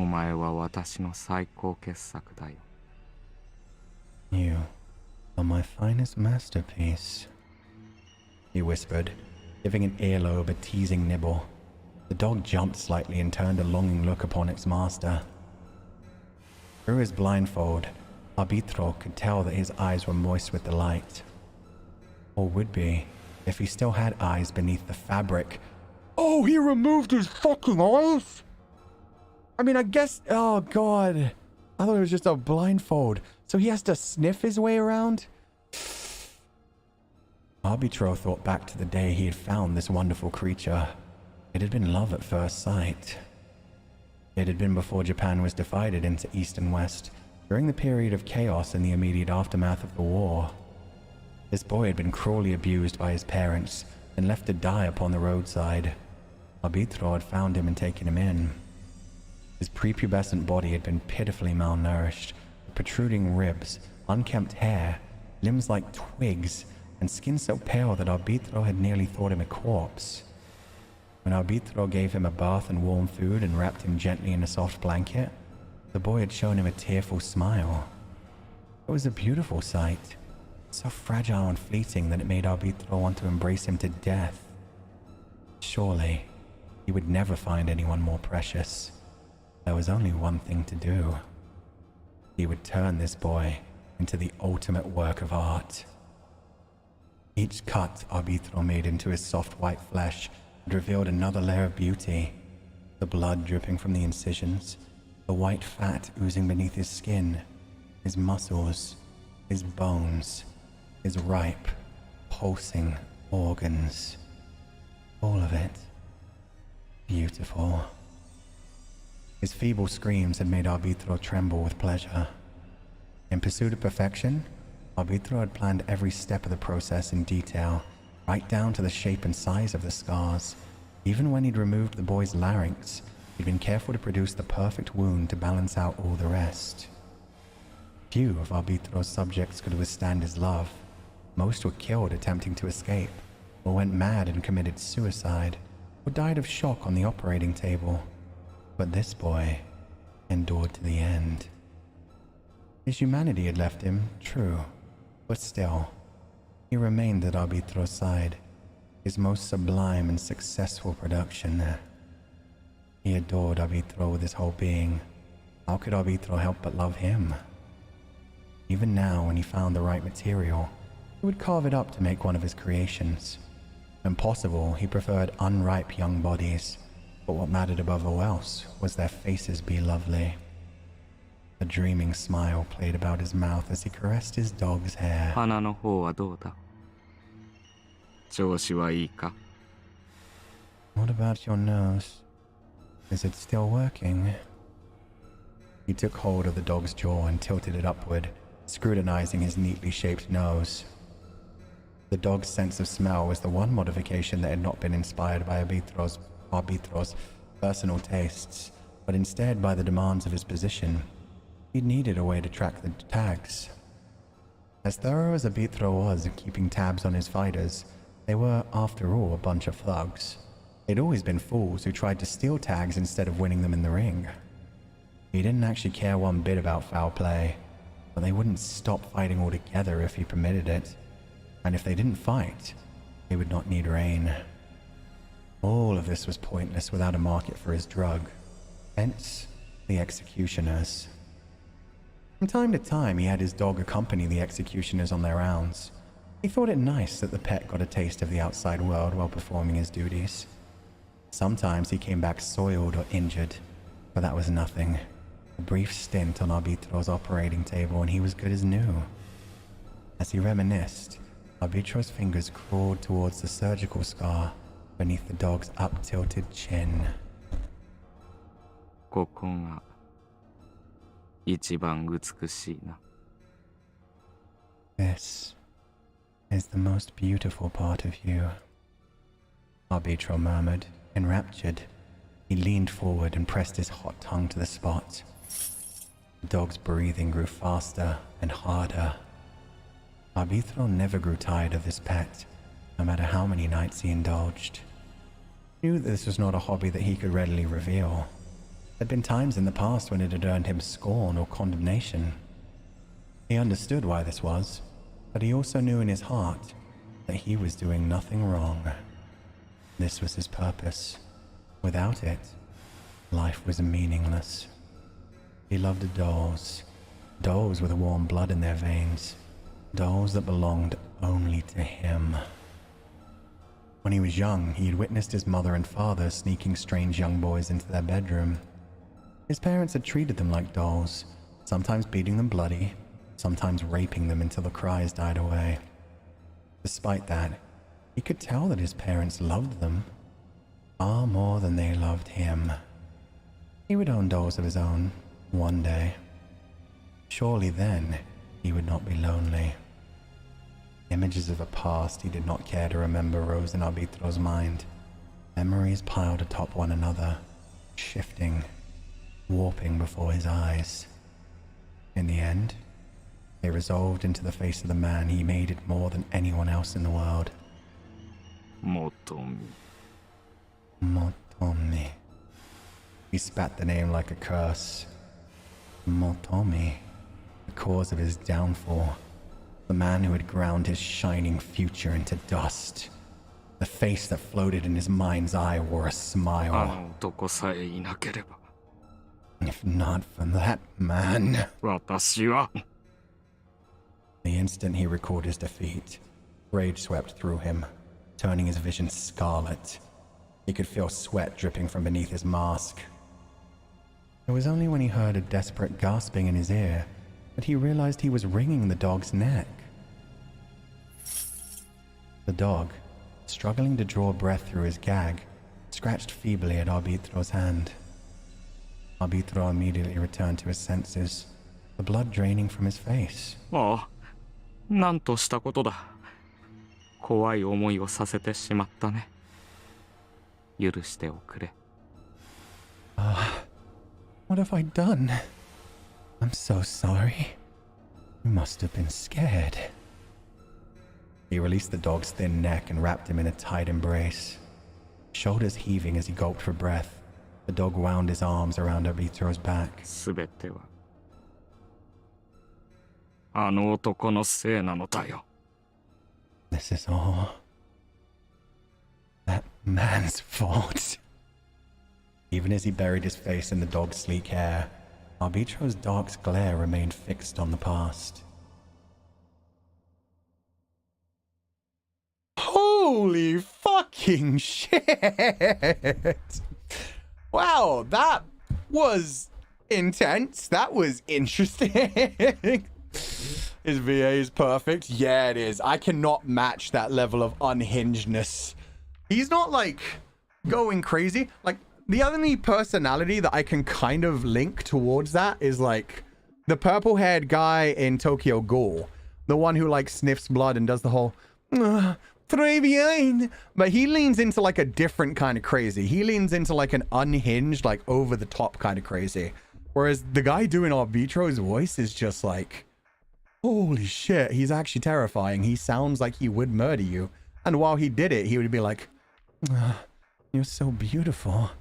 Oh, the color of your organs, the scent of the blood, the scars are going to be beautiful. Oh, don't pass out now.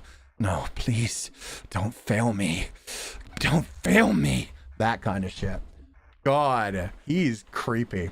And the fact that we got like little clips of the backstory as well, where it's like, oh yeah, his parents used to kidnap little children as well and do horrible, horrible things to them. And he considered himself unlucky that he wasn't as loved as the children they were doing horrible things to, because he felt like they actually loved the boys, whereas they didn't love him as a child. Very twisted, fucked up character. God, I loved that scene. That was messed up, man. Not crazy anymore. He's wholly mad. I mean, similar things. That's so horrible. Yeah, it is. He had a terrible childhood and now he inflicts the same things on other people. Worst thing is, like, he keeps talking about how much he loves his dog, how much he loves the people that he brings onto his surgery table. So, yeah, in his messed up worldview, it's like, oh, don't worry. I won't let you be unloved like I was as a child. I'm gonna love you forever. See how much I love you. I've made you into art. You're exquisite, my beloved. Shit like that. God fucking damn. The dog is the worst part. The dog's been mind broken as well. That's, yeah. The dog loves him back. The dog has gotten into like full Stockholm syndrome. Masochistic, just like taking whatever kind of affection he can because it's better than, you know, living constantly in fear and dread and everything else. Like even while he was being choked out, the worst the dog ever did was just like scratch at his leg. It didn't actually try to bite him. It didn't try to break free. It was just like, hey, kind of dying here. Kind of dying here. Fuck me. Poor kid. Nobody sees him as human, not even himself. Yeah. Yeah, he's called him both a dog and a doll. This is why Motomi said crazy is cute when he's involved. I mean, I don't know if that's cute. It's kind of scary. Do we even know the name of the dog? No, I doubt we are ever going to. I doubt the dog even remembers his own name. Dog made by nurture? Yeah, nurtured into a puppy. We still don't know the real name. Can't wait to see what it is specifically that Motomi did to him. Yeah, I wonder if it's why he wears masks. Maybe it isn't actually just about like a fetishy kind of thing or like a masquerade kind of situation. Maybe when he was young, he was beautiful as well. And maybe Motomi did something to him. Maybe Motomi scarred him in some way. But we will find, well, we probably won't find out through the demo. But yeah, that whole scene was crazy. Okay, I'm thinking about stopping it. Does anybody know how far the demo goes? Because last time when we played this, nobody was too sure of how long the demo was. The dog does have a name. Oh, he does have a name. Okay, so we may actually find that out if we actually played the full game. You'd probably find that out. Wait, does the dog have a root? You know what? Yeah, that's the one spoiler I want to know. Is there actually straight up a root for the dog? That's a nice theory. I wonder now. I haven't played the demo, so I don't know. It's all good. I know there were some people earlier that were talking about like the length of the demo. Demo is a full root. Motomi's scary now. Arbitro does. Oh, Arbitro has a root, but the dog doesn't. Okay. So yeah, oh god. So you find out the name through Arbitro's root. So there's not even, I mean, I don't even know if there's any happy ends in this game. Just like maybe an end where Akira survives. Jesus Christ. But yeah, I kind of hoped there was an ending where you like free the dog, but I guess fucking not. Demo is the full road of Kosuke. Okay, so if anybody's played Kosuke's route, how far along are we at? Are we like 2/3 through it, 1/2 through it? Are we nowhere near through it? We're still in the common parts. They're still long. Okay, we'll keep playing for a little while then. We'll probably go for another hour and then we'll take a break if it's got to be that long. Okay, that was wild, man. We haven't even met everyone yet. Jesus! Can't believe this demo is even bigger than Dramatical Murder. That's crazy. After recovering Keisuke's tag from the blue-haired guy, Akira decided to head back to the abandoned cafe before doing anything else. The cafe looked the same as before, inconspicuous, deserted. That was until they drew closer to the doorless entrance. Keisuke stopped and frowned, as if he too had sensed the shift in the atmosphere. 中に誰かいないか? Is someone inside? Akira had known this would happen sooner or later. In a lawless town such as this, no building would remain vacant for long. He peered in through the entrance. Maybe it's Rin. Maybe it's Motomi. Maybe we're gonna get murdered. Maybe we can foster the dog? I mean, well, maybe if we go down our Beatro's route, we can become the other dog. Yuck. Keisuke route remains quite long. Need to go. Okay. It's crazy long. It took the most time out of all the Nitro games besides slow damage. This is, yeah. I mean, I know some visual novels go on really long. Apparently Tavern Talk's like 24 hours long. And yeah, it's gonna take us a lot of streams to get through Tavern Talk. We're about 1/6 of the way through it, even though we played for 5 hours. So yeah. No, thank you, not becoming a dog. But head empty. 1-1. Woof. No, I'm kidding. That's, yeah. Ugh. The pale afternoon light shone down on a bizarre spectacle. Dust motes danced above half a dozen fallen men. Oh. Somebody had some fun in here while I was gone. Were they asleep? No. That one's eyes were open and rolled towards the back of his head. Unconscious then. Someone had knocked these men out. But who? He caught sight of a small figure crouching at the back of the store. Oh, somebody took a photo of me, so Rin might be here. Just as Akira was about to step closer, he heard a beep, and then a blinding flash forced him to cover his eyes. Camera? A camera? Keisuke muttered as he blinked to clear his eyes. The crouching figure looked up at the sound of his voice. Both Akira and Keisuke reached for their knives. Whoever it was must have something to do with what had happened here. As the shadow swayed to its feet, they braced for the inevitable attack. The last thing they expected was for the shadow to spread its arms in welcome. It's Rin! Okaeri! Well, holy shit, Rin. You've been up to a lot. You got some shit done, buddy. You look so adorable surrounded by corpses in your little short shorts. Oh! Oh, I thought the tartan shorts had like something above them. The tartan just like joins to the black. Interesting. He looks so cute here. Yeah, he looks adorable even though all the dead bodies around him. Hey guys! Huh? Their minds momentarily went blank. It couldn't be. There was no mistaking that shock of golden hair or the digital camera in his hand. なんだ、リンかよ。びっくりした。What? It's Rin? He almost gave me a heart attack. As his shock faded, Keisuke let out the breath he'd been holding. びっくりした?そりゃそうだよね。ここ暗いもんね。Ah, did I scare ya? Yeah, I guess it was pretty dark in here. Rin's smile was that of a child who had successfully pulled off a prank. Just a prank, bro. Only 6 dead bodies. どうしてここに? Why are you here? ああ、そうそう。アキラたちさ、トシマついてからずっとここにいるでしょ。出てくる時も入る時も通りから一発だよ、ここ。Okay, so some people had been laying in wait for me. Oh shit. Some people had been laying in wait for me, and Rin was kind enough to clear them out for me. That's pretty nice, at least. That's pretty sweet. All right. You know how this place is right on the road?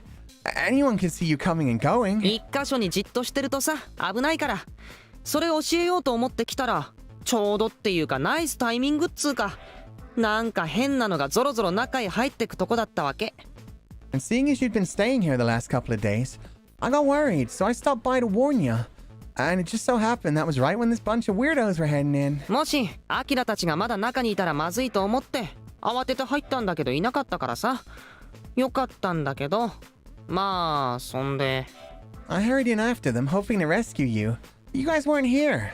Thank goodness, right? And then... Rin prodded the man closest to him with the toe of his boot. 今度は俺見て襲いかかってきたからさ。撃退したとこ。They attacked me, so I took care of them. この人数を一人で By yourself? This many people? うん。Yeah. Keisuke's jaw dropped. すごいな。 Okay, he wasn't fucking around when he said he was strong and bored of fighting. The man just killed 6 men by himself. Maybe I should stop calling him kid. That's... incredible. だから俺強いって言ってんじゃん。外見が可愛いからって舐めたら痛い目見るぞ。Told you I was strong. You'll be sorry if you underestimate me just because I'm cute. Rin puffed out his chest さっ proudly. き写真撮ってなかったか？ Earlier, were you taking photos? うん撮ってたよ。 Hmm? Yeah, I took some. こんなところで撮るものなんてあるのか？ Is there anything worth photographing here? あるよ。ほら周りに転がってるじゃない。 Sure is. Look all around us. Does the information broker collect information of people who have joined the game and people who have died? Maybe he does like betting system. Maybe he's not just an information broker. Maybe he straight up goes ahead and like runs a betting system, knows exactly who's still in the game, knows who dies in the game and pays out bets. That'd be crazy. Can we get fight lessons from Rin? We sure can. I hope. Sure is. Look all around us. The only things around them were garbage, rubble, and unconscious men. Standing in their midst, Rin twirled like a girl in a field of 武 flowers. 骨な男ども地にひれ伏すのぜ。 I call it oafs groveling before their king. Keisuke and Akira shared a glance. They were both thinking the same thing. Who would buy a photograph like that? We've already met him. That aside, Akira took a closer look at the men. They certainly didn't look weak. He was beginning to suspect that Rin's boasts were not entirely unfounded. ああケイスケ結局どうしたの今日。イグラの登録行ってきたの？ Oh yeah, Keisuke. How'd it go today? Did you register for Igra? I love how nonchalant he is all about this. Just like, anyway, ignore the dead bodies. How's your day been? My day's been great. ああうんまあ That like, Yeah, everything's fine. Yeah. Keisuke lifted the tag at his breast, a rueful smile playing on his lips. あ本当だ。とうとう登録しちゃったんだね。 No kidding. You really went through with it. After examining the tag, Rin smiled. じゃあさ記念に1枚撮ろうよ。はいアキラも入って入って。 yeah, okay, there's no doubt about it. He's specifically taking photos of people's tags, the tags and who's carrying them. He's an information broker. He's probably giving information to Il-Rei and probably other competitors as well. Whether they're betting or like whatever, they're finding out exactly who's killed who based on where the tags go. That's smart. This is great. We should take a commemorative photo. You get in too, Akira. あこんなところで撮るのか。 Huh? You're gonna take it here? フラッシュあるから平気。 The flash is on. Don't worry about it. そういう問題じゃ。 I'm not worried about the flash. いいからいいから。 It's fine. It's fine. Rin maneuvered Keisuke next to the unmoving Akira and readied his camera. アキラいつも仏頂面じゃん。まあいいけどさ。はい撮るよ。 Akira, think you can smile for once? Well, whatever. Here I go. The flash blinked a few times, followed by the crisp snap of the shutter. Rin took another half-dozen photos in rapid succession. By the end, Akira was seeing stars. オッケー。 Okay. Rin gave them an enthusiastic thumbs up. He looked inordinately pleased with himself. リンってさ悩みとかなさそうだよな。 It's like you really don't have a care in the world. Keisuke mumbled, his expression a mixture of wariness and exasperation. 失礼だな。これでも悩み事の一つや二つや三つや四つぐらいね。Hey, even I've got a care or two. Or 3 or 4, just so we're clear. That was when something tumbled, rustling out of Rin's open waist pouch. ありゃ。Ah, whoops. It was a stack of photos. They scattered across the floor. はあ、やっちゃった。I guess I'm caught. His smile slightly flustered. Rin crouched to pick them up. Akira picked up a few that had fallen by his feet and gave them a casual glance. Drunks making a scene. A crowd going wild at a fight. Dead bodies on the ground. There was little of interest. Only one photograph stood out from the rest. It was pitch black like a malfunctional mistake. But if he strained his eyes, he could see the outline of a person in the darkness. Snapped from behind, it showed a man wearing a long, black coat. Was that El Rey? Yo, this gets its own CG. Okay, that's dramatic as fuck. And again, I love the way they've rendered the art in this, because the way that like light catches is so good. Look at the light in his eyes. It's the same way the light was flashing off of the dog tag in the Akira fight. It's so good. Rin suddenly snatched the picture out of his hand. Mildly surprised by his reaction, Akira looked up. His eyes widened. Rin's stare was as cold as ice. Akira had never seen such an expression on Rin's face before. His smile had vanished, and he exuded a silent, suffocating pressure. A chill ran up Akira's spine. こんな写真見ても面白くないっしょ。人にぶつかられて思いっきしピンとずれちゃってさ。全然関係ないとこ映ってんの。参っちゃうよね。BS, buddy. Sorry, nothing to see in this one. Someone bumped into me while I was taking it and the shot went wild. Sucks, right? And just like that, Rin was grinning again. The sudden shift was disorienting. Had Akira imagined that frigid glare? アキラ、どうした？ Akira, what's wrong?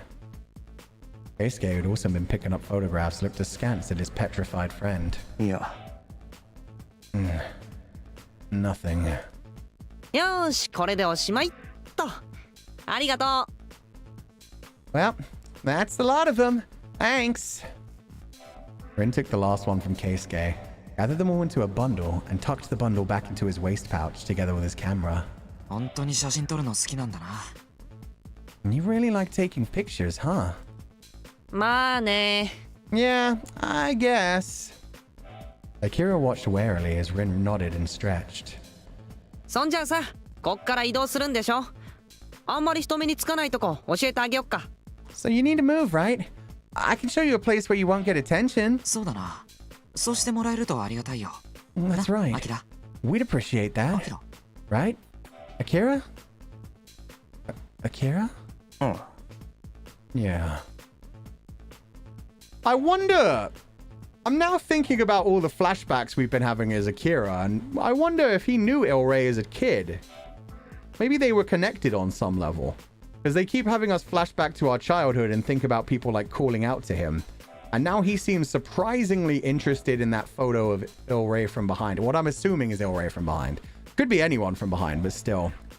He seems more surprised at that. Or maybe he's still just surprised at the fact that Rin was fucking terrifying. Yeah, okay.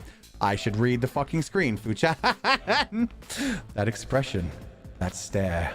He couldn't get it out of his head. So yeah, it's just that he's finally realized how terrifying Rin is. He's just choosing to be nice to them right now. God damn it. Until now, Akira had thought of Rin as a relentlessly cheerful sort. Mischievous, friendly, and free with his emotions. But was that really the case? Maybe that was a stupid question. To one degree or another, everyone had hidden depths. But it bothered Akira regardless. Yeah, this is why I don't want to go back to Fata Morgana. I always end up looking stupid. The answer's literally on the screen and I'm going off in a completely different tangent. The shift in Rin's demeanor had been so drastic. The temperature had seemed to drop several degrees. Rin. 何？ What? He turned, smiling from ear to ear. ん？なんだよ。どうしたの？ What is it? Something wrong? いや、なんでもない。 Nah, never mind. 変なの。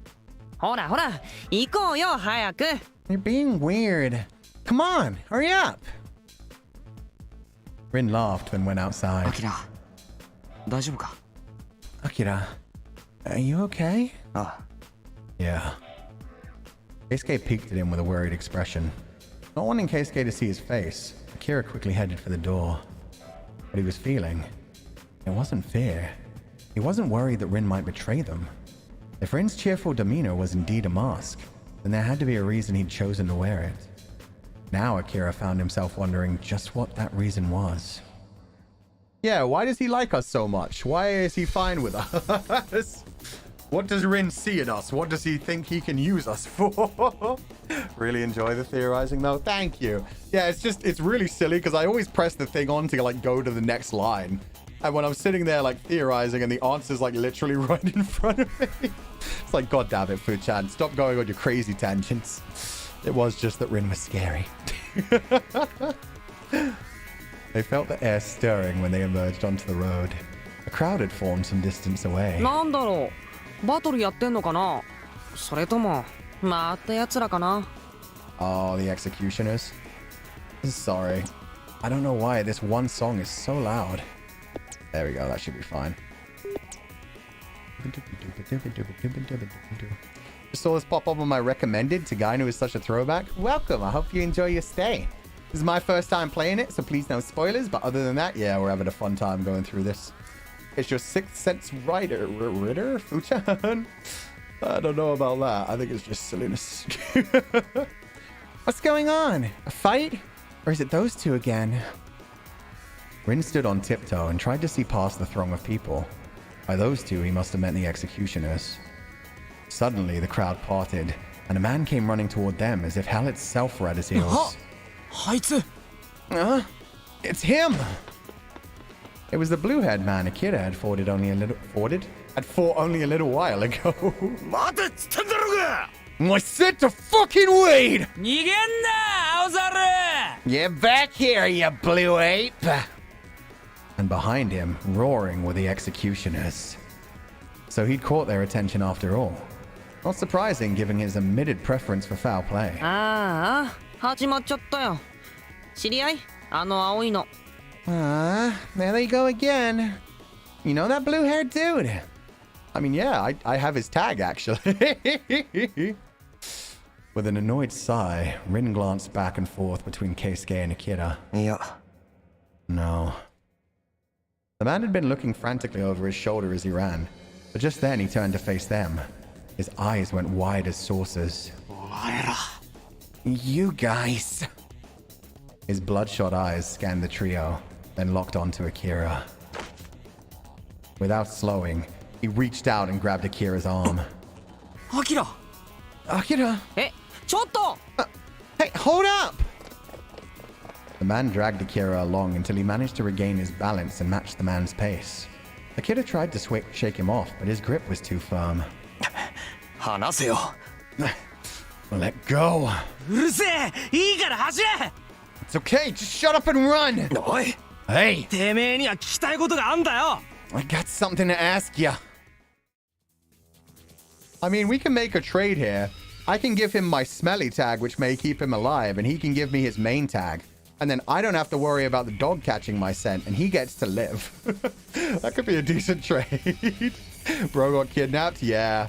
This is like the beginning of every meet cute in a shoujo manga. We ran into each other with toast in our mouth, and now he's like, we're gonna be late for school. Grabbed my hand and dragged me along. Except murder. Murder is the secret ingredient. The man pulled him into a maze of alleyways. Rin and Keisuke's voices steadily receded into the distance, and low jeers and heavy footsteps chased after them. Akira was in the thick of it now. Those executioners were rabid dogs who tortured their prey for no reason at all. If they caught him, that was it. His only choice now was to keep running, even if that meant following this man. His guide set a desperate pace, racing down roads that blended together in his mind. A fork in the road appeared. They turned right, then left, then left, then right. どこ向かってんだよ。Where exactly are we going? 知るか Hell if I know. Before he knew it, they'd run straight into a dead end. Oh, we are くそ fucked. Oh, he has a tag. Well, good for him. I thought I took away his tag. I guess he had another spare. Shit. The man came to an abrupt halt, panting heavily. Oh, shit. No, it is a Union Jack flag. It just doesn't go all the way down to the bottom. You fucker. How dare you appropriate my culture? And I would still say his hair is blue. I saw a lot of people say purple. I think it's like an indigo, and indigo is a shade of blue. It's not quite all the way to purple in my eyes. The token Brit, he's not British. If he was British, they'd give him a really weird accent in writing as well. There wouldn't be any H's. He'd be saying like bottle of water. Like a periwinkle or a periwinkle. Lavender? Yeah, it's like a pale lavender. I guess, yeah, indigo's a bit deeper. It's definitely blue in my opinion, though. You took back Keisuke's, not his. I thought we took both. I thought, you know, we took back both. Keisuke got his one back, but I also, Akira, like, slid his one into his pocket rather than keep it around his neck. God damn it. The man came to an abrupt halt, panting heavily. こんなところで捕まってたまるかってんだ No way I'm letting them get their hands on me. Footsteps approached from behind, giving them no time to rest. The executioners were still in pursuit. At this rate, they'd be caught. Acting on instinct, Akira pulled at the man's arm, doubling back down the dead-end street. おいどこ行くんだよ Hey, where are you going? 知るか Hell if I know. They ran, turning the corner. Are you supposed to be a punk / hooligan? Yeah, no, that's what I was saying earlier. He's definitely like grunge punk. It's very like 80s punk music kind of vibe. And yeah, that started as like a British thing. So yeah, it's no wonder he's got the Union Jack, the like spikes everywhere. Definitely 100%. I'm just joking about the whole like appropriating my culture thing and everything. It's just, yeah. He styled as himself as like an 80s punk or an early 90s punk. A colossal metal box materialized at the side of the road. It was a dumpster large enough for several people to climb inside. In fact, Akira would not be surprised to find the dumpster already occupied, in a manner of speaking. As public safety declined, dumpsters such as these had with growing frequency taken the place of coffins. Their airtight specifications kept the stench of rot from leaking out, and in seedy alleys like this, they were largely left abandoned. 一か八かだな I guess there's no choice. まさか Hey, you don't mean... If they kept running, the executioners would catch up with them eventually. It was this, or nothing. Akira pressed the switch to open the lid and placed his foot on the rim. The man covered his mouth with his hand. Akira had tried to brace himself, but the reek far exceeded his imagination. It turned his face like a physical blow. The stench of death was unmistakable, and yet the dumpster was empty of corpses. He didn't know whether they'd been disposed of or had simply rotted away to mere bones. Whatever the case, it was a relief that he wouldn't have to share the space with a body. The smell was bad enough. Lovely. That sounds disgusting. Sharing the dumpster, how romantic. Yeah. Gonna get all nice and close. It's just like a coffin and all my Dan May BL novels. Maggots and rotten trash lined the bottom of the tank, but Akira ignored them, burrowed in, pulled the blue-haired man after him, and closed the lid. Darkness. Heat. The smell. There was nothing else. He could feel his sanity wearing away. Before long, the sound of heavy footfalls drew near. The footsteps stopped beside the dumpster. The executioners were here. Akira's heart pounded in his chest. His breath was like thunder in his ears. Deafening. That's not. God damn it. There we go. That's the heartbeat button. Surely they could hear him. His blood. His thoughts. Just when he thought he could no longer take it, he heard muddled voices through the metal wall. まあいいや今すぐ捕まえなくてもさ泳がせといて追っかけんのも Like we need a... God damn it, that line just keeps going in Japanese, huh? Well, whatever. It's not like we need to catch him today. It'd be fun to let him run for a while. 鬼ごっこしとくか。じわじわ追い詰めて恐怖で炙った方がビビってもんよ。 Hide and seek, huh? I'm with you there. It'll taste better after a few days broiling in fear. Yum. The blue-haired man was breathing like he'd been possessed. To Akira, it sounded like a chant. Go away. Go away. Go away. After holding his breath for what felt like eons, he realized that he could no longer hear the voices. Had they left? He started to rise. Without warning, a loud bang shook the metal compartment. He clenched his jaw to keep his heart from bursting free. Did they know? He slowly sank down again, stifling his breath and straining his ears to catch the slightest sound. But the silence stretched on. And on. And on. Finally, Akira rose once more and slowly, carefully, opened the lid. The heat and the nerves were making his palms sweat. He peered through the long, thin crack in the lid, but couldn't detect a human presence.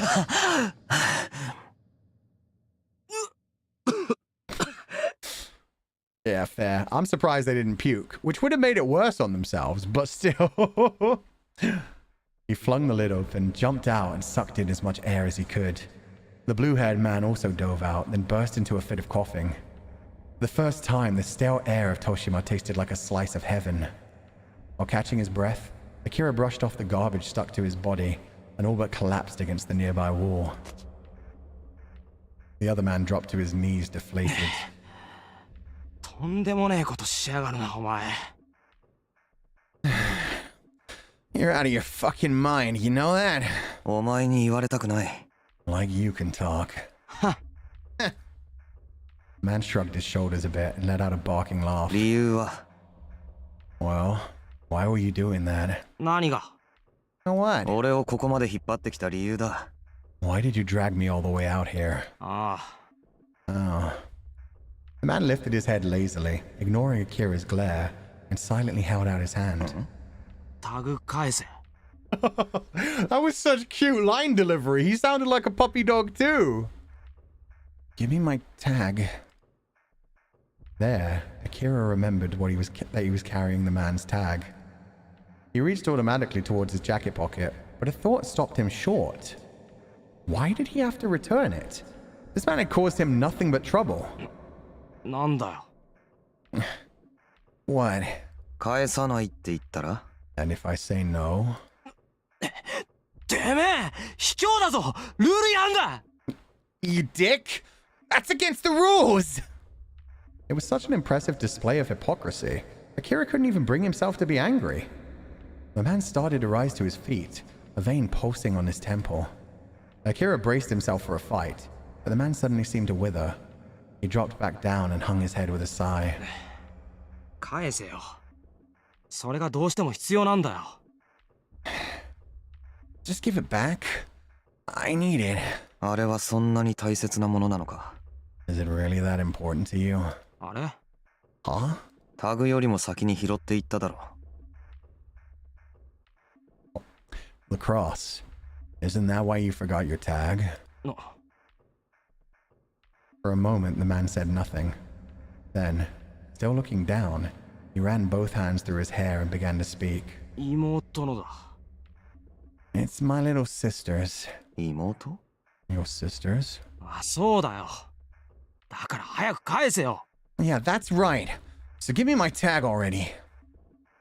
Sensing more desperation than fury or hate in his gaze, Akira tossed him the tag with a sigh. From the start, this guy had shown no respect for the rules. Keep his tag and who knew what he might do. It was better to defuse the situation now. And besides, the mention of his little sister had sucked the tension out of the air. Oh yeah, didn't Akira possibly have a little sister? I feel like he remembered, or a big sister. I feel like he remembered someone in his childhood calling out to him. I'm a sucker for big brothers. Yeah, he's kind of a cute guy, but yeah, the hypocrisy of him like trying to steal their tags and then being like, come on, it's against the rules. I need it. Man, I guess he's not religious then. That's fine. He's just cute that he cares so much about his sister's necklace. The man glared as he caught the tag. He was making no effort to hide his hostility, but he didn't seem about to attack either. お前、もともと CFC にいただろ。 You're from the CFC, aren't you? Kira looked up, surprised by the question. The man smirked. やっぱりな。 Just like I thought. だったらなんだよ。 What about it? 道理で見たことあると思ったぜ。お前、ブラスターに参加してただろ。ロストだったが、本名はアキラ。 Yo, we're from the same hometown. Holy shit. I knew I'd seen you somewhere. You fought in Blaster. Lost, right? Your real name was Akira. Now Akira was more than just a little surprised. Even in circles where the name Lost held weight, few knew the name Akira. 俺も CFC にいたんだ。 I was in the CFC too. Which meant he'd probably fought on the same blaster circuit. Akira sifted through the shallow pool of his memory, but he couldn't recall the face. それで、 Maybe he dyed his hair since then. The blue hair is very distracting from everything else. So... ああ、初参加で結構いいとこまで行ったんだぜ。タケルって名前聞いたことねえが。 Oh, we finally get a name. Let's go. Is he a root? Because I kind of ship it now. I can see him being a cute little tsundere. He could have an okay route. Wouldn't be one that I'd go down, but he's definitely growing on me. Especially when you can't see too much of the silliness of his outfit. He's okay. He's okay. Well, I made it pretty far for a rookie, you know. Ever heard the name Takeru? Takeru. Akira shook his head. He'd never been good with names. まあ知らねえだろうな。すぐやめたし。 Wait, he doesn't even have a root? Holy shit, they're giving him a lot of screen time for someone who doesn't have a root. That's wild. Well, it figures. I quit after my first bunch of wins. そうか。 Oh. 続けられるもんなら続けてたけどな。おうちの事情ってやつだ。 I'd have kept going if I could. Family problems got in the way. Akira's tone was light, but he looked away and breathed a short sigh. Akira thought he seemed exhausted. Was this how he always looked when he wasn't in a howling rage? ブラスターは優勝者に賞金が出る。俺はそれが目当てだった。けど、イグラの報酬はそんなもん目じゃねえ。まさしく一攫千金が狙える。 I was in it for the cash. A blaster ain't nothing compared to Igra, where you can literally make a fortune. That's why I came here. Indeed, the chance to make their fortune drove the vast majority of Igra's participants. Akira's motivation was different, of course, but even setting that aside, he couldn't imagine fighting for money. He'd never felt a strong attachment to life, much less to anything like that. お前はさ、なんでイグラに参加したんだよ。ブラスターでも優勝しまくって、金もたっぷりもらってるんだろ。 Wasn't living in a particularly fancy house. 派手な豪遊でもしてんのか Wonder where I threw all my money away. God damn it. Why do you join? You were making bank in Blaster. Good life stopped being enough for you. Akira glanced at Takeru, sensing something wrong in his flat, toneless voice. Takeru was looking up at him with dark, expressionless eyes. It felt as if he could see straight through him and beyond. おい。答えろよ。 Ah, oi. Come on, tell me. そういうものには興味がない。 I just don't care about that type of thing. He had no intention of revealing his mission, so he gave the most truthful answer he could. あ Ah? Takeru grimaced conspicuously upon hearing his answer and laughed, narrowing his one eye in contempt. じゃあなんで参加してんだよ。気まぐれかブラスターには勝ちすぎて飽きたから、殺しもありなイグラでもっと刺激が欲しいって。Takeru really wants to start いい a よ fight. な。不自由してないやつはよ。 He's just like, the rich getting richer and more bloodthirsty. Didn't know Igdo was such a moneymaker. Oh, yeah, I mean, shit, if you win all the way to the top, you literally own a drug empire. That's how it works. You kill the top dog, you become the top dog. And everybody's fine with that rule set, so yeah. So why'd you join then? On a whim? Got so bored of winning that you started craving blood? Sounds good to be you, all right. His tone began to grow even more heated, leaving Akira ill at ease. Takeru may have been looking at him, but his loathing was directed at something else. At some cloud of faceless enemies only he could see. The 1%. Yo, no wonder he's dressed like a punk. He's like, yeah, fuck the system. Fuck the rich people. What about if you kill the top's dog? I mean, that guy's not the top anyway, so... Pretty sure if you kill the top's dog, he just needs to find a new dog, and he'll probably just use you, so... That's not a good option, I would say. そんな何も考えずにただフラフラ流されてきただけのやつにはわかんねえだろどうせ今までのうのうと生きてきたんだろ Guys like you would never understand. Drifting aimlessly wherever the wind takes you. You don't have a care in the world, huh? 這い上がりたくても這い上がれないそんな人間がいるなんて考えたこともないんだろうな Oh, that laugh is great. There's so much pain behind that. He's not even necessarily angry. He's just bitter at the fact that it works that way for some people. Bet you never thought there might be people who'd give anything for a taste of what you threw away. Huh? Hey.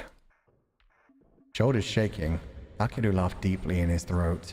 His dark eyes were once more burning with hate. そんなやつばっかりだどいつもこいつも All of you.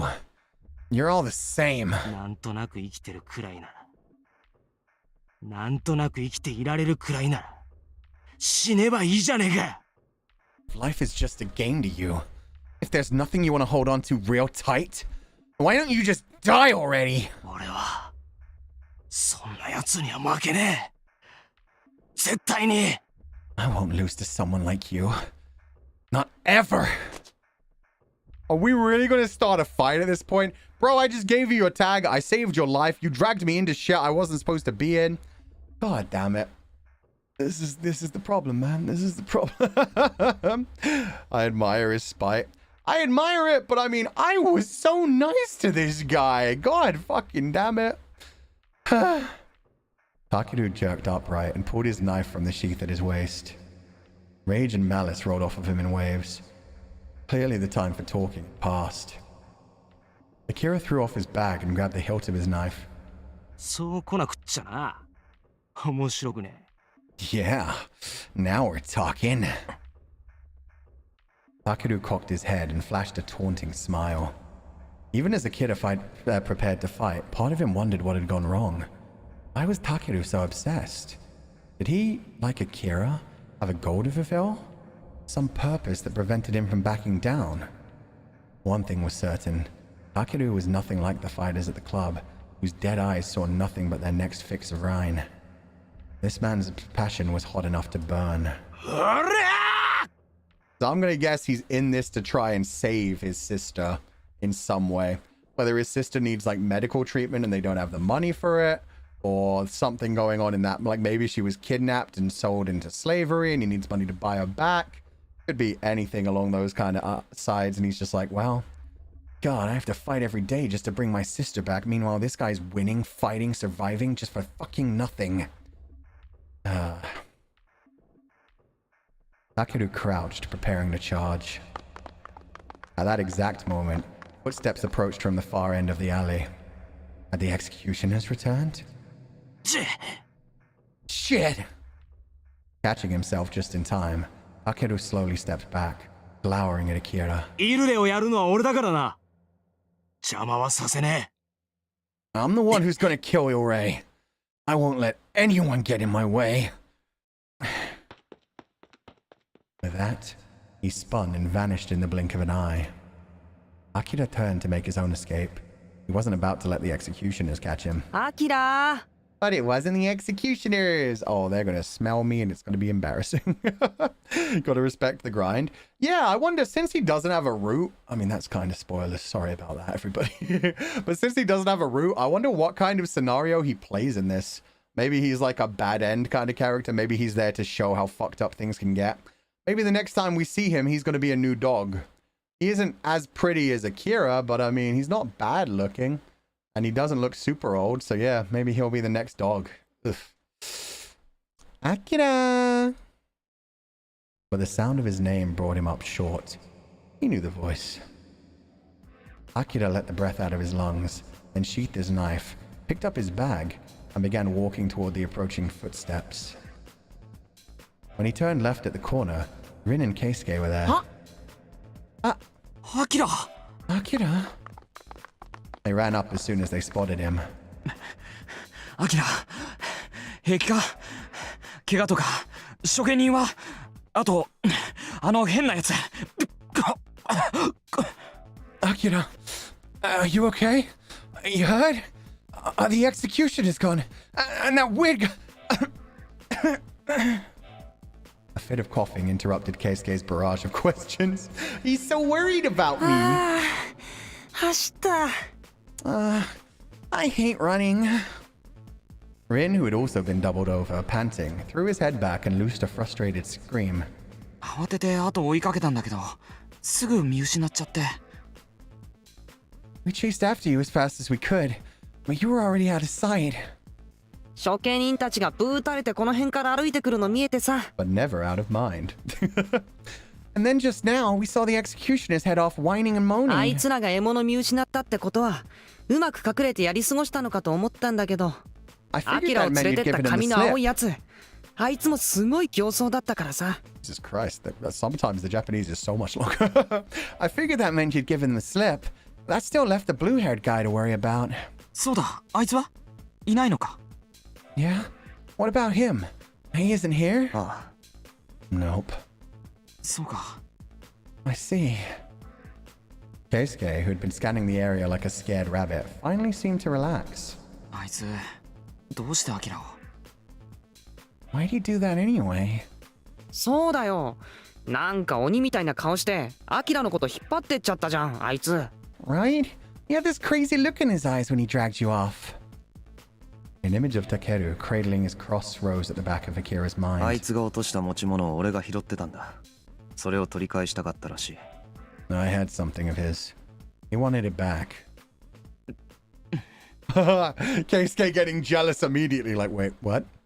What did you have? What did he want? Did he take it? Is it he didn't touch you, did he? Keisuke immediately looked apologetic. He probably thought it was his fault that Takeru and Akira had fought in the first place.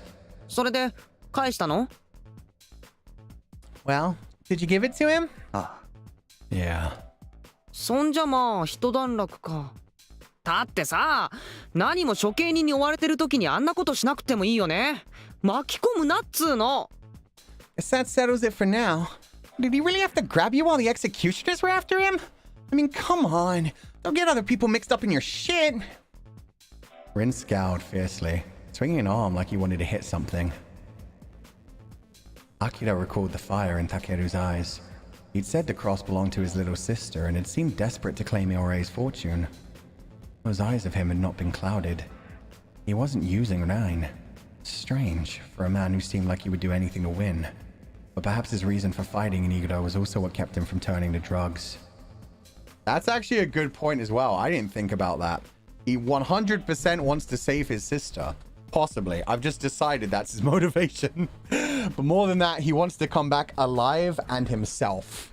He wants to come back able to live a life with his sister. He doesn't want to throw away his life for this. So yeah, that's what he meant about, like, why don't you just fucking die? You don't even want to live, that kind of shit. He actually has a reason to continue on living. Good chance twink voice. I love this. I'm glad you're enjoying it. It's very rare I get to do like a little bottom like that. Whatever that reason was, it had been enough to force him to quit Blaster, even though his strength was on par with Akira's. With his skills, if he'd stayed in Blaster, he might have challenged Akira for the championship one day. It was foolish to speculate. There's no point wondering about someone else's business. But the question of what fueled that burning obsession, he couldn't shake it from his 行くよ。 mind. 聞いてる？アキラ。 Hey, let's go. Are you listening, Akira? Akira looked up. He'd been distracted by his thoughts. どこへ Where to? やっぱり聞いてなかった。走ってる時にこけて頭打ったりしたんじゃないの？ So you weren't listening. You sure you didn't trip and hit your head somewhere? While Rin pouted, Keisuke explained. 中立地帯の一つで、この近くにホテルがあるから、そこに行こうって。 Rin was saying we should go to a nearby hotel. It's a neutral zone, apparently. 中立地帯 Neutral zone? You already know about those. We went to one. そうそう、イグラのね。クラブとかと一緒だよ。いろいろと物も補給できるし、連れてってあげる。Go! Damn, Rin's showing me all the fun places. Wonder if we're gonna meet another character there. Yeah, for Igra. Like the cub from last night. You can get supplies there too. Just follow me, okay? When Akira nodded, Rin spun around and began walking toward the main 大 thoroughfare. 丈夫アキラ。 You alright, Akira? ああ Yeah. Akira shook his head, attempting to clear it of needless thoughts. There was no time to be worrying about someone else. And yet, the last light of the vanishing sun heralded the arrival of night. Love me a good neutral zone in a battle royale scenario. Hell yeah. Get to relax for a little while, have some drinks, meet some of the people you're going to kill soon. Reminds me of those scenes in John Wick where they get to the hotel and then just everybody's like, well, don't hold it against me, but I'm going to kill you after this. Be seeing ya. They headed west along the main avenue until they arrived at a squat building sitting on the side of the road. It wasn't very large. Its walls, which had probably been white once, were cracked and soiled from years of neglect. They passed through broken automatic doors and into the lobby. Oh, this is a fancy hotel, where they encountered a scene much like that of the club. Men filled the space, making themselves at home. 飲み物とか交換してこよっか。 How about I go trade for drinks or something? Rin looked over his shoulder while walking toward the back of the lobby. 交換 Trade? ほら、前に言ったじゃん。豚タグ。いらないタグと交換してもらえるってやつ。 Pig tags, that's great. I guess you did just kill 6 people. That was a lot of tags to collect. Feel like Takeru is meant to be a foil to Akira. Yeah, that's what I'm feeling like. Takeru is essentially going to be a person who wants to survive no matter what, who wants to get home to probably his sister, who wants to keep living. Right now, Akira is in the headspace of like, it doesn't matter whether I live or die. I'm just doing this because it's something I can do. I don't want to live in jail for the rest of my life. But he's going to slowly come to understand that there are reasons to actually live throughout this whole thing. And he's going to realize, oh, Takeru had it right. And he's probably going to be dead at some point. Like, we're probably going to come across Takeru's corpse, or we're going to witness him being tortured, or we're going to find him having been turned into a dog, like, covered in the bondage gear and sliced open and stuff. And he's going to be like, oh, God. But he wanted to live so badly. We took everything away from him. That kind of thing, where it's going to be like, now I understand why life is so precious. That's what I'm feeling. I mentioned it before, didn't I? You can trade in your extra tags. Pig tags, we call them. ああ All right. Next to the reception counter and a little further back was the cloakroom, plus the vault where they would have stored customers' valuables. Behind the receptionist desks was an aging man with a permanent scowl. He looked like a storybook troll. おっさん、水2本とソリド10個。 Hey, Pops. 2 bottles of water and 10 solids. Rin leaned across the table, a friendly smile on his face. Without a word, the man produced the items in question. Hi. Rin pulled 2 tags from his waist pouch and threw them down on the table. The old man cast a glance at them, shook his head and held up 4 plump fingers.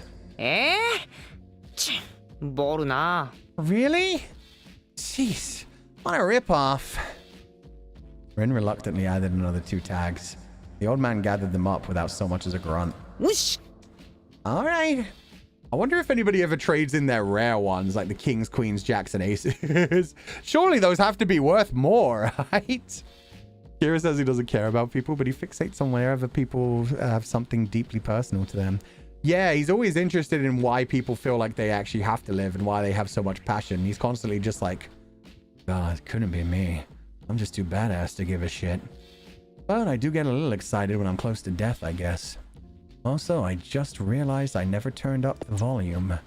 It's that one song that's really loud and grating for some reason. Every other one's good. All right. Rin began walking back towards the others, this time carrying 2 water bottles and 10 solids. 本当にタグで交換できちゃうんだ。 Wow. You really can trade in tags. Keisuke, who had been watching the exchange with curiosity, seemed sincerely impressed. そうだよ。他にも応急手当の道具とか結構入り用のもんがいろいろね。Yep, you can also get medical supplies and all kinds of other stuff. Rin took a seat on an empty sofa in a corner of the lobby. Akira and Keisuke took the sofa across from him. 半分あげる。 I'll give you half. Oh, that's actually kind of cute. You bought 10. Why don't you just give me one? Oh, half of everything? Holy fuck. Okay, Rin. Damn. He casually lobbed a bottle of water and 5 solids in their direction. Keisuke blinked in surprise at his generosity. いいの？ Huh? Are you sure? うん。俺は豚タグいっぱい持ってるからいいけどさ。アキラたちはまだ来たばっかだもんね。 See, motherfucking Takeru should have run into this guy. If only Takeru was prettier, as gorgeous and glorious as me. And Rin would be given heap free stuff as well. Oh god, you know what? Now I'm starting to see Takeru's whole thing. Takeru probably would have been sliced down by Rin. Meanwhile, we only lived because Rin was like, hey, that Nissan's kind of hot. The beautiful and the lucky just win in life, and the rest of us, not so much. Yeah, I'm fine, because I got loads of pig tags. But you guys just got here and all. Thank you. Thank you. Keisuke smiled happily, but Akira watched Rin in silence. The memory of Rin's frigid stare made him wonder just how deep his kindness really went. アキラどうした？ What's up, Akira? いや、 Nothing. He turned away, placing his elbow on the armrest and resting his chin on his hand. 変なの。 If you say so. アキラ、これ俺のリュックにしまっとくよ。 Hey, Akira, should I put this stuff in my backpack? Yeah. Akira's gaze remained focused on the dark street visible through the hotel's doors. He didn't feel like talking to Keisuke or Rin. Something was making him restless. Something only he could feel. His conversation with Takeru kept playing in the back of his mind.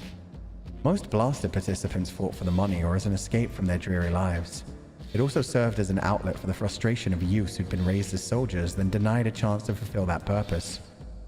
I am genuinely wondering if this was influenced by Final Fantasy VIII. Everything about Akira is so school. It's just straight up. Man, I had a terrible childhood. Then I was raised as a child soldier. Now I just do what I'm told, kill people. I don't really feel anything about it. And then slowly starting to see like the people around him, why they live, why they do what they do, why they feel emotions, and being like, huh, do I have emotions too? This isn't normal. I should care about things. I'm genuinely wondering like if this was heavily influenced. Whether they were after money or meaning, it all came down to the same thing. They were fighting for themselves, to improve their lives, to satisfy their boredom. Akira had assumed that Igura would be the same, and yet something told him that Takeru was different.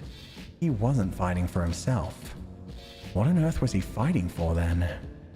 This question kept looping through Akira's head, together with the image of Takeru and his cross. He slowly exhaled and stood どう up. したのアキラ？ What is it, Akira? ちょっと外の空気を吸ってくる。Just gonna go get some fresh air. 了解。ケイスケ眠たそうだから、俺ここで待ってるね。 Got it. Keisuke looks sleepy, so I'll wait here. Keisuke's eyelids did indeed seem to be growing heavy. 眠いってほどじゃないんだけど、ちょっと。 I'm not really sleepy. It's just... 疲れたんだろ。少し寝てろよ。 You're tired. Sleep a little. ごめん。 Yeah. Sorry. After seeing that Keisuke had closed his eyes, Akira left through the broken doors. Google says Togainu was released in 2005. That sounds about right. I'm pretty sure FF8 was released either 97 or 98 or 99. It's somewhere in the 90s though. Love how Keisuke is completely unbothered by the fact that Rin has so many tags. I mean, we saw him just casually stepping around the 6 dead bodies. If the man can take on 6 other people at the same time, I wouldn't be surprised if he has like dozens of tags just scattered hidden throughout the city. Weirdest thing is, he probably could have challenged Il Rey at some point. He's just not too interested. It was 99. There we go. Thank you. So yeah, a good 6 years before it. Apparently there's an anime from episode 10. Yeah, people don't tend to like the anime though. Night had come to Toshima, and the air outside was chilly. The air wasn't helping. He still felt restless. All he wanted was for this tightness in his gut to go away. He entered a nearby alleyway and rested against the wall. The cold of the concrete seeped in through his jacket. It was soothing. He leaned his head there as well, closing his eyes. After a while, he sensed several people running down the main road. He roused himself to see what was happening. Shikiga! It's Shiki! Shiki. That's what they said. We only heard it for a second as they passed him. People were still running from the east side of the street, the side that lay opposite the hotel. It was too dark to see their faces, but he got the sense that they were afraid. Shiki. It sounded like someone's name. Whose? Was there an Igura fighter so feared that people would flee him in panic? The thought piqued his interest. It couldn't hurt to check it out, as long as he was careful. And it would distract him from his present mood. I just love everyone in chat being like, Shiki? Shiki-sama? Shiki? Shiki vampire? Oh, like the anime Shiki? Yuketsuki. Togainu no Chi anime is like a Frankenstein of every route while also giving you zero information. The opening is done by Grand Rodeo. Oh, Grand Rodeo were incredible. The endings are different every episode, which is neat. That's sick at least. But yeah, that's not the best way to make... I mean, I guess if you're just hoping at all on like making your fan base happy, just being like, hey, nobody else has got to understand this anime, but for you guys, it's just like some of the scenes, but animated and voiced. Ugh. That's a shame, though. The anime still isn't as bad as the manga. Oh, God, that's terrifying. The OP for the anime is great, but it's terrible. Fair enough. Akira left the alley and traced the river of fleeing men back the way they'd came. He stopped at the entrance of another alley. There was no sign of anyone around, as if everyone in the vicinity had fled. But by focusing his senses, he caught a hint of someone's presence. The manga removed the BL? And what's the fucking point? This whole game is just centered around, hey, you could fight and smash each other. What the... Okay. Akira felt his body stiffen. This wasn't some common thug looking for a kill. There was something back there in the darkness of the alley. Something as cold and deadly as any blade. A ray of moonlight broke through the clouds, and there he saw what the other had done. Pools of blood dotted the ground. Streaks of red painted the walls. A thick iron stench filled the air. A half-dozen men lay dead on the ground, and at the very center of these corpses stood another man, back to Akira. The man was wearing a black coat. It was his presence Akira had felt. Oh, long black coat. Well, in that case, maybe it wasn't Il-Rei that they had a photo of. Maybe it was this guy, Shiki. So damn, people revere Shiki a lot. Kisho as Gunji is amazing. The manga was stylistic. Kisho Taniyama voices Gunji. Were you guys saying he sang one of the endings? Oh, Grand Rodeo. Oh. Taniyama from Grand Rodeo. Oh, that's sick. So he voices one of the executioners, right? That's crazy. Like a certain long white-coated man. I don't know what you mean. I don't know what you mean. I don't know. The man was wearing a black coat. It was his presence Akira had felt. Shiki. This had to be the man from whom everyone had fled. For an instant, something flickered at the back of Akira's mind. He'd seen something like this before. There you go, buddy. Where? That was when the man looked over his shoulder. Holy fucking shit. This is some early 2000s DN Angel what in the fuck angsty shit. I love this. He's hot. He's hot in a twink way. He's hot in a like, I'm 17 and this is the hottest boy I've ever seen in my life kind of way. This is like every teenager's fantasy. In fact, he kind of looks like an anime version of Noctis from Final Fantasy 15. Let's go. Crimson eyes, redder than blood. I need to turn it down even further, actually. God, this song's going off. Crimson eyes, redder than blood. His stare pierced Akira with a quiet but irresistible intensity, pinning him in place. Suddenly, the man vanished from sight, as though melting into the darkness. Where had he gone? Just as Akira turned to look, a shadow burst from the alley. A sharp burst of wind, a flash of naked steel. The shock nearly made Akira lose his balance, but somehow he managed to leap back. He hurled away the bag he'd been holding and reached for the knife at his waist. The man in black landed lightly on his toes, then charged at Akira for a second time. Holy shit.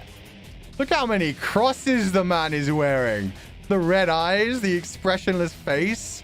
He isn't even trying and he's about to cut Akira to pieces. Oh dear God. Raising his drawn knife before him, Akira caught the next attack. The impact rang out into the night. The man's weapon was a katana, heavier than his knife. It took both hands and all his strength to keep from losing ground. Any other blade would have failed him already. As he bore down against Akira's knife, the man fixed him with a cold, keen stare. Up close, his face was pallid and expressionless. His eyes alone seethed with bloodlust, like two burning coals in the dark. He looked almost like a mannequin. Akira's arms began to tremble from the effort of holding him off. Yet even now, the man did not so much as blink. Unable to withstand the pressure of his stare, Akira averted his eyes without thinking. Any longer, and he was certain the man's gaze would cut him to ribbons from the inside out.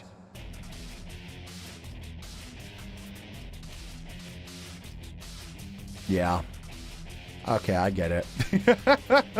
I get why everybody was excited about Shiki. This is maximum level badass fuckboy energy. This looks like a Kingdom Hearts character. Look at the fucking heart on his belt. Look how many freaking wristbands he has. The leather with the little zips that make no fucking sense. The high collar. Who has a high collar like that? Only cringe toony edgelords, I say, with my high collar. A moment after Akira looked away, the man stepped smoothly back. His sword sang in the wind as he whipped it to the side. He stood there for a few moments more, watching Akira without saying a word. But then, he turned his back, a clear gesture of indifference. The bitter taste of defeat rose in Akira's mouth. By averting his eyes, he had revealed his weakness. He was no longer worthy to be this man's opponent. Still, he had no one to blame but himself. It was the first time he'd ever felt so outclassed. Even now, he tingled with the memory of it, as if his body were roasting in an invisible flame. He had sensed the man's strength, not with his head, but with his skin. His pulse was racing even now. The hard sound of boots on pavement reached his ears. When he looked up, the man had already vanished into the shadows. Was that man fighting in Igura too? As Akira gazed out into the shadows that had swallowed him, he felt his excitement fade into chagrin. Igura was nothing like Blaster.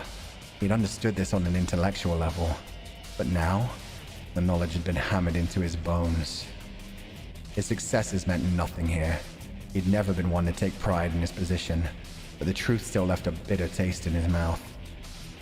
After standing there silently for a few moments more, he sheathed his knife and picked up his bag. We get an outfit like that for you, Fulgur?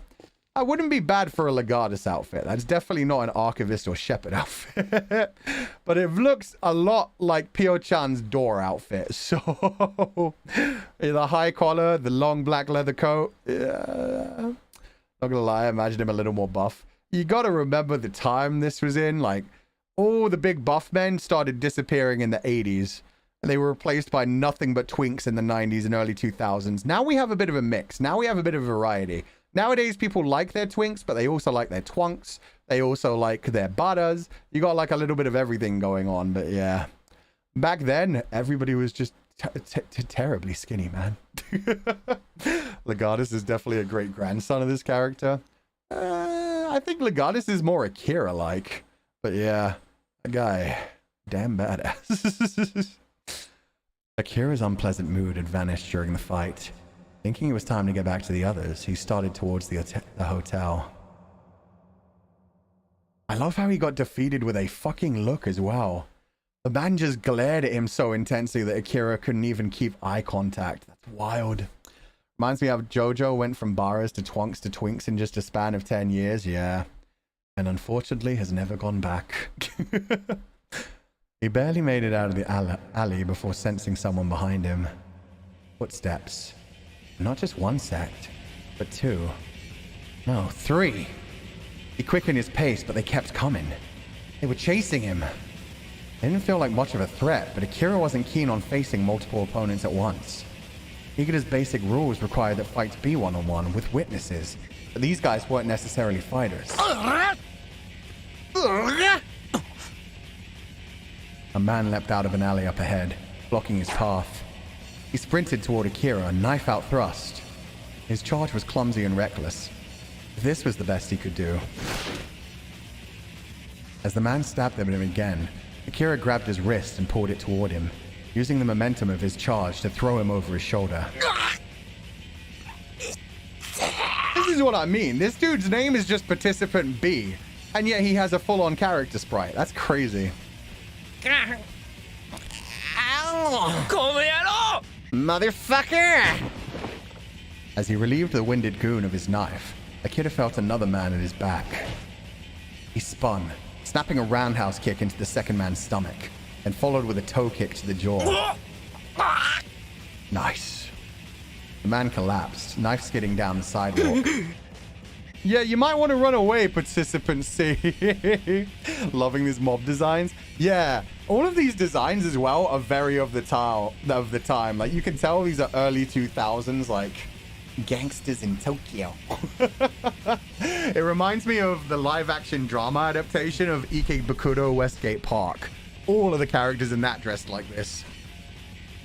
The third man, who had emerged from the same alley as the second, froze, knife in hand beneath Akira's stare. Although his arms were still tired from the struggle with Shiki, it wouldn't make a difference against these three. He wouldn't even need his own weapon. Akira took a step towards the last of the trio.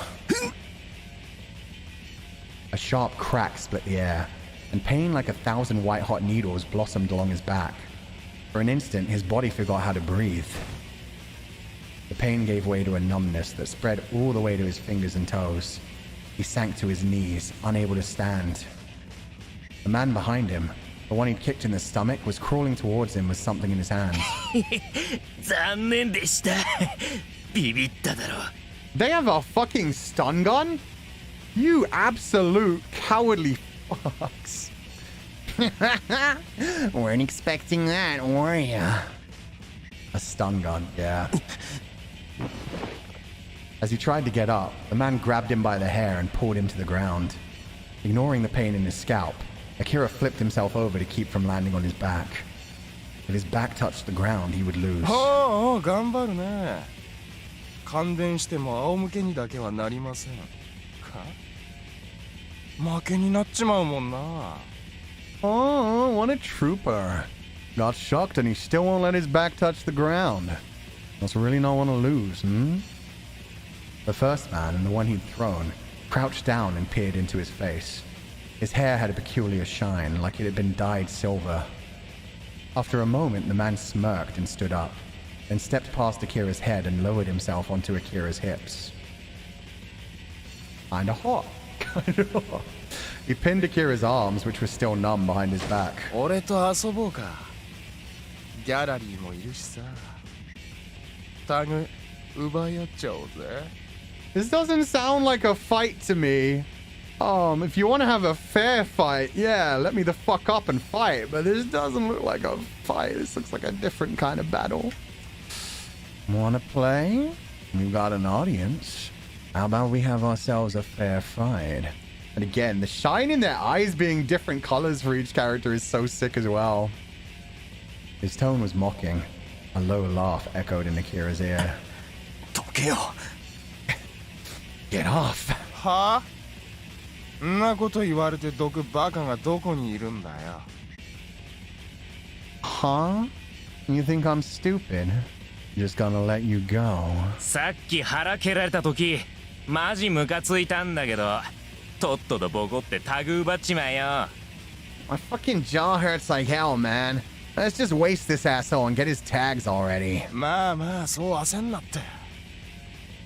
こいつさ、よく見ると結構いい面してるんだよな。Oh, it begins.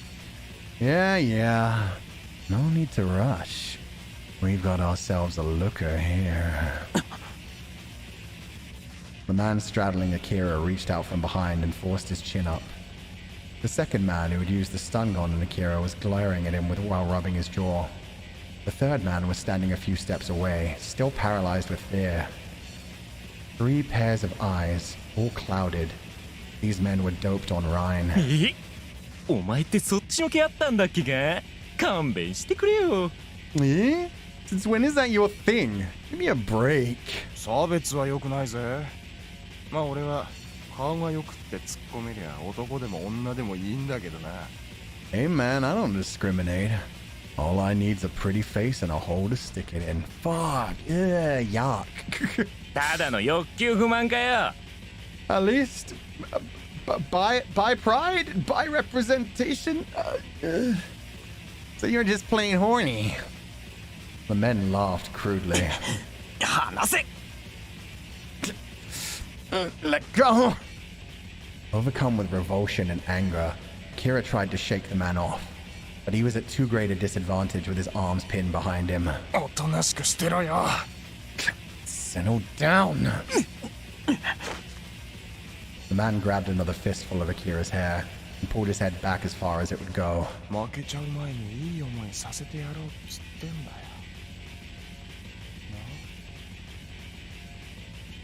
Yuck. I'm gonna need Shiki to come back right the fuck now. You should be grateful. I could just finish you here, but instead, I'm gonna show you a good time first. The man's hot breath in his ear made him nauseous. When Rough Hand started to undo his belt, Akira felt that he could hear his blood drain from his face.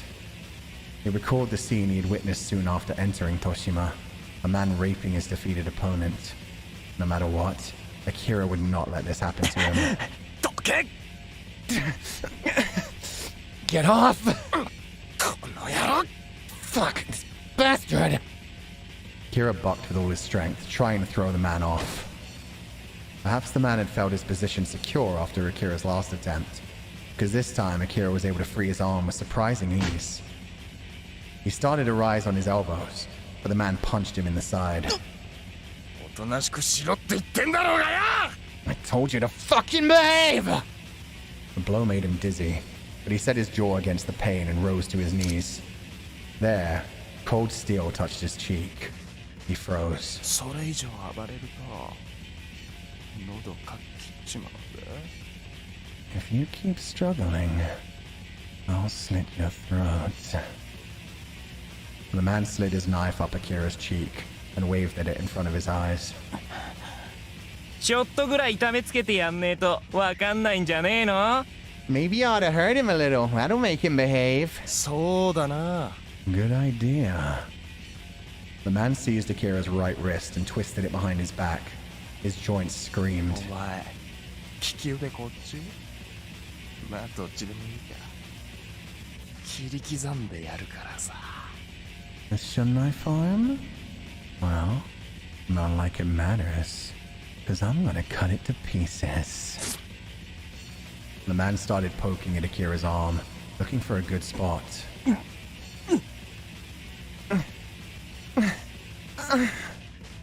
Finding one, the knife slipped through his clothes and sank into the flesh of his arm. Pain lanced up his spine. Does it hurt? Come on. The man pulled the knife out, then seized Akira by the jaw and forced him to look into his smiling face.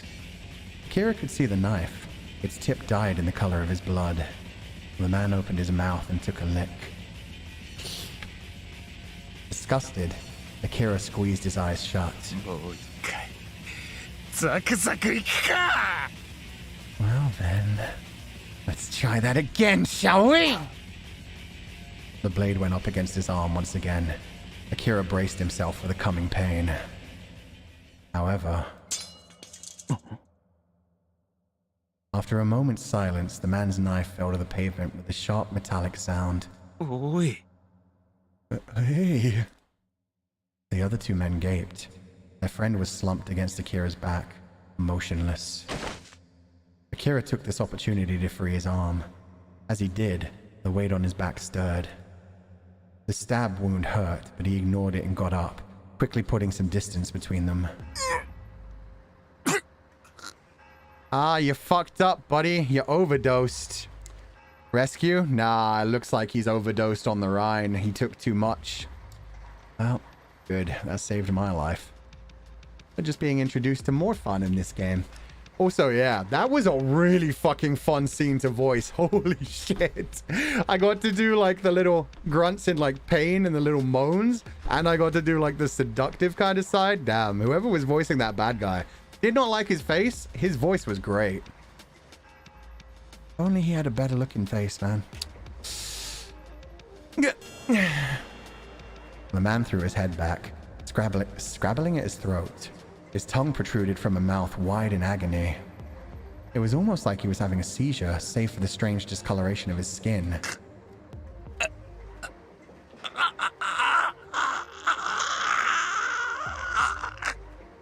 Holy shit.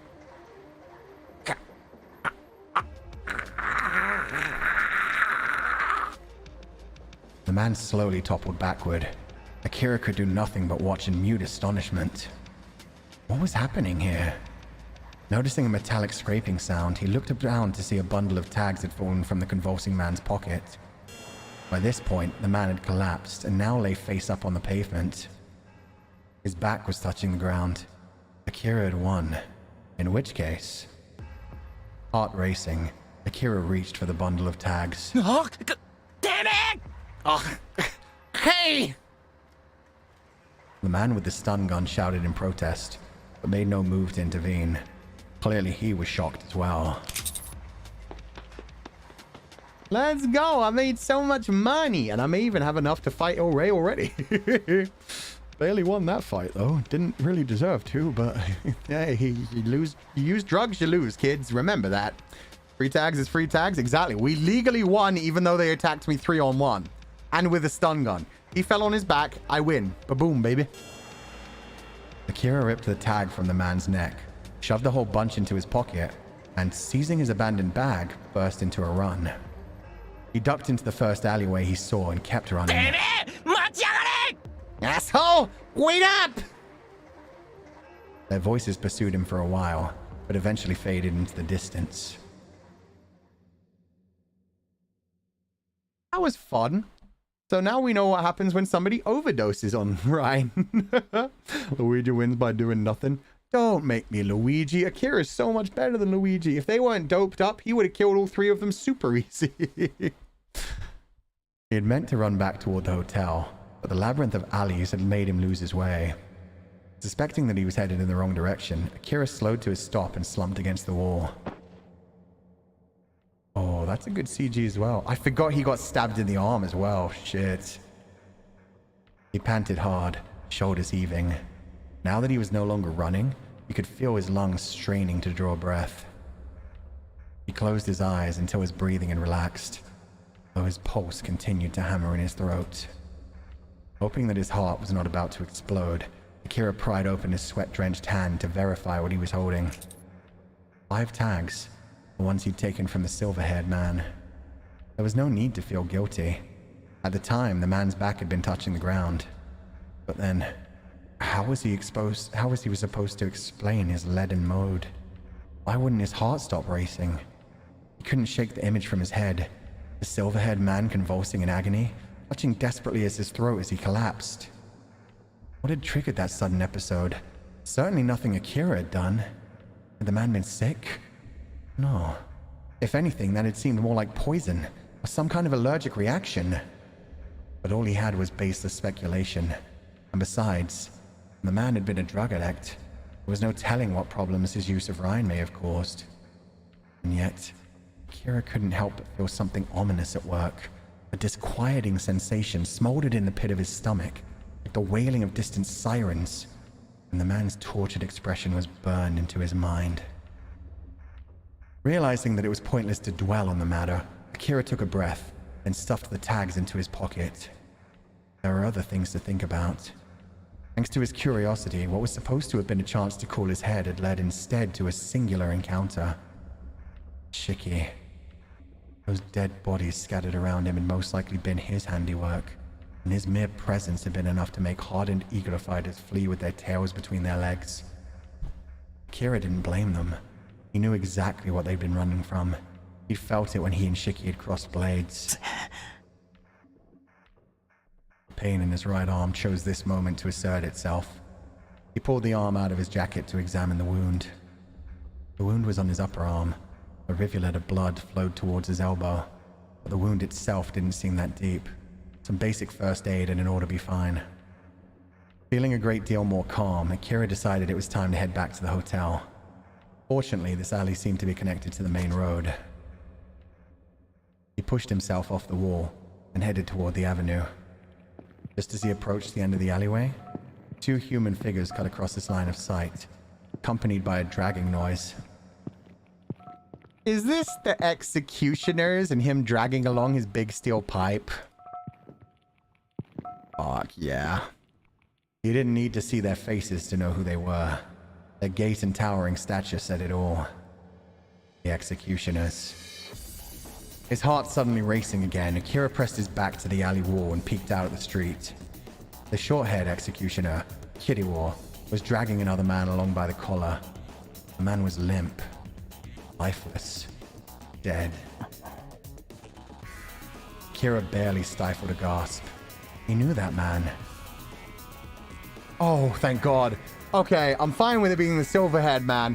I thought we were going to find Takeru dead already. I was like, no, not Takeru. It was the silver-haired man whose tags he'd just taken. Come to think of it, Red had mentioned that the executioners disposed of defeated fighters. His feet were already carrying him backward by the time he... backward. By the time he recovered from the shock and stopped himself, it was already too late. His heel had found a scrap of fallen metal. A heavy metallic sound echoed through the night. Huh? The blonde man, Gunji, who'd been skipping down the sidewalk while humming to himself, turned to look in Akira's direction. A bolt of lightning terror shot up Akira's spine. なんかいる。子猫ちゃんかな? Something there. Kitty cat, maybe? Akira held his breath and backed up slowly, hoping that the thick darkness would hide him. After the encounter with the dog and the mess with Takeru, the last thing he wanted was another run-in with these two. Just then, a pair of arms seized Akira from behind, sealing his mouth with a hand and dragging him backward. Darkness swallowed him. As he struggled, a familiar bass voice hissed in his ear. 騒ぐな。奴らに見つかる。 Quiet. They'll find you. Osan! His voice. The person shoved Akira toward the back of the alley and stepped in front of him. His broad-shouldered torso was clad in a shabby shirt. Motomi. 猫ちゃん。 Yeah, kitty cat. Gunji hunched over, peering into the shadows with narrowed eyes, barely visible past his bangs. His mouth soon crooked into a frown. 猫。ああ、違った。くたびれて擦り切れた親父だった。 Don't call me. Actually, no, I like Oyaji. That's fine. Yeah, kitty. No kitty. Just a worn-out Oyaji. Motomi stepped forward before they could catch a glimpse of Akira. Leaning against the wall with his arms folded, he looked the picture of unflappable calm. くたびれてて悪かったな。 Sorry that I'm worn out. くたびれてんよ。何やってんだそんなとこで。かくれんぼか? Damn straight. What you doing here anyway? Playing hide and seek? するか。お前らと一緒にすんじゃない。年寄りの散歩だよ。 These two have very similar voices, actually. They have different ways of talking, but yeah, these two, like Kiriwa and Motomi, have very similar tones. That's your game. I'm just an old man out for a walk. So why don't you mosey on and take that thing with you? With a look of disgust, Motomi jerked his chin at the man Kiriwa was pulling. あんまこそこそ嗅ぎ回ってっとさ、殺しちゃうよ。Keep sniffing around, and we'll kill ya. Oh, that laugh was great. Gunji let out a strange cry and jumped to his feet. こんな枯れてるのなんか殺したってつまらんだろう。泣きわめいて逃げるのが好きなんだろう、お前らは。Dried up old husk like me? Where's the fun in that? You guys like it when they cry and scream. Yeah. 大好物 Love it, baby! The two executioners shared a grin. けだものどもが。早く飼い主んとこ帰れや。Time for you dogs to head on to your master. With an air of resignation, Motomi waved his hand to shoo them away. Gunji turned to look at his partner.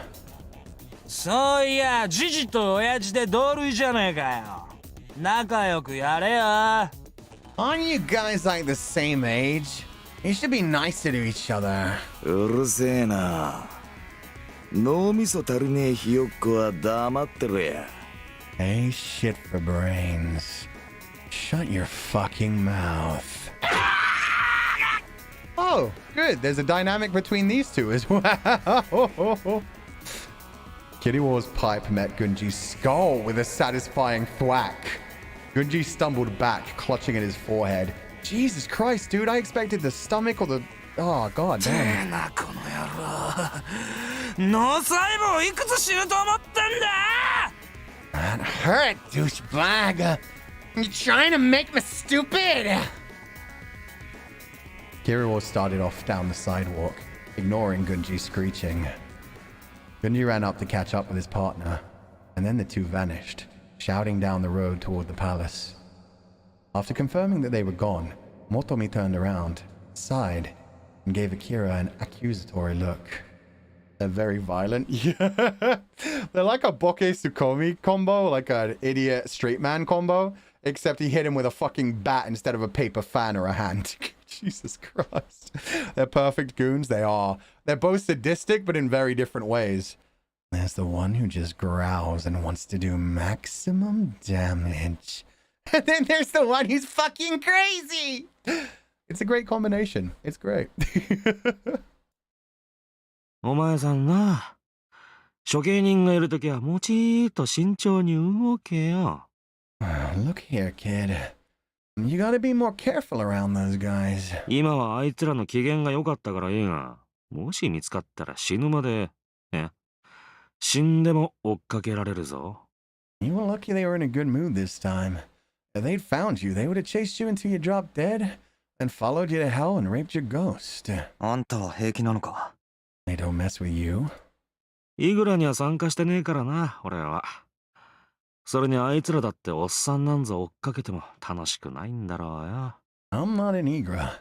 Besides, like I said, no fun chasing around an old guy like me.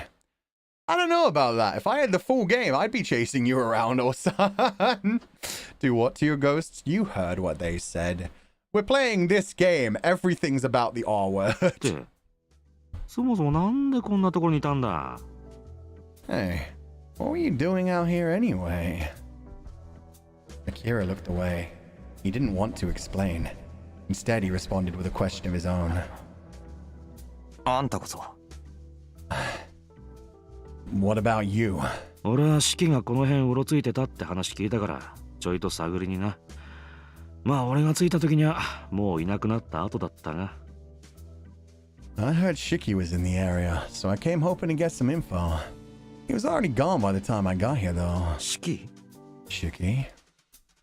Kira tried his best to feign ignorance. まあなんつうかな。イグラの参加者なんだが、神出鬼没で恐ろしく強い。奴が通った後には死体しか残らない。そんな感じで恐れられてる男だ。どこで何やってんだか知らないが、めったに見ない。Yeah, how to put it? He's a fighter, but not like the rest. He's hideously strong.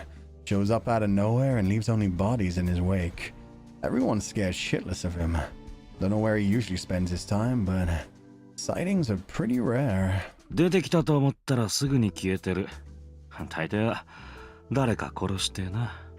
まあ、そんなんだから伝説として語られてるようなとこもあってな。密かに憧れてるやつも多い。謎の多い男だ。Oh, he's popular. That's good. Even though when he actually shows up, people just run. Kind of like a Hot Topic cryptid. Exactly. Part of that's because he vanishes as soon as he shows up. Usually after killing someone. That's why people talk about him like he's some kind of myth. He's actually got quite the fan club going. Akira recalled the man in black. Indeed, Akira had never encountered anyone with an aura like his. But anyone that strong should have no trouble collecting the tags to challenge Ore. シキはイルレには挑まないのか？ Shiki's never challenged Ore. 俺の知る限りではないな。でも、奴が麻薬王の座なんか狙ってるとは思えないけどな。Not as far as I know. Guess he doesn't care about becoming a drug lord. 他に何か目的があるか、ふらっと気が向いた時に人を殺して楽しんでる。そんな感じじゃないのか？ He must have some other goal. Or maybe he just likes killing when the mood strikes him. Who knows? An elusive Igura fighter who didn't care about winning. Strange indeed. で、まあ、シキが出没した近辺でも他に一悶着あったって聞いたから。Just here for the murder? Yeah. He doesn't care about the winnings. He's just here for the passion. Also, I heard there'd been a scuffle in the area, unrelated to Shiki. Thought I'd look into that while I was at it. 他？ A scuffle? イグラのタグ取りがな。Oh, Igura. Someone lost his tags. Otomi abruptly narrowed his eyes and gave Akira a searching look. なんだよ。 What is it? 顔も汚れてるな、お前。That's because I took the guy's tags. Your face is dirty. Otomi's thick finger scrubbed roughly at Akira's cheek. お前さんか、そのタグ取り。Was it you?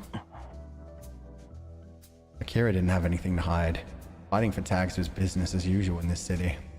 But for some reason, he found himself looking away. 取られたのか、タグを。Did somebody take your tags? いや、 No. 取ったのか？ You took his? When he nodded, Motomi wrinkled his brow and put on a little smile. そうか。I see. I love that facial expression, man. That's just like such a knowing smile. Akira searched Motomi's face, unable to tell whether the older man was relieved or troubled or... さっき処刑人が引きずってたやつ。あいつが多分そうだ。 That guy the executioners were dragging away. That was probably him. やり合った相手が。The guy you fought? ああ。 Yeah. なるほどな。まあ気をつけろよってイグラに参加してるんだから。そんなこと言われなくてもとっくに腹決めてるか。Gotcha. Well, look out for yourself. I don't think you need me to tell you that. You knew what you were getting into when you joined, yeah? To smile again, goddamn. Otomi stared at Akira's face for a moment, and suddenly broke into a grin. あ、お前さんは特にな。気ぃつけた方がいいぞ。But a guy like you needs to be extra careful. If you know what I mean. Aw, he called me hot. Oh. He warned me about what happens because I'm hot. That's a problem. Was it just his imagination, or was Motomi teasing him? Akira leveled a stare at the older man. 何が？ What do you mean? いや Well... Letting the question dangle, Otomi looked up at the sky, grinning. He kept rubbing his unshaven jaw. Ah, there you go. That's the sound of a beard being scratched. ここいらは女が極端に少ないだろ。だからまあ気をつけろってこった。There's almost no women here, right? That's why I'm saying you gotta be careful. どういう意味だ？ What are you trying to say? そういう意味だな。You know. He did know. And he knew that Motomi was just joking with him. But having run into precisely that sort of trouble not long ago, He felt a surge of irrational anger. Oh, I do want to punch him. Just because it would be hot. Not because I'm so much angry at him. But more because I want to see if he fights back. Punch him. Before he knew it, he was throwing a punch. He just didn't even care, did he? He just deflected it. There we go! That's what I'm fucking talking about. This is why we do these things. This is why we play these games. God fucking damn it, dude. His fist should have connected with Motomi's face. But instead, Motomi caught it with a dull thwack. 話せよ。 Let go. いやいや No, no. Without letting go of Akira's fist, Motomi examined him with a playful smile. お前さん、パッと見は大人びて見えるけどな。やっぱ怒ると年相応だな。You know, for a guy who looks pretty grown up, you sure act your age when you get mad. Akira shot Motomi a glare, but this only made his grin grow wider. ああ、若い子ってのはいいね。潤うね。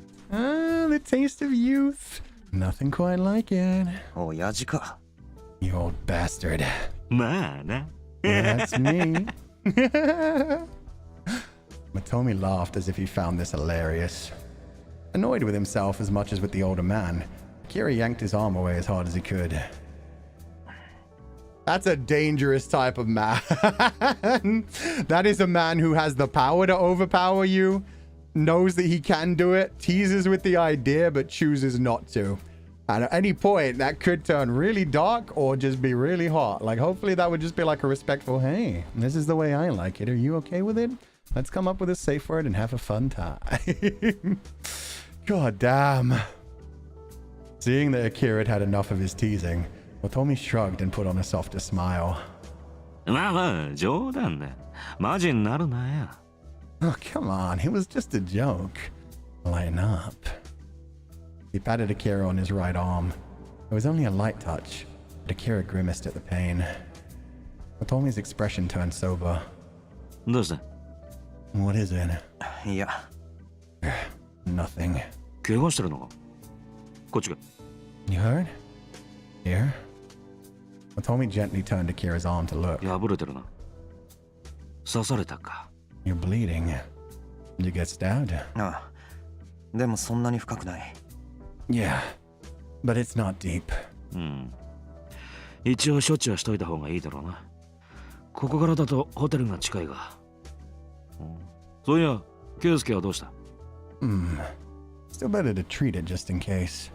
The hotel isn't far. Speaking of which, where's Keisuke? リンと一緒にホテルにいる。 At the hotel with Rin. お前さん一人でこんなとこにいたのか You came out here all by yourself? Motomi regarded Akira with mild surprise. 少し外の空気を吸いたかったから。 I just wanted to get some fresh air. ああ。気分転換に外に出たら襲われたとか、そんなとこか。Ah, I get it. You went out for a walk and got ambushed even. God, I almost said embarrassed. This man is a spicy green flag so far. So far, yeah, that's what I mean. I hope he continues to be a spicy green flag because that is my perfect kind of man right there. The man who does spicy things, but at the same time is just like, no, no, no. I mean, we can play around with things like that, but I want you to enjoy it. But yeah, also just the fact that he's changed on a dime so quickly from the whole like, oh, come on, I was just teasing you to like, oh, you're hurt. You should get that checked out. Let's get you to the hotel. Like, he genuinely cares. He's a nice guy so far. I hope it doesn't take a dark route for him, but I mean, it's fiction. Have fun with it, I guess. Just so far, he's just an adorable old man. I love him. Akira let this pass without comment. It was close enough to what had really happened, and he didn't feel like explaining the rest. まあいい。とりあえずホテルへ戻ろう。 In any case, let's head back. Akira had no reason to refuse. Yeah, I think we're going to finish this day. Oh, we're getting a flash to these guys. We're getting all kinds of flashes to these creepy peoples. Yeah, we're probably going to finish this night, and then we're going to wrap up for the day when the day changes. Late that night, two shadows climbed the steps of the palace. Their heavy footfalls rang out on the marble, together with another sound. like a sack of grain being dragged over logs. The guards, who had been drifting off at their posts, immediately jerked awake. Faces pale, they looked up to see the executioners looming before them. Hey, Hey, they got the confidant. That's gonna be delicious for dinner. Got a fresh little lamb here. Kiruo's deep voice seemed to make the night quiver. One of the guards ran off to alert Arbitro, while another hastened to open the door. The remaining guards aimed pitying stares at the man in Kiruo's grips. He was still alive. They'd brought him here to receive a fate far worse than death. Ah, he's gonna turn into a slave or a dog. Yuck. Why is it always... Oh god, are we gonna see the どれでも scenes? 好きな品を一品お選びください。お好みのカスタマイズも承りますよ。Oh, I don't know if we're allowed to see this scene. We're gonna see what happens. Please select... I still can't do a voice for him. It's like seductive, but then emotionless. Please select whichever prize suits your fancy. If you would like further modifications, that can certainly be arranged. Arbitro's smile deepened as he watched the man's Adam apple convulse. Whoa, Jesus! Is that safe? 1 second, I need to... not that one, that's not what we're hiding. I'm gonna hide the text box for a second. Okay, yeah, everything's covered up. Whoa! I was not expecting that shit. God, I was not prepared for what was gonna happen. I was prepared for other things. That was so fucking fast. Might be safe. It's safe, but just fucking barely. So these are two other people he's turning into dogs. Okay. Arbitro's terrifying. Oh, why are you guys so interested in Arbitro? Didn't expect to see that flash up. Yeah, I thought if anything, we'd get more of an introduction before any nudity came out. This was Arbitro's private display room. His collection of prizes lay sprawled on purple velvet, the man examining them with a feverish gaze that was equal parts shock and despair. It had begun on a whim. One day, while operating on some particularly fine specimens, he started to wonder what might happen if he offered them up as prizes. The reaction had exceeded his expectations, and thus the trade in modified slaves had become another cornerstone of his empire. Oh, so he does things like takes out their larynxes, cuts off a leg here or there, basically wounds them in horrific ways, and then sells them as slaves to other people to play with. Jesus fucking Christ. Arbitro's into the craziest of shit. In addition to the boys whom Arbitro had selected based on his personal tastes, these slaves included a number of girls with waifish, underdeveloped bodies. He'd begun dealing in girls in response to customer requests. Rumor had it that some people joined Igra solely in order to purchase a slave. It was the perfect form of recycling, a way to enjoy his hobby without leaving too many bodies on the streets. Arbitro was extremely satisfied with the collection he'd assembled. The slaves' bodies were covered in scars and bruises, each the perfect color, size, and shape. The sight of them filled him with bliss.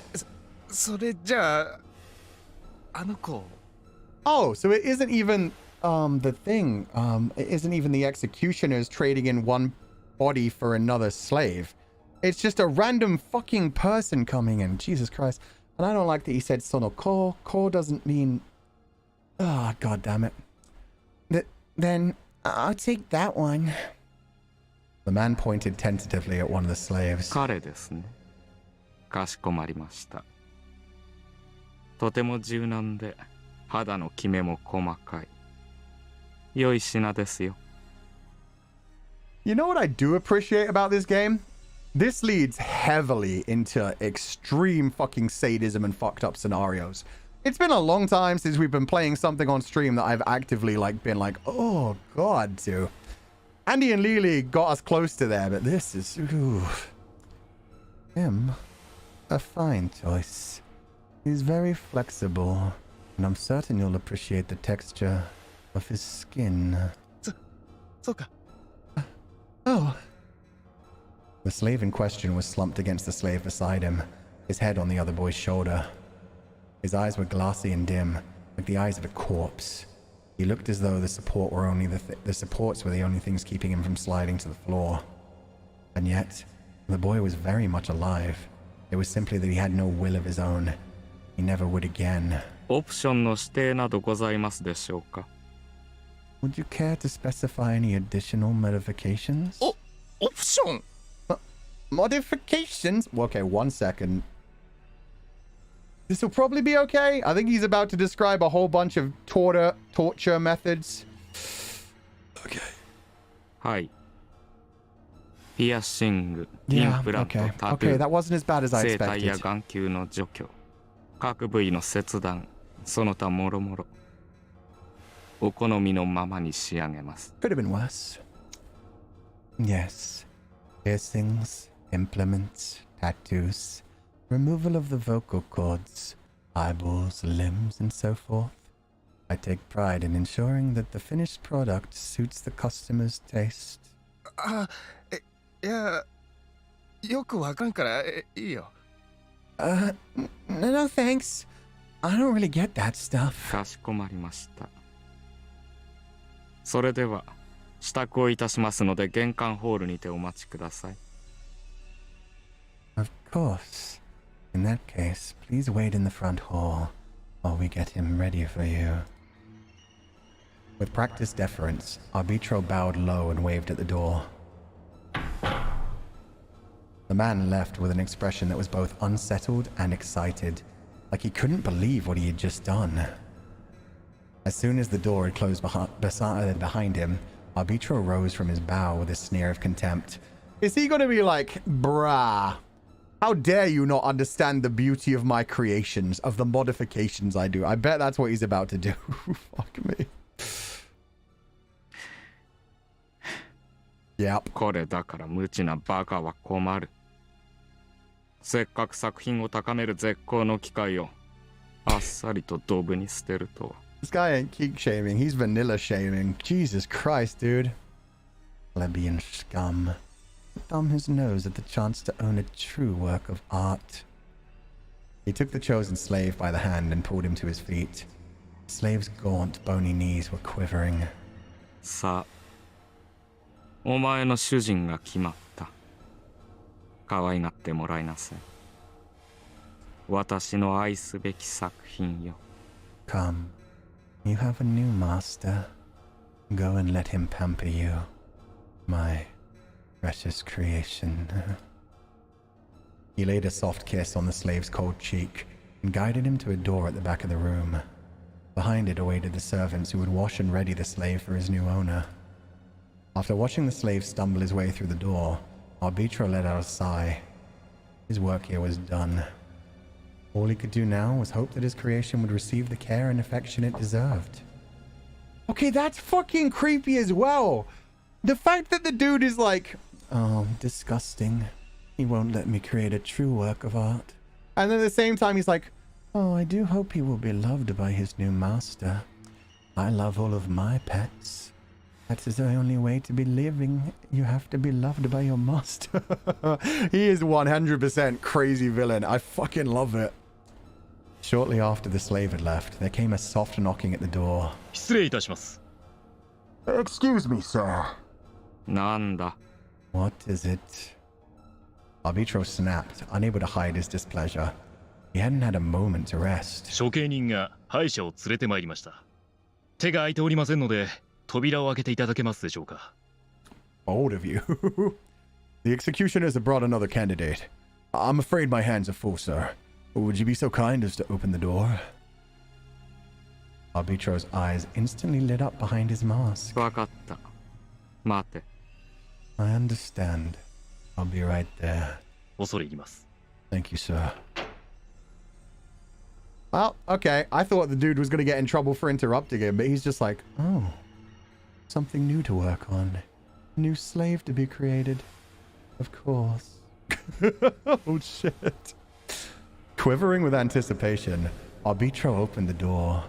One of his guards, a giant of a man, stood there with a man cradle in his massive arms. He entered the room and laid the man gently on the floor.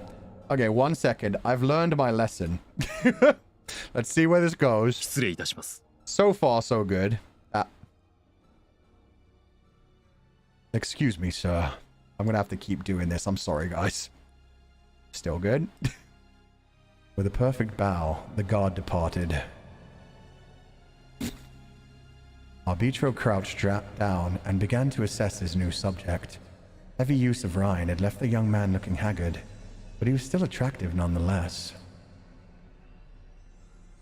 Arbitro stroked his off-white hair, likely the result of an attempt to dye it silver, and slid his hand down to the side of his face. When he reached the man's lips, he stroked them softly. They were warm. His head filled with wonderful images. There were so many ways he could sculpt this piece. What screams would he hear? What expressions would he witness? What beauty would be born from the labor of his hands?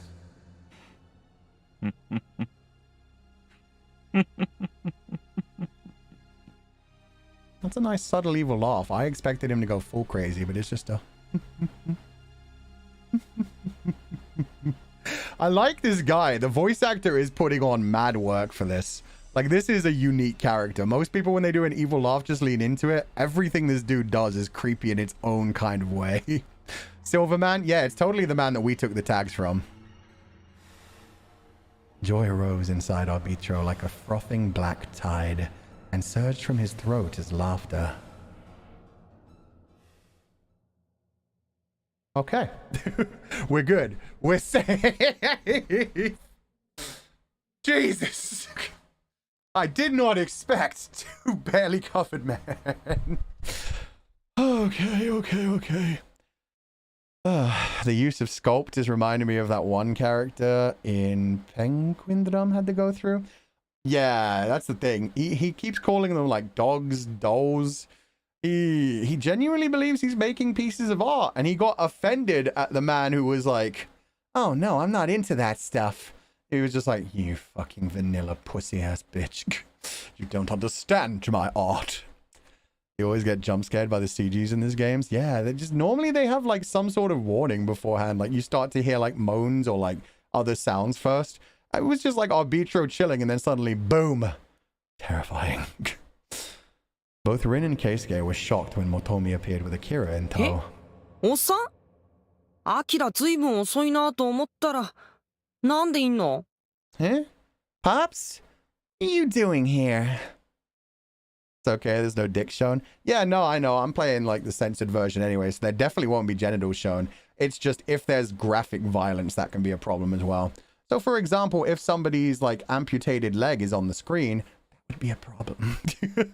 So we got to be careful around Arbitro.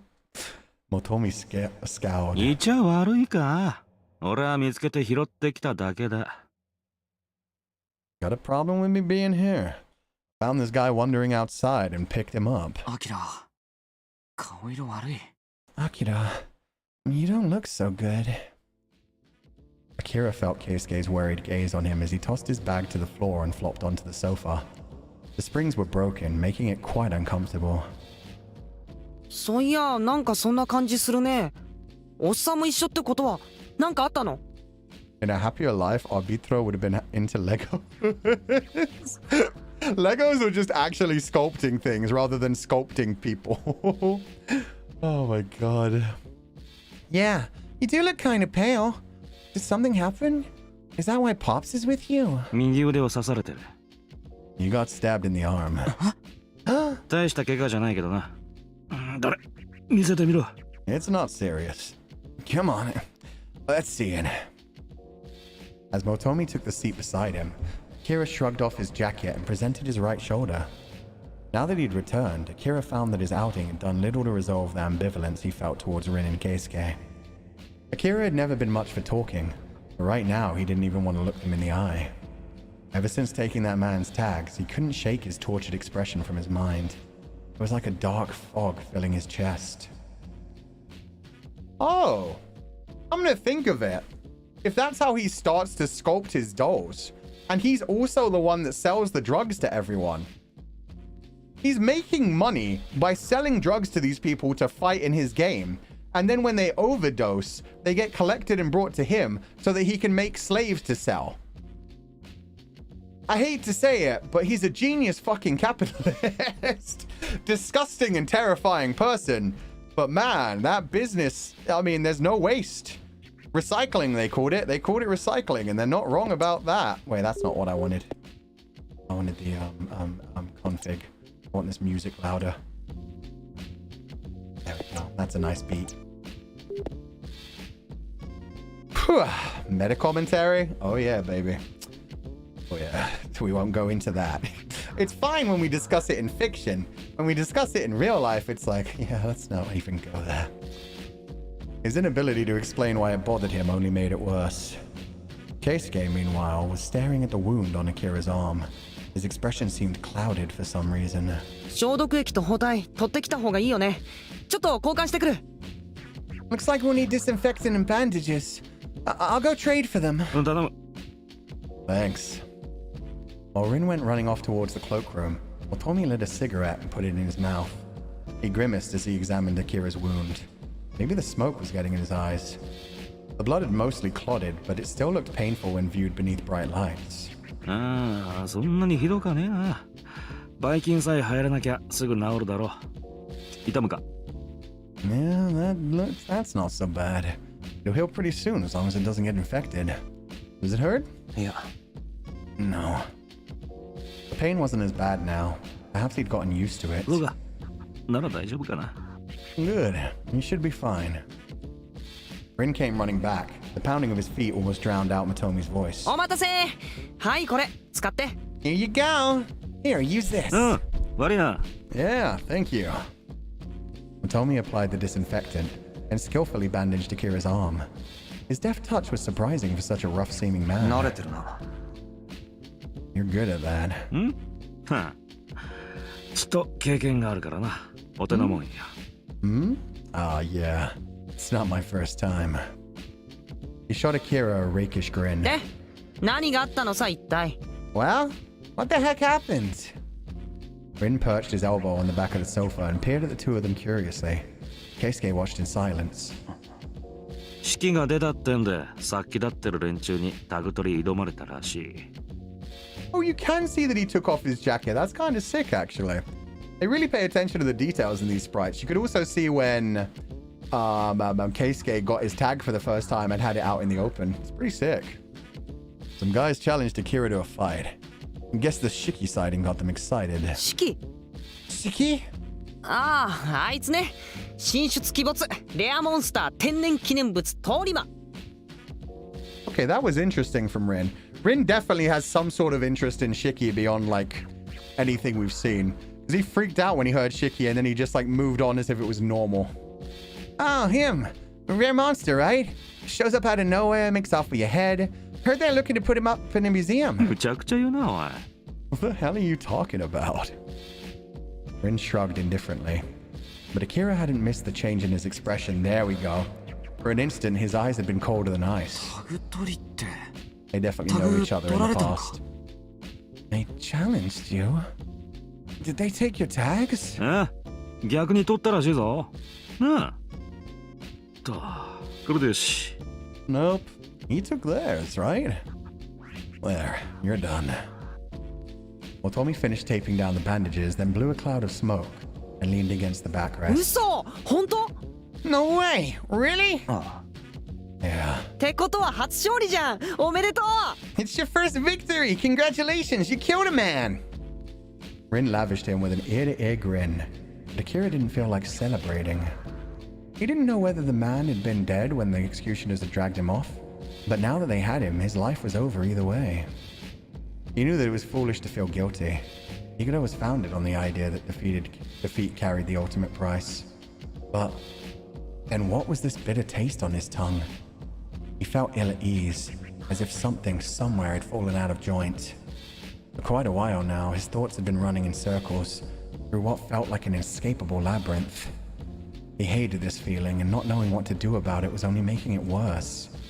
Keisuke was watching him, lips pressed together in a frown. His feelings on this matter were surely every bit as complicated as Akira's.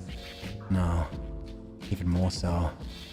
Would Keisuke ask, did you kill them, with condemnation in his eyes? If so, then Akira would explain it to him as many times as he must. This was that kind of world. It was kill or be killed. It felt almost as if he were attempting to convince himself. Just as Akira began to descend into a new cycle of self-loathing, Keisuke put on a forced smile and opened his mouth with apparent difficulty. His next words totally betrayed Akira's expectations. おめでとう。Congratulations. Congratulations? What? Without thinking, he stared straight ahead, scrutinizing the face of his childhood friend. It was obvious that Keisuke didn't mean it. In truth, he must be dying to interrogate Akira about what happened. Then, how? How could he congratulate Akira with a smile? Because Rin had done the same? Because it didn't matter as long as Akira had won? Was that why he'd chosen to hide his true feelings? Keisuke had offered him congratulations, despite the fact that he wasn't thinking anything of the sort. On the contrary, in a way, wasn't he condemning Akira by saying it? No. Keisuke wasn't like that. Akira knew that better than anyone. And yet, it was no use. He couldn't think straight. His emotions were a cauldron of black lava seething on the brink of eruption. Trying to calm them was only making it worse. He knew Keisuke's personality like the back of his hand. So why was it suddenly so... Akira. Stop smiling. やめろよ。Give it a rest. Before he knew it, he'd kicked the table in front of him with all his strength. Keisuke froze. Rin and Motomi looked at him in surprise. For a second, it seemed like time had stopped. 何笑ってんだよ。言いたいことがあるならとっとと言えばいいだろう。Why are you smiling? If there's something you want to say, just say it. 何言って。I don't... 聞きたいんだろ？俺がやり合った相手を殺したのかどうかって。You want to ask, don't you? You want to know if I killed the other guy. Keisuke withered beneath Akira's glare. だったら聞けばいいだろう。攻めたければそうすればいい。ぶつかってくればいいだろう。Then ask. You want to call me a piece of shit? Go ahead. Don't hold anything back. そんなこと。That's not it. Akira, やめなよ。Come on, let it go. But he couldn't let it go. He'd never felt such anger. It was like a splinter deep in the flesh of his palm. Elbows on his knees, Keisuke clenched his fists tightly. 俺はアキラが望んでいたことだし、よかったと思って。It's what you wanted. So I'm happy for you. 俺が望んでたとか関係ない。お前がどうなのかってことを聞いてる。It doesn't matter what I want. I'm asking you how you feel. How many times had he spoken this exact same line? He was sick of it. How it always ended this way. Keisuke never gave it to him straight. No matter the situation, he always put Akira's needs first. But of course, it was impossible for a man like him to hide his true feelings. They invariably showed on his face. And yet despite that, he insisted on the charade. It baffled Akira. Why would he do such a thing? And filled him with a burning anger. It felt like Keisuke was lying to him. He hated him. He hated how Keisuke refused to challenge him, how he went along with whatever he wanted. Did he think that Akira needed to be coddled? This was what Akira had always despised. A relationship founded on false smiles. お前昔からそうだよな。何も変わってない。You're always like this. You haven't changed one bit. Anger had overwhelmed his self-control. The words wouldn't stop coming. もし俺が死ねって言えば死ぬのか？俺が望んだからってお前死ぬのかよ？ If I told you to die, would you do it? Would you die for me? Huh? そうやって自分殺して何か楽しいか？何でも意見優先してもらえて俺が喜ぶとでも思ってんのか？ What's the fun in pretending like you don't matter? You think I want you to kiss my ass? You think it makes me happy? Akira, ちょっと言い過ぎ。Akira, come on, man. But Rin's voice fell on deaf ears. Akira wasn't processing anything anymore. Everything had gone black, and all he could hear was the sound of his voice. Part of him knew he mustn't speak these words, but the rest of him didn't know what else to do. Keisuke's head jerked up, and he opened his mouth to speak, but Akira's voice smashed him flat. いい加減にしろよ。お前見てるとイライラする。Give me a fucking break. Pisses me off just looking at you. Keisuke hung his head, biting his lip, face contorted in agony. He was clenching his fists hard enough to turn his knuckles white.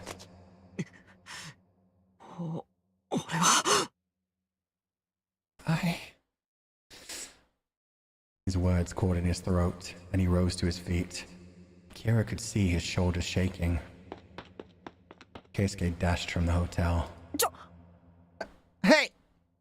Rin leapt up, but he'd already vanished into the dark streets. We have to go after him. Yeah, you do not want the puppy boy to die out there, buddy. You're going to blame yourself so much. 待て Wait. なんだよおっさん What is it, Pops? Tommy pulled Rin back. いくらお前でもこの時間に走り回るのは危険だ。わかってるだろ Even for you, it's dangerous to be out of this hour. You know that. だってじゃあケイスケはどうすんだよ But what about Keisuke? Tommy answered with a stern glare. Rin shot Akira a pleading look. Wow, why are these my options? Why is one of them not, hey, let's go after him? Are you shitting me? That's your boy. I don't care how grumpy you are right now. Definitely not forget him. He might come back. 戻ってくるかもしれないだろう。 He might come back. He didn't know why he said it. His mouth moved with a will of its own. Oh, wait, that's the wrong option. Oh, fuck. 1 second. How do I load one? Oh, like that.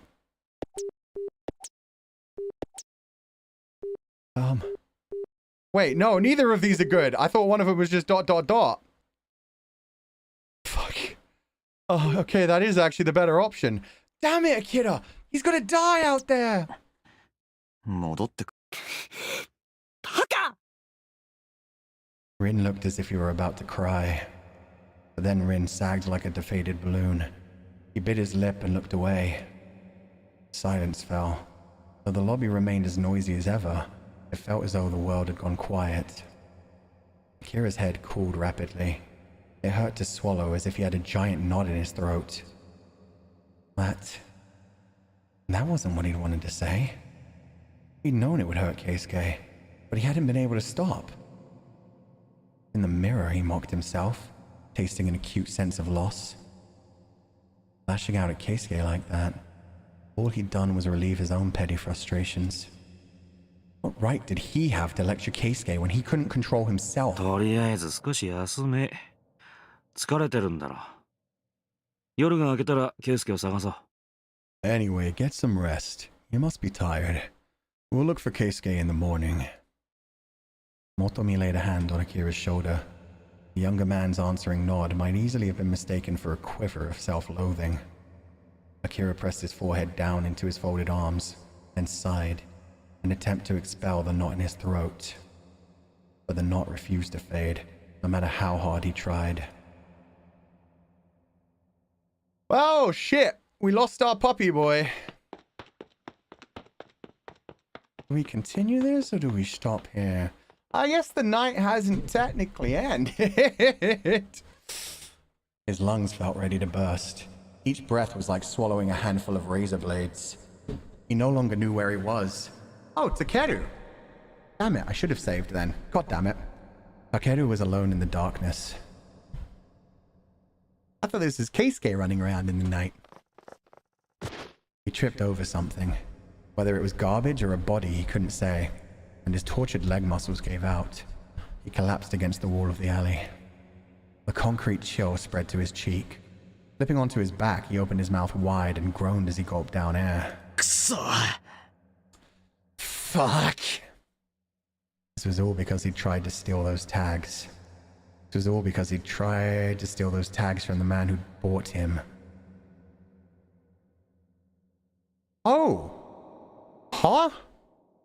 Were you one of those slaves?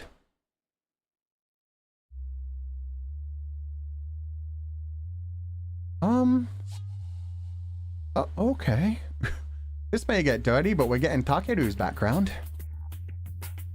In one corner of the club called Meal of Duty, which served as a neutral zone for Igura fighters, there was an area where men with particular tastes gathered. For one night alone, they would forget their respective positions and indulge needs that could not be satisfied by normal means. They'd begun showing up there naturally without anyone's prompting. Oh, maybe he was just like propositioned, bought, as in like bought for a couple hours. Not like sold into slavery, but rather he tried to... By unwritten agreement, the color of the cocktails each man held indicated his preference. When men found kindred spirits, they would down each other's drinks to seal the bargain. The most dangerous color was blue. It indicated an interest in mutilation, up to and including the severing of limbs. Such people rarely found partners and couldn't afford to be picky. Takeru had taken advantage of this. He'd approached a man holding a blue cocktail. His hair had been neat and swept back, his suit rumpled but high quality. The turned-down corners of his eyes had given him a gentle look. One might have been forgiven for wondering what such a nice man was doing in Toshima, but that didn't account for the dark light lurking in the depths of his eyes. Delighted at having found a target for his sadism, he readily finished off Takeru's cocktail and took him straight to a cheap hotel that stank of mold and dust. So his plan was to lure this man into the hotel, kill him and take his tags. Oh, Jesus. That's a very particular taste. Yeah, it is. Of course, in Toshima, hotel was just another word for brothel. The sheets were damp and covered with old bloodstains, and the thin walls had done nothing to keep out their neighbors' moans. When the man, losing his head with arousal, had pushed Takeru onto the bed and attempted to take off his clothes, Takeru would use the toe of one steel-tipped boot to kick the man's bulging crotch as hard as he possibly could. A creak of the springs, a strangled whimper. Even after the man had curled up on the floor, Takeru kept kicking. His toe sank deep, crushing soft flesh, and he felt hot liquid gush over his foot. As the man convulsed, groaning in agony, Takeru had moved to take his tags. He'd been well aware that he was violating the rules. Those rules were hardly enforced to begin with. As long as he remained under the executioner's radar, it would all work out in the end, he'd thought. Besides, a little risk was nothing if it meant getting closer to Ore. He had no more time to waste. When the moans had ceased and the man had stopped moving, he'd rolled the man onto his back with his boot and reached for his tags. Just then, a loud noise had rocked the flimsy building. Takeru's heart leapt into his throat. Oh, so the executioners were already there, judging by the metal sounds. Jesus. Jeers and footsteps, shouts, panicked voices. The sounds were getting closer. The pounding of his pulse grew until it felt like his whole body had become one giant heart. I got you, fam. Sweat gushed from his pores. His lone eye frantically sought an escape. The door fell in with a bang, and beyond stood two tall men, the executioners. Without wasting a beat, Takeru shattered the window and leapt into the night. Fuck! He hissed one more time, punching the wall. Numbness spread through the back of his hand. The executioners had their eye on him now. No matter what he did, they would hound him forever. Takeru was their ideal prey. Like a pair of blood-mad hunting dogs, those two loved nothing as much as a chase. By running, he was giving them exactly what they wanted. It felt like he was already caught, like a hooked fish running at the end of the line. When his strength gave out, they would reel him in. That feeling only made him more desperate to escape. This was no time to curl up on the street. He had to get back on his feet, keep running. He looked up, sensing someone nearby. It wasn't the executioners. He could no longer hear their heavy footsteps. He scanned the moonlit alleyway. To his right, it looked like a dead end. To his left, a human shape was standing there, hazy in the dim light. Please be Keisuke. Don't be Shiki. Please don't be whatever his name is either. A ghost? Nonsense. He didn't believe in such things. The figure appeared to be drawing closer, slowly and without making a sound. Watching the stranger carefully, he put a hand on his knife and prepared himself for battle. It hardly seemed necessary, however. The shape didn't look like it was here to fight. In fact, it appeared as defenseless as a child. Its gait was unsteady, as if its head were in the clouds. Keisuke! Was exhaustion making Takeru hallucinate? Or was it truly a ghost? He couldn't trust his own eyes. Hello, pretty boy. You're not Keisuke or Shiki. Who the fuck are you? I don't trust it, though. I don't like the fact that he's just walking around wandering like this. That sounds scary. And he got the big old yaoi hands. Uh-oh. The shape grew larger until it resolved into the outline of a man. There it stopped, still some distance away.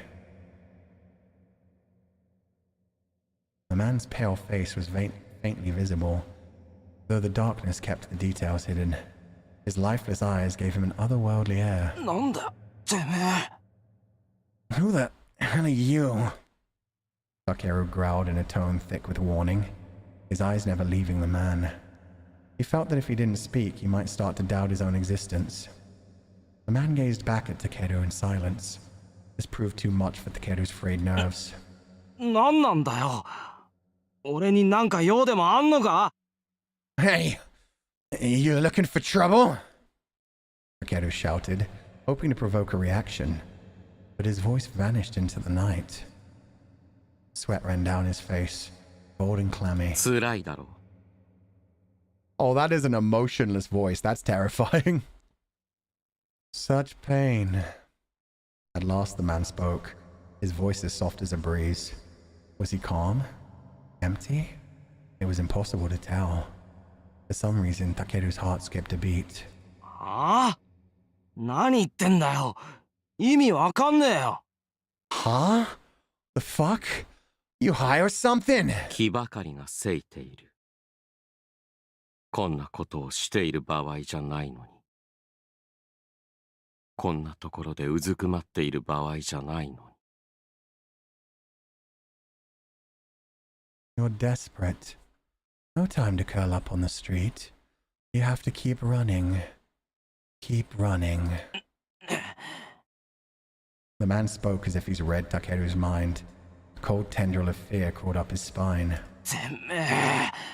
Are you? Takeru clenched his jaw and fixed the man with a powerful glare. Was the man smiling?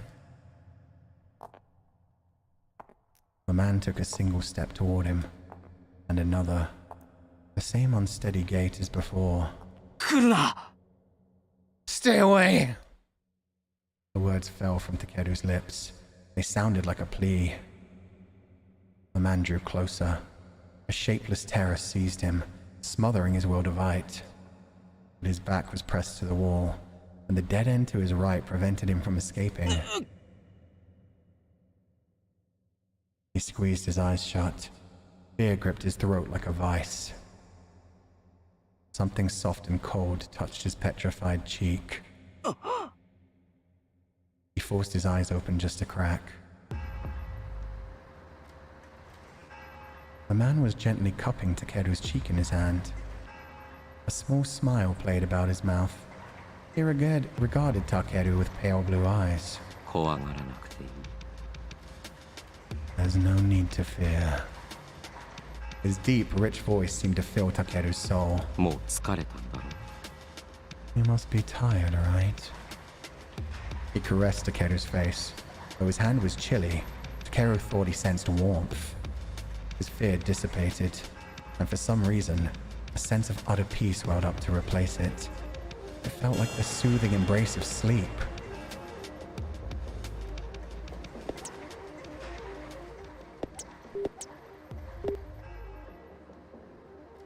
The tension drained from his body, and he sank against the wall. 何なんだよ。 What's going on? Desperate to avoid being swept into oblivion, he struggled to hold the man's gaze. The man's eyes were strikingly clear and narrowed in a smile. Takeru felt his mind melting away. It was like being under a spell. He couldn't resist. 俺はお前だ。 I am you. 俺? Me? そう。お前だ。 Yeah.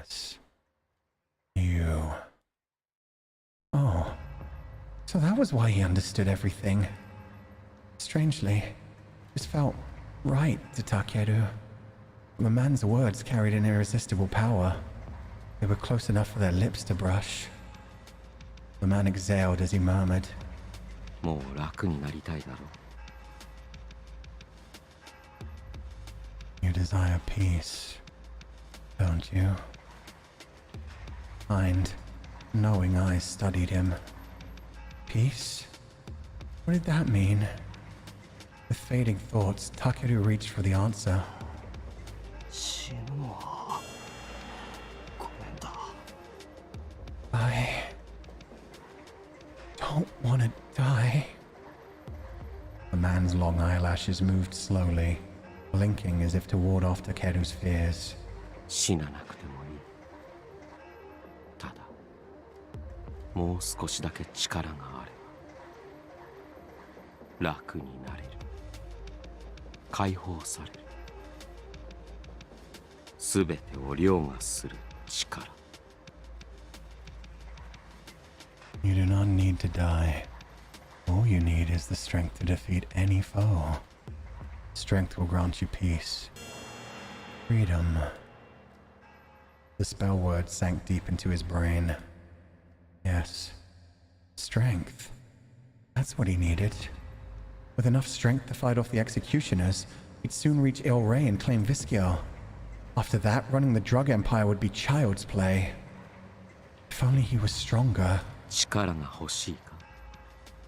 Do you desire power? Power? 欲しい。 Yes. His voice sounded like it belonged to someone else. His mind was frozen. He couldn't think. The man reflected in his eyes was everything. すべてを凌駕する力。 Limitless power? すべてを Limitless?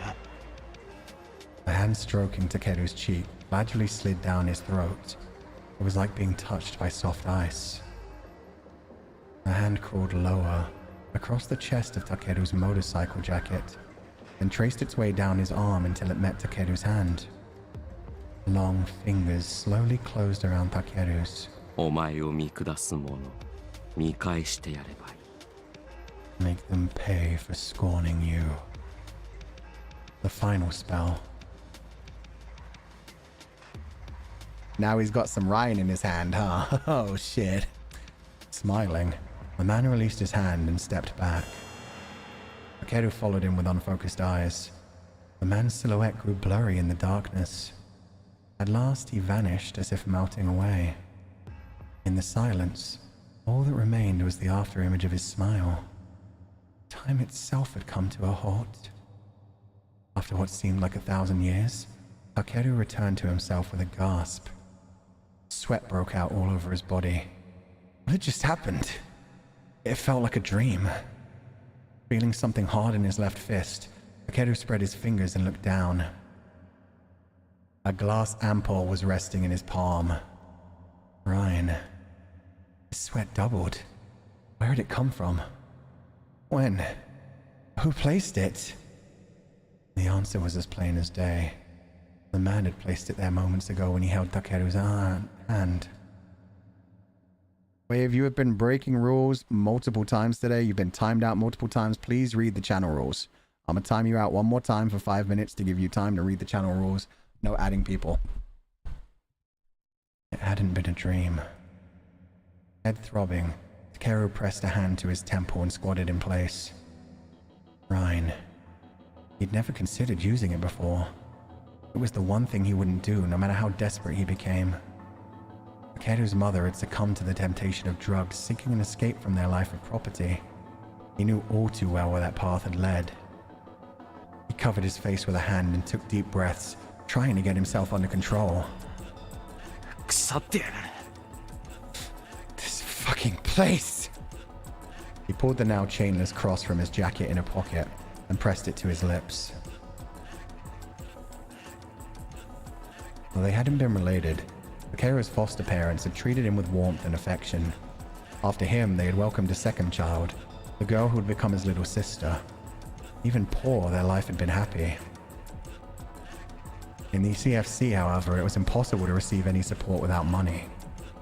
Much like the proverb about there being one set of laws for the rich and another for the poor, the wealthy continued to grow fat and strong while the destitute were left to starve in the cold.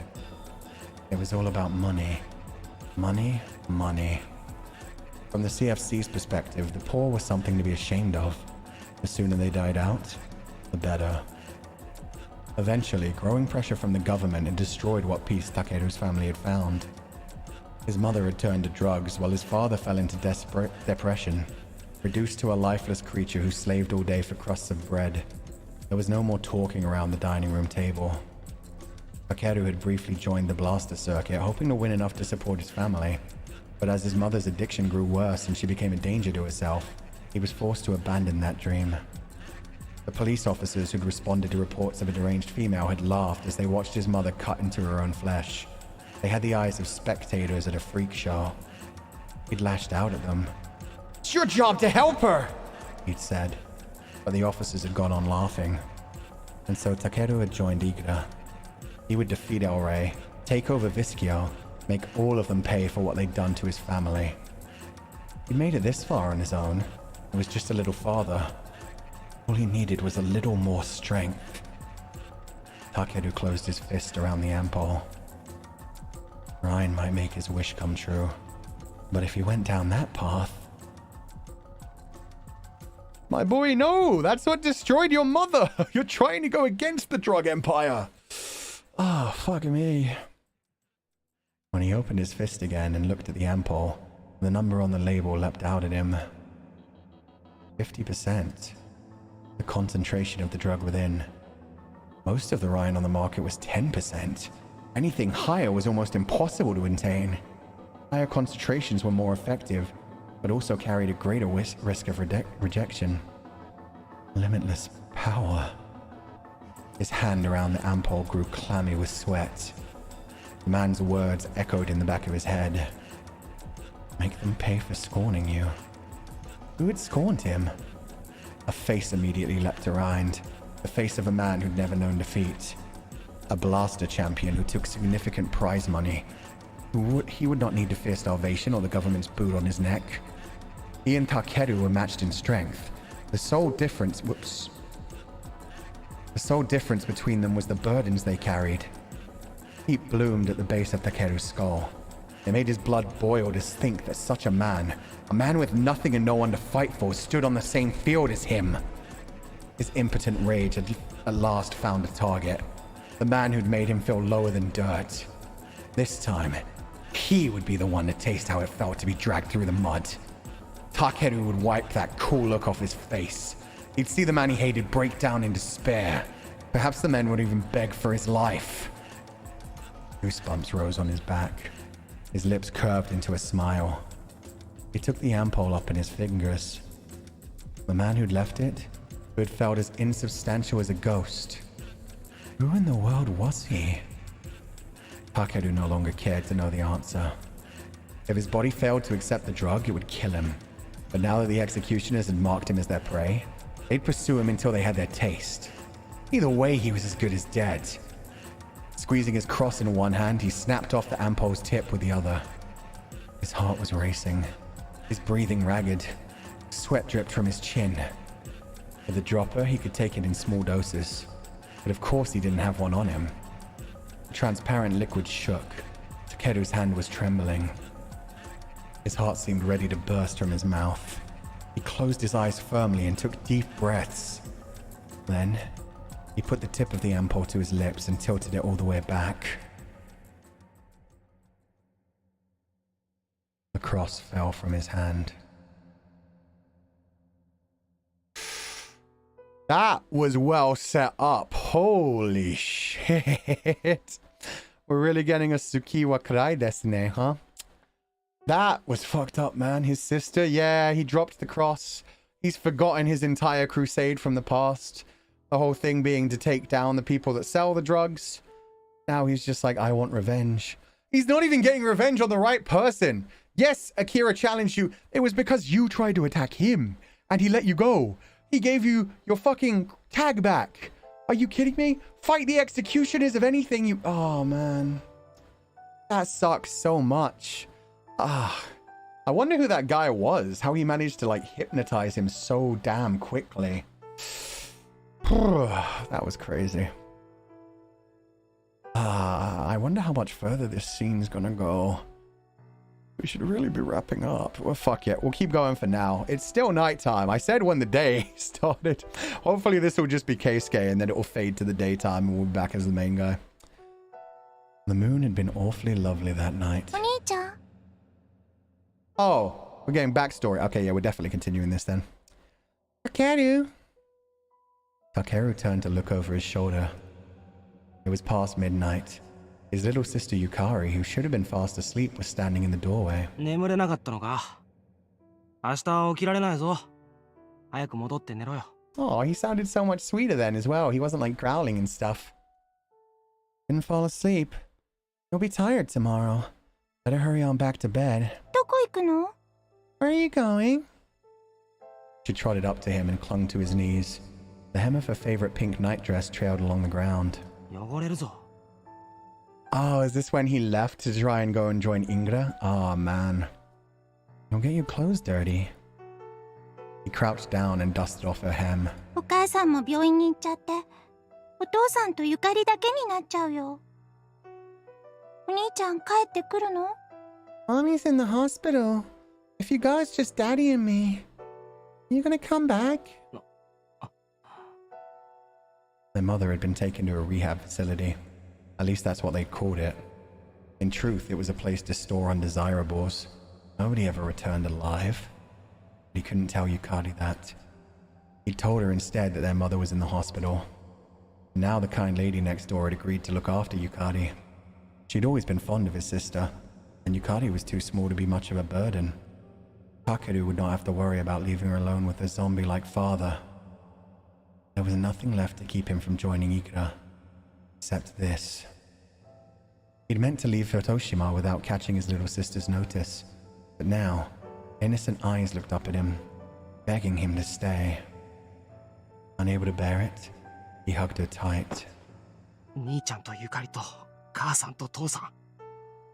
また仲良く一緒に暮らせるように頑張ってくるから。帰ってくるからな。 Oh, he was so cute. He's like a proper anime protagonist. And he hadn't even lost his eye at that point. So he lost his eye somewhere along... Oh, man. I thought he'd lost it in Blaster. But yeah, he lost it at some point in Toshima. He looked so different. Yeah. The hair like down in his face. He just looks like a typical dude. I'm gonna make it so all of us can be a family again. I'll come home, Yukari. No matter what. ゆかり待ってるね。 Yeah. I'll be waiting. And this is killing me as well, because she just looks so much like fucking Toru from Fruits Basket. How dare. Thin, soft arms wound tightly around him, and she embraced him with all of her strength.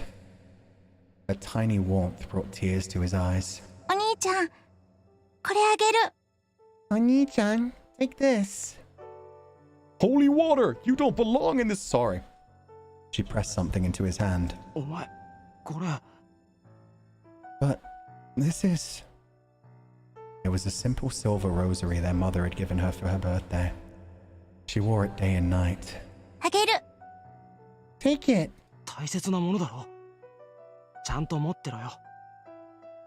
It's important to you, isn't it? You should keep it. いいの。お兄ちゃん持って行って。お母さんがきっと守ってくれるよ。 It's okay. Take it and then come back. Mommy will protect you. His chest clenched. He was certain his heart would burst.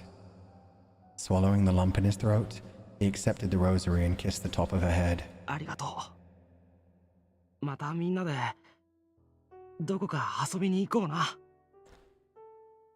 Thank you. I swear we'll all play together again someday. Yeah. Takeru hung the rosary around his neck, wiped his eyes, and stood up. He patted his little sister on the head tenderly, reluctant to let her go. それじゃあ行ってくるから。兄ちゃんが戻るまでいい子にしてるんだぞ。 I'm gonna head off now. Be a good girl until I get back. いってらっしゃい。Yeah, bye-bye. She kept waving to him as he drew further and further away, till he could no longer see her tiny form. He looked up. The moon was beautiful, and almost bright enough to blind him. Its shine lit the way forward. Until at last, the darkness swallowed it. They're really good at like the dramatic pauses in this as well. God damn. Okay, so that was the end of the day. That's a good ending spot. That's, ugh, man. I love Takeru so much more now. So yeah, he made himself look like the typical punk because he didn't want people to know he was just like a goody two-shoes boy who loved his sister and was here just to like get rid of the drug dealers, get enough money to save his family, go back home and be like, hey, I'm back with my sister. I got rid of the drug dealers. Everything's happy now. He didn't want people to know that's what he was up to. He wanted them to think he was a badass. Fuck, man. And now he's drugged up on Rhine. Also, I'm adopting Yukari. Go for it. She does need a new Oni-chan. He's best boy. I told you guys, he's such a good character. He looked way better with his hair down and his eyes as well. I knew it was just his freaking appearance. I wonder when he lost his eye, though. If he lost his eye, maybe that's another thing to make him look more badass. Who knows? Akeru should have been at the club. Yeah. Akeru should have been the one that she should have joined us along with Rin, man. We could have been such good bros. Could just be cover up. It could be. I think there was one line in the text earlier where they mentioned something about his one eye, but it could just be like his one visible eye kind of thing, so I don't know. Yukari's Oni-chan. There we go. Hi, Futan. Hi, Comfies. It's been 6 months. Yo, Temperance. How you doing? Hope you're having a wonderful time. Welcome back to the... Well, I say welcome back. I'm really sorry, Temperance. We just finished the most amount that we're playing today. I'm really sorry. I'm going to save that one twice just to make sure I don't lose it. Perfect. Quick game. Ah, Confidants, thank you for keeping my neck warm this whole time. That was a sad game, man. Had extra pain tonight. Holy crap. Thank you for the stream, Fuchan. No problem.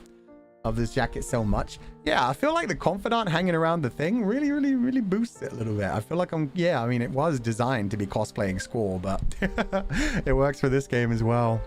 Peppy did such a good job on it. Peppy made this one and it's beautiful. Oh, man. My heart is broken by the last story. Yeah, it was really emotional. Fuchan, thank you, Peppy. And again, thank you for this beautiful asset. I love it so much. It's such a good game. We have so much good art that came out of me playing this game as well. And there's so much art of me as a kiddo, which is really nice. So even if we have to do like 2 to 3 more streams, we still have enough things for thumbnails.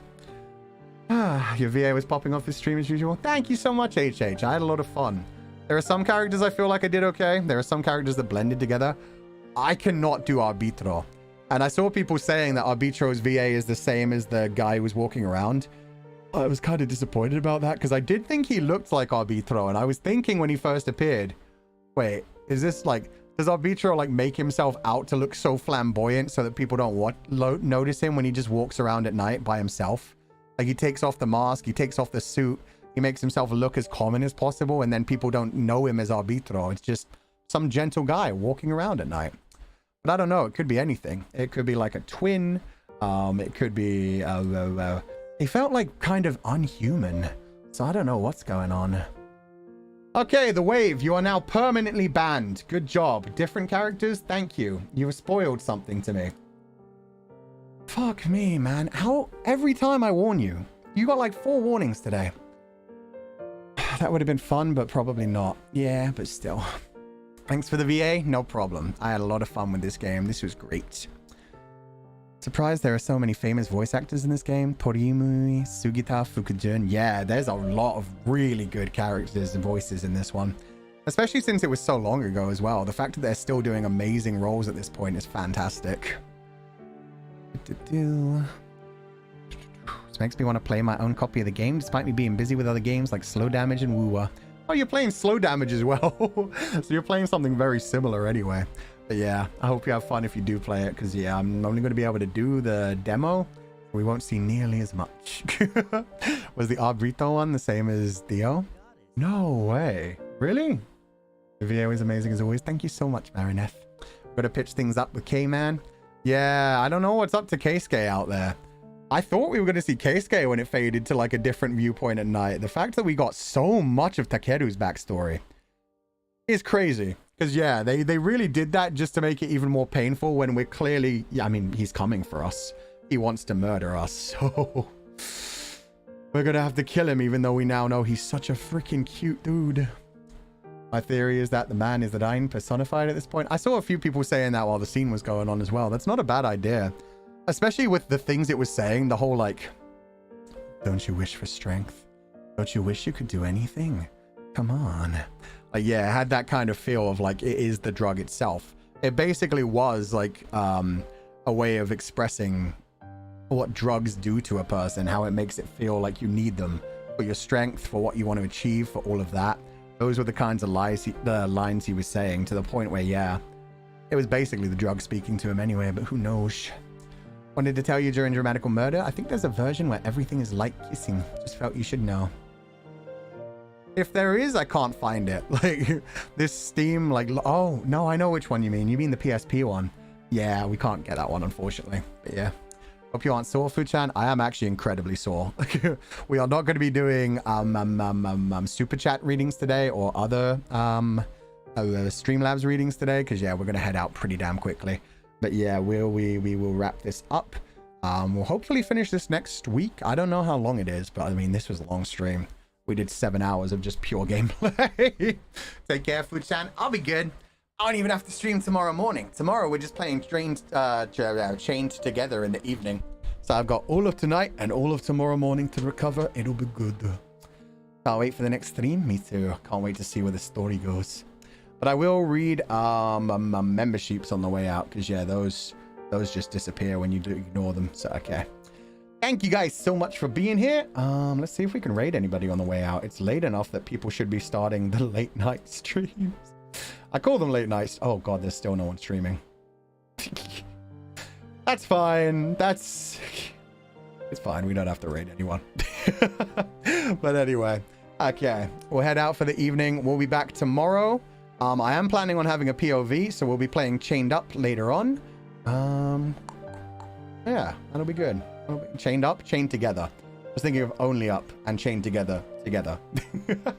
We'll be playing Chained Together tomorrow with Lucy, with Zanny, and with Ver. So it should be a fun time. Everybody have a lovely evening. As always, do not be led astray, my confidants. And I will catch you guys next time. Chained Up. Yeah, that's just, you know, the Togainu no Chi getting to me where I'm like, hey, wouldn't mind be chained up. That's a fun time. But as always, thank you to everybody who joined the membership today, including Morpheed, Ayato P, Auntie D Sono, Lola, thank you so much for the 5 gifted. Oh, and 5 more. So thank you so much for the 10 gifted membership, Lola. Psycho Pearl, Jojo BB, Fish, Zero Koji-chan, Nref Not, Bishi Lover, thank you so much for the gifted. Kapasora, thank you so much for the 5 gifted membership. Kohaku, welcome back to the membership. Veloz, Umi Mizuno, Yochi, Kai, thank you so much for the 5 gifted membership as well. It is sleep deprived. Ray Ray Burb, thank you so much for the 5 gifted membership. Sunako, welcome back to the membership. And Stoic Strix, Cherry, No Talk, Neon, May, Azuki Lilium, Ori, Michelle, Midatrix, Bacon Egg, Grey Wall, welcome back Bacon Egg, L, Jalsanet Paul Kiwi, Ime Haya, Jin, thank you so much for the 10 gifted membership. Hope you enjoyed the stream. I hope you have a lovely day. Thank you so much for being here, and please rest well and take it easy. Rafina, Aiden Aaya, Kathy Chang, and finally, Mario Kart. Oh, nope. And finally, Swedish Meatballs. Gay, gay, gay. God damn it. I saw you guys doing that before the stream today. And finally, Lapis. Thank you all so much for being here. I hope you enjoyed the Togainu no Chi. It was a long stream today. I don't know if it'll be as long tomorrow. I hope not, since it starts way, way, way later in the evening. But I heard it took the Crisis Sis boys like 6 hours. Almost 7 hours to complete. And I'm not expecting we will complete it. I am not committing to that. God damn, but we'll see what happens tomorrow. Oh, and finally, Li Ying, thank you so much for joining the membership. With that said, I'm going to head out. I hope you all have a wonderful evening. As always, do not be led astray, my confidants. And I will catch you guys next time. You could beat them though. If we win within like 6 hours, I should be fine. Like under 6 hours. Under 6 hours, that'll be 8, 9, 10, 11, 12, 1, 2 a.m. I could be up till 2 a.m. If it goes over that, I'm out. Bye-bye, everybody. Oh, and Michelle, thank you so much for donating a gifted membership. Bye-bye.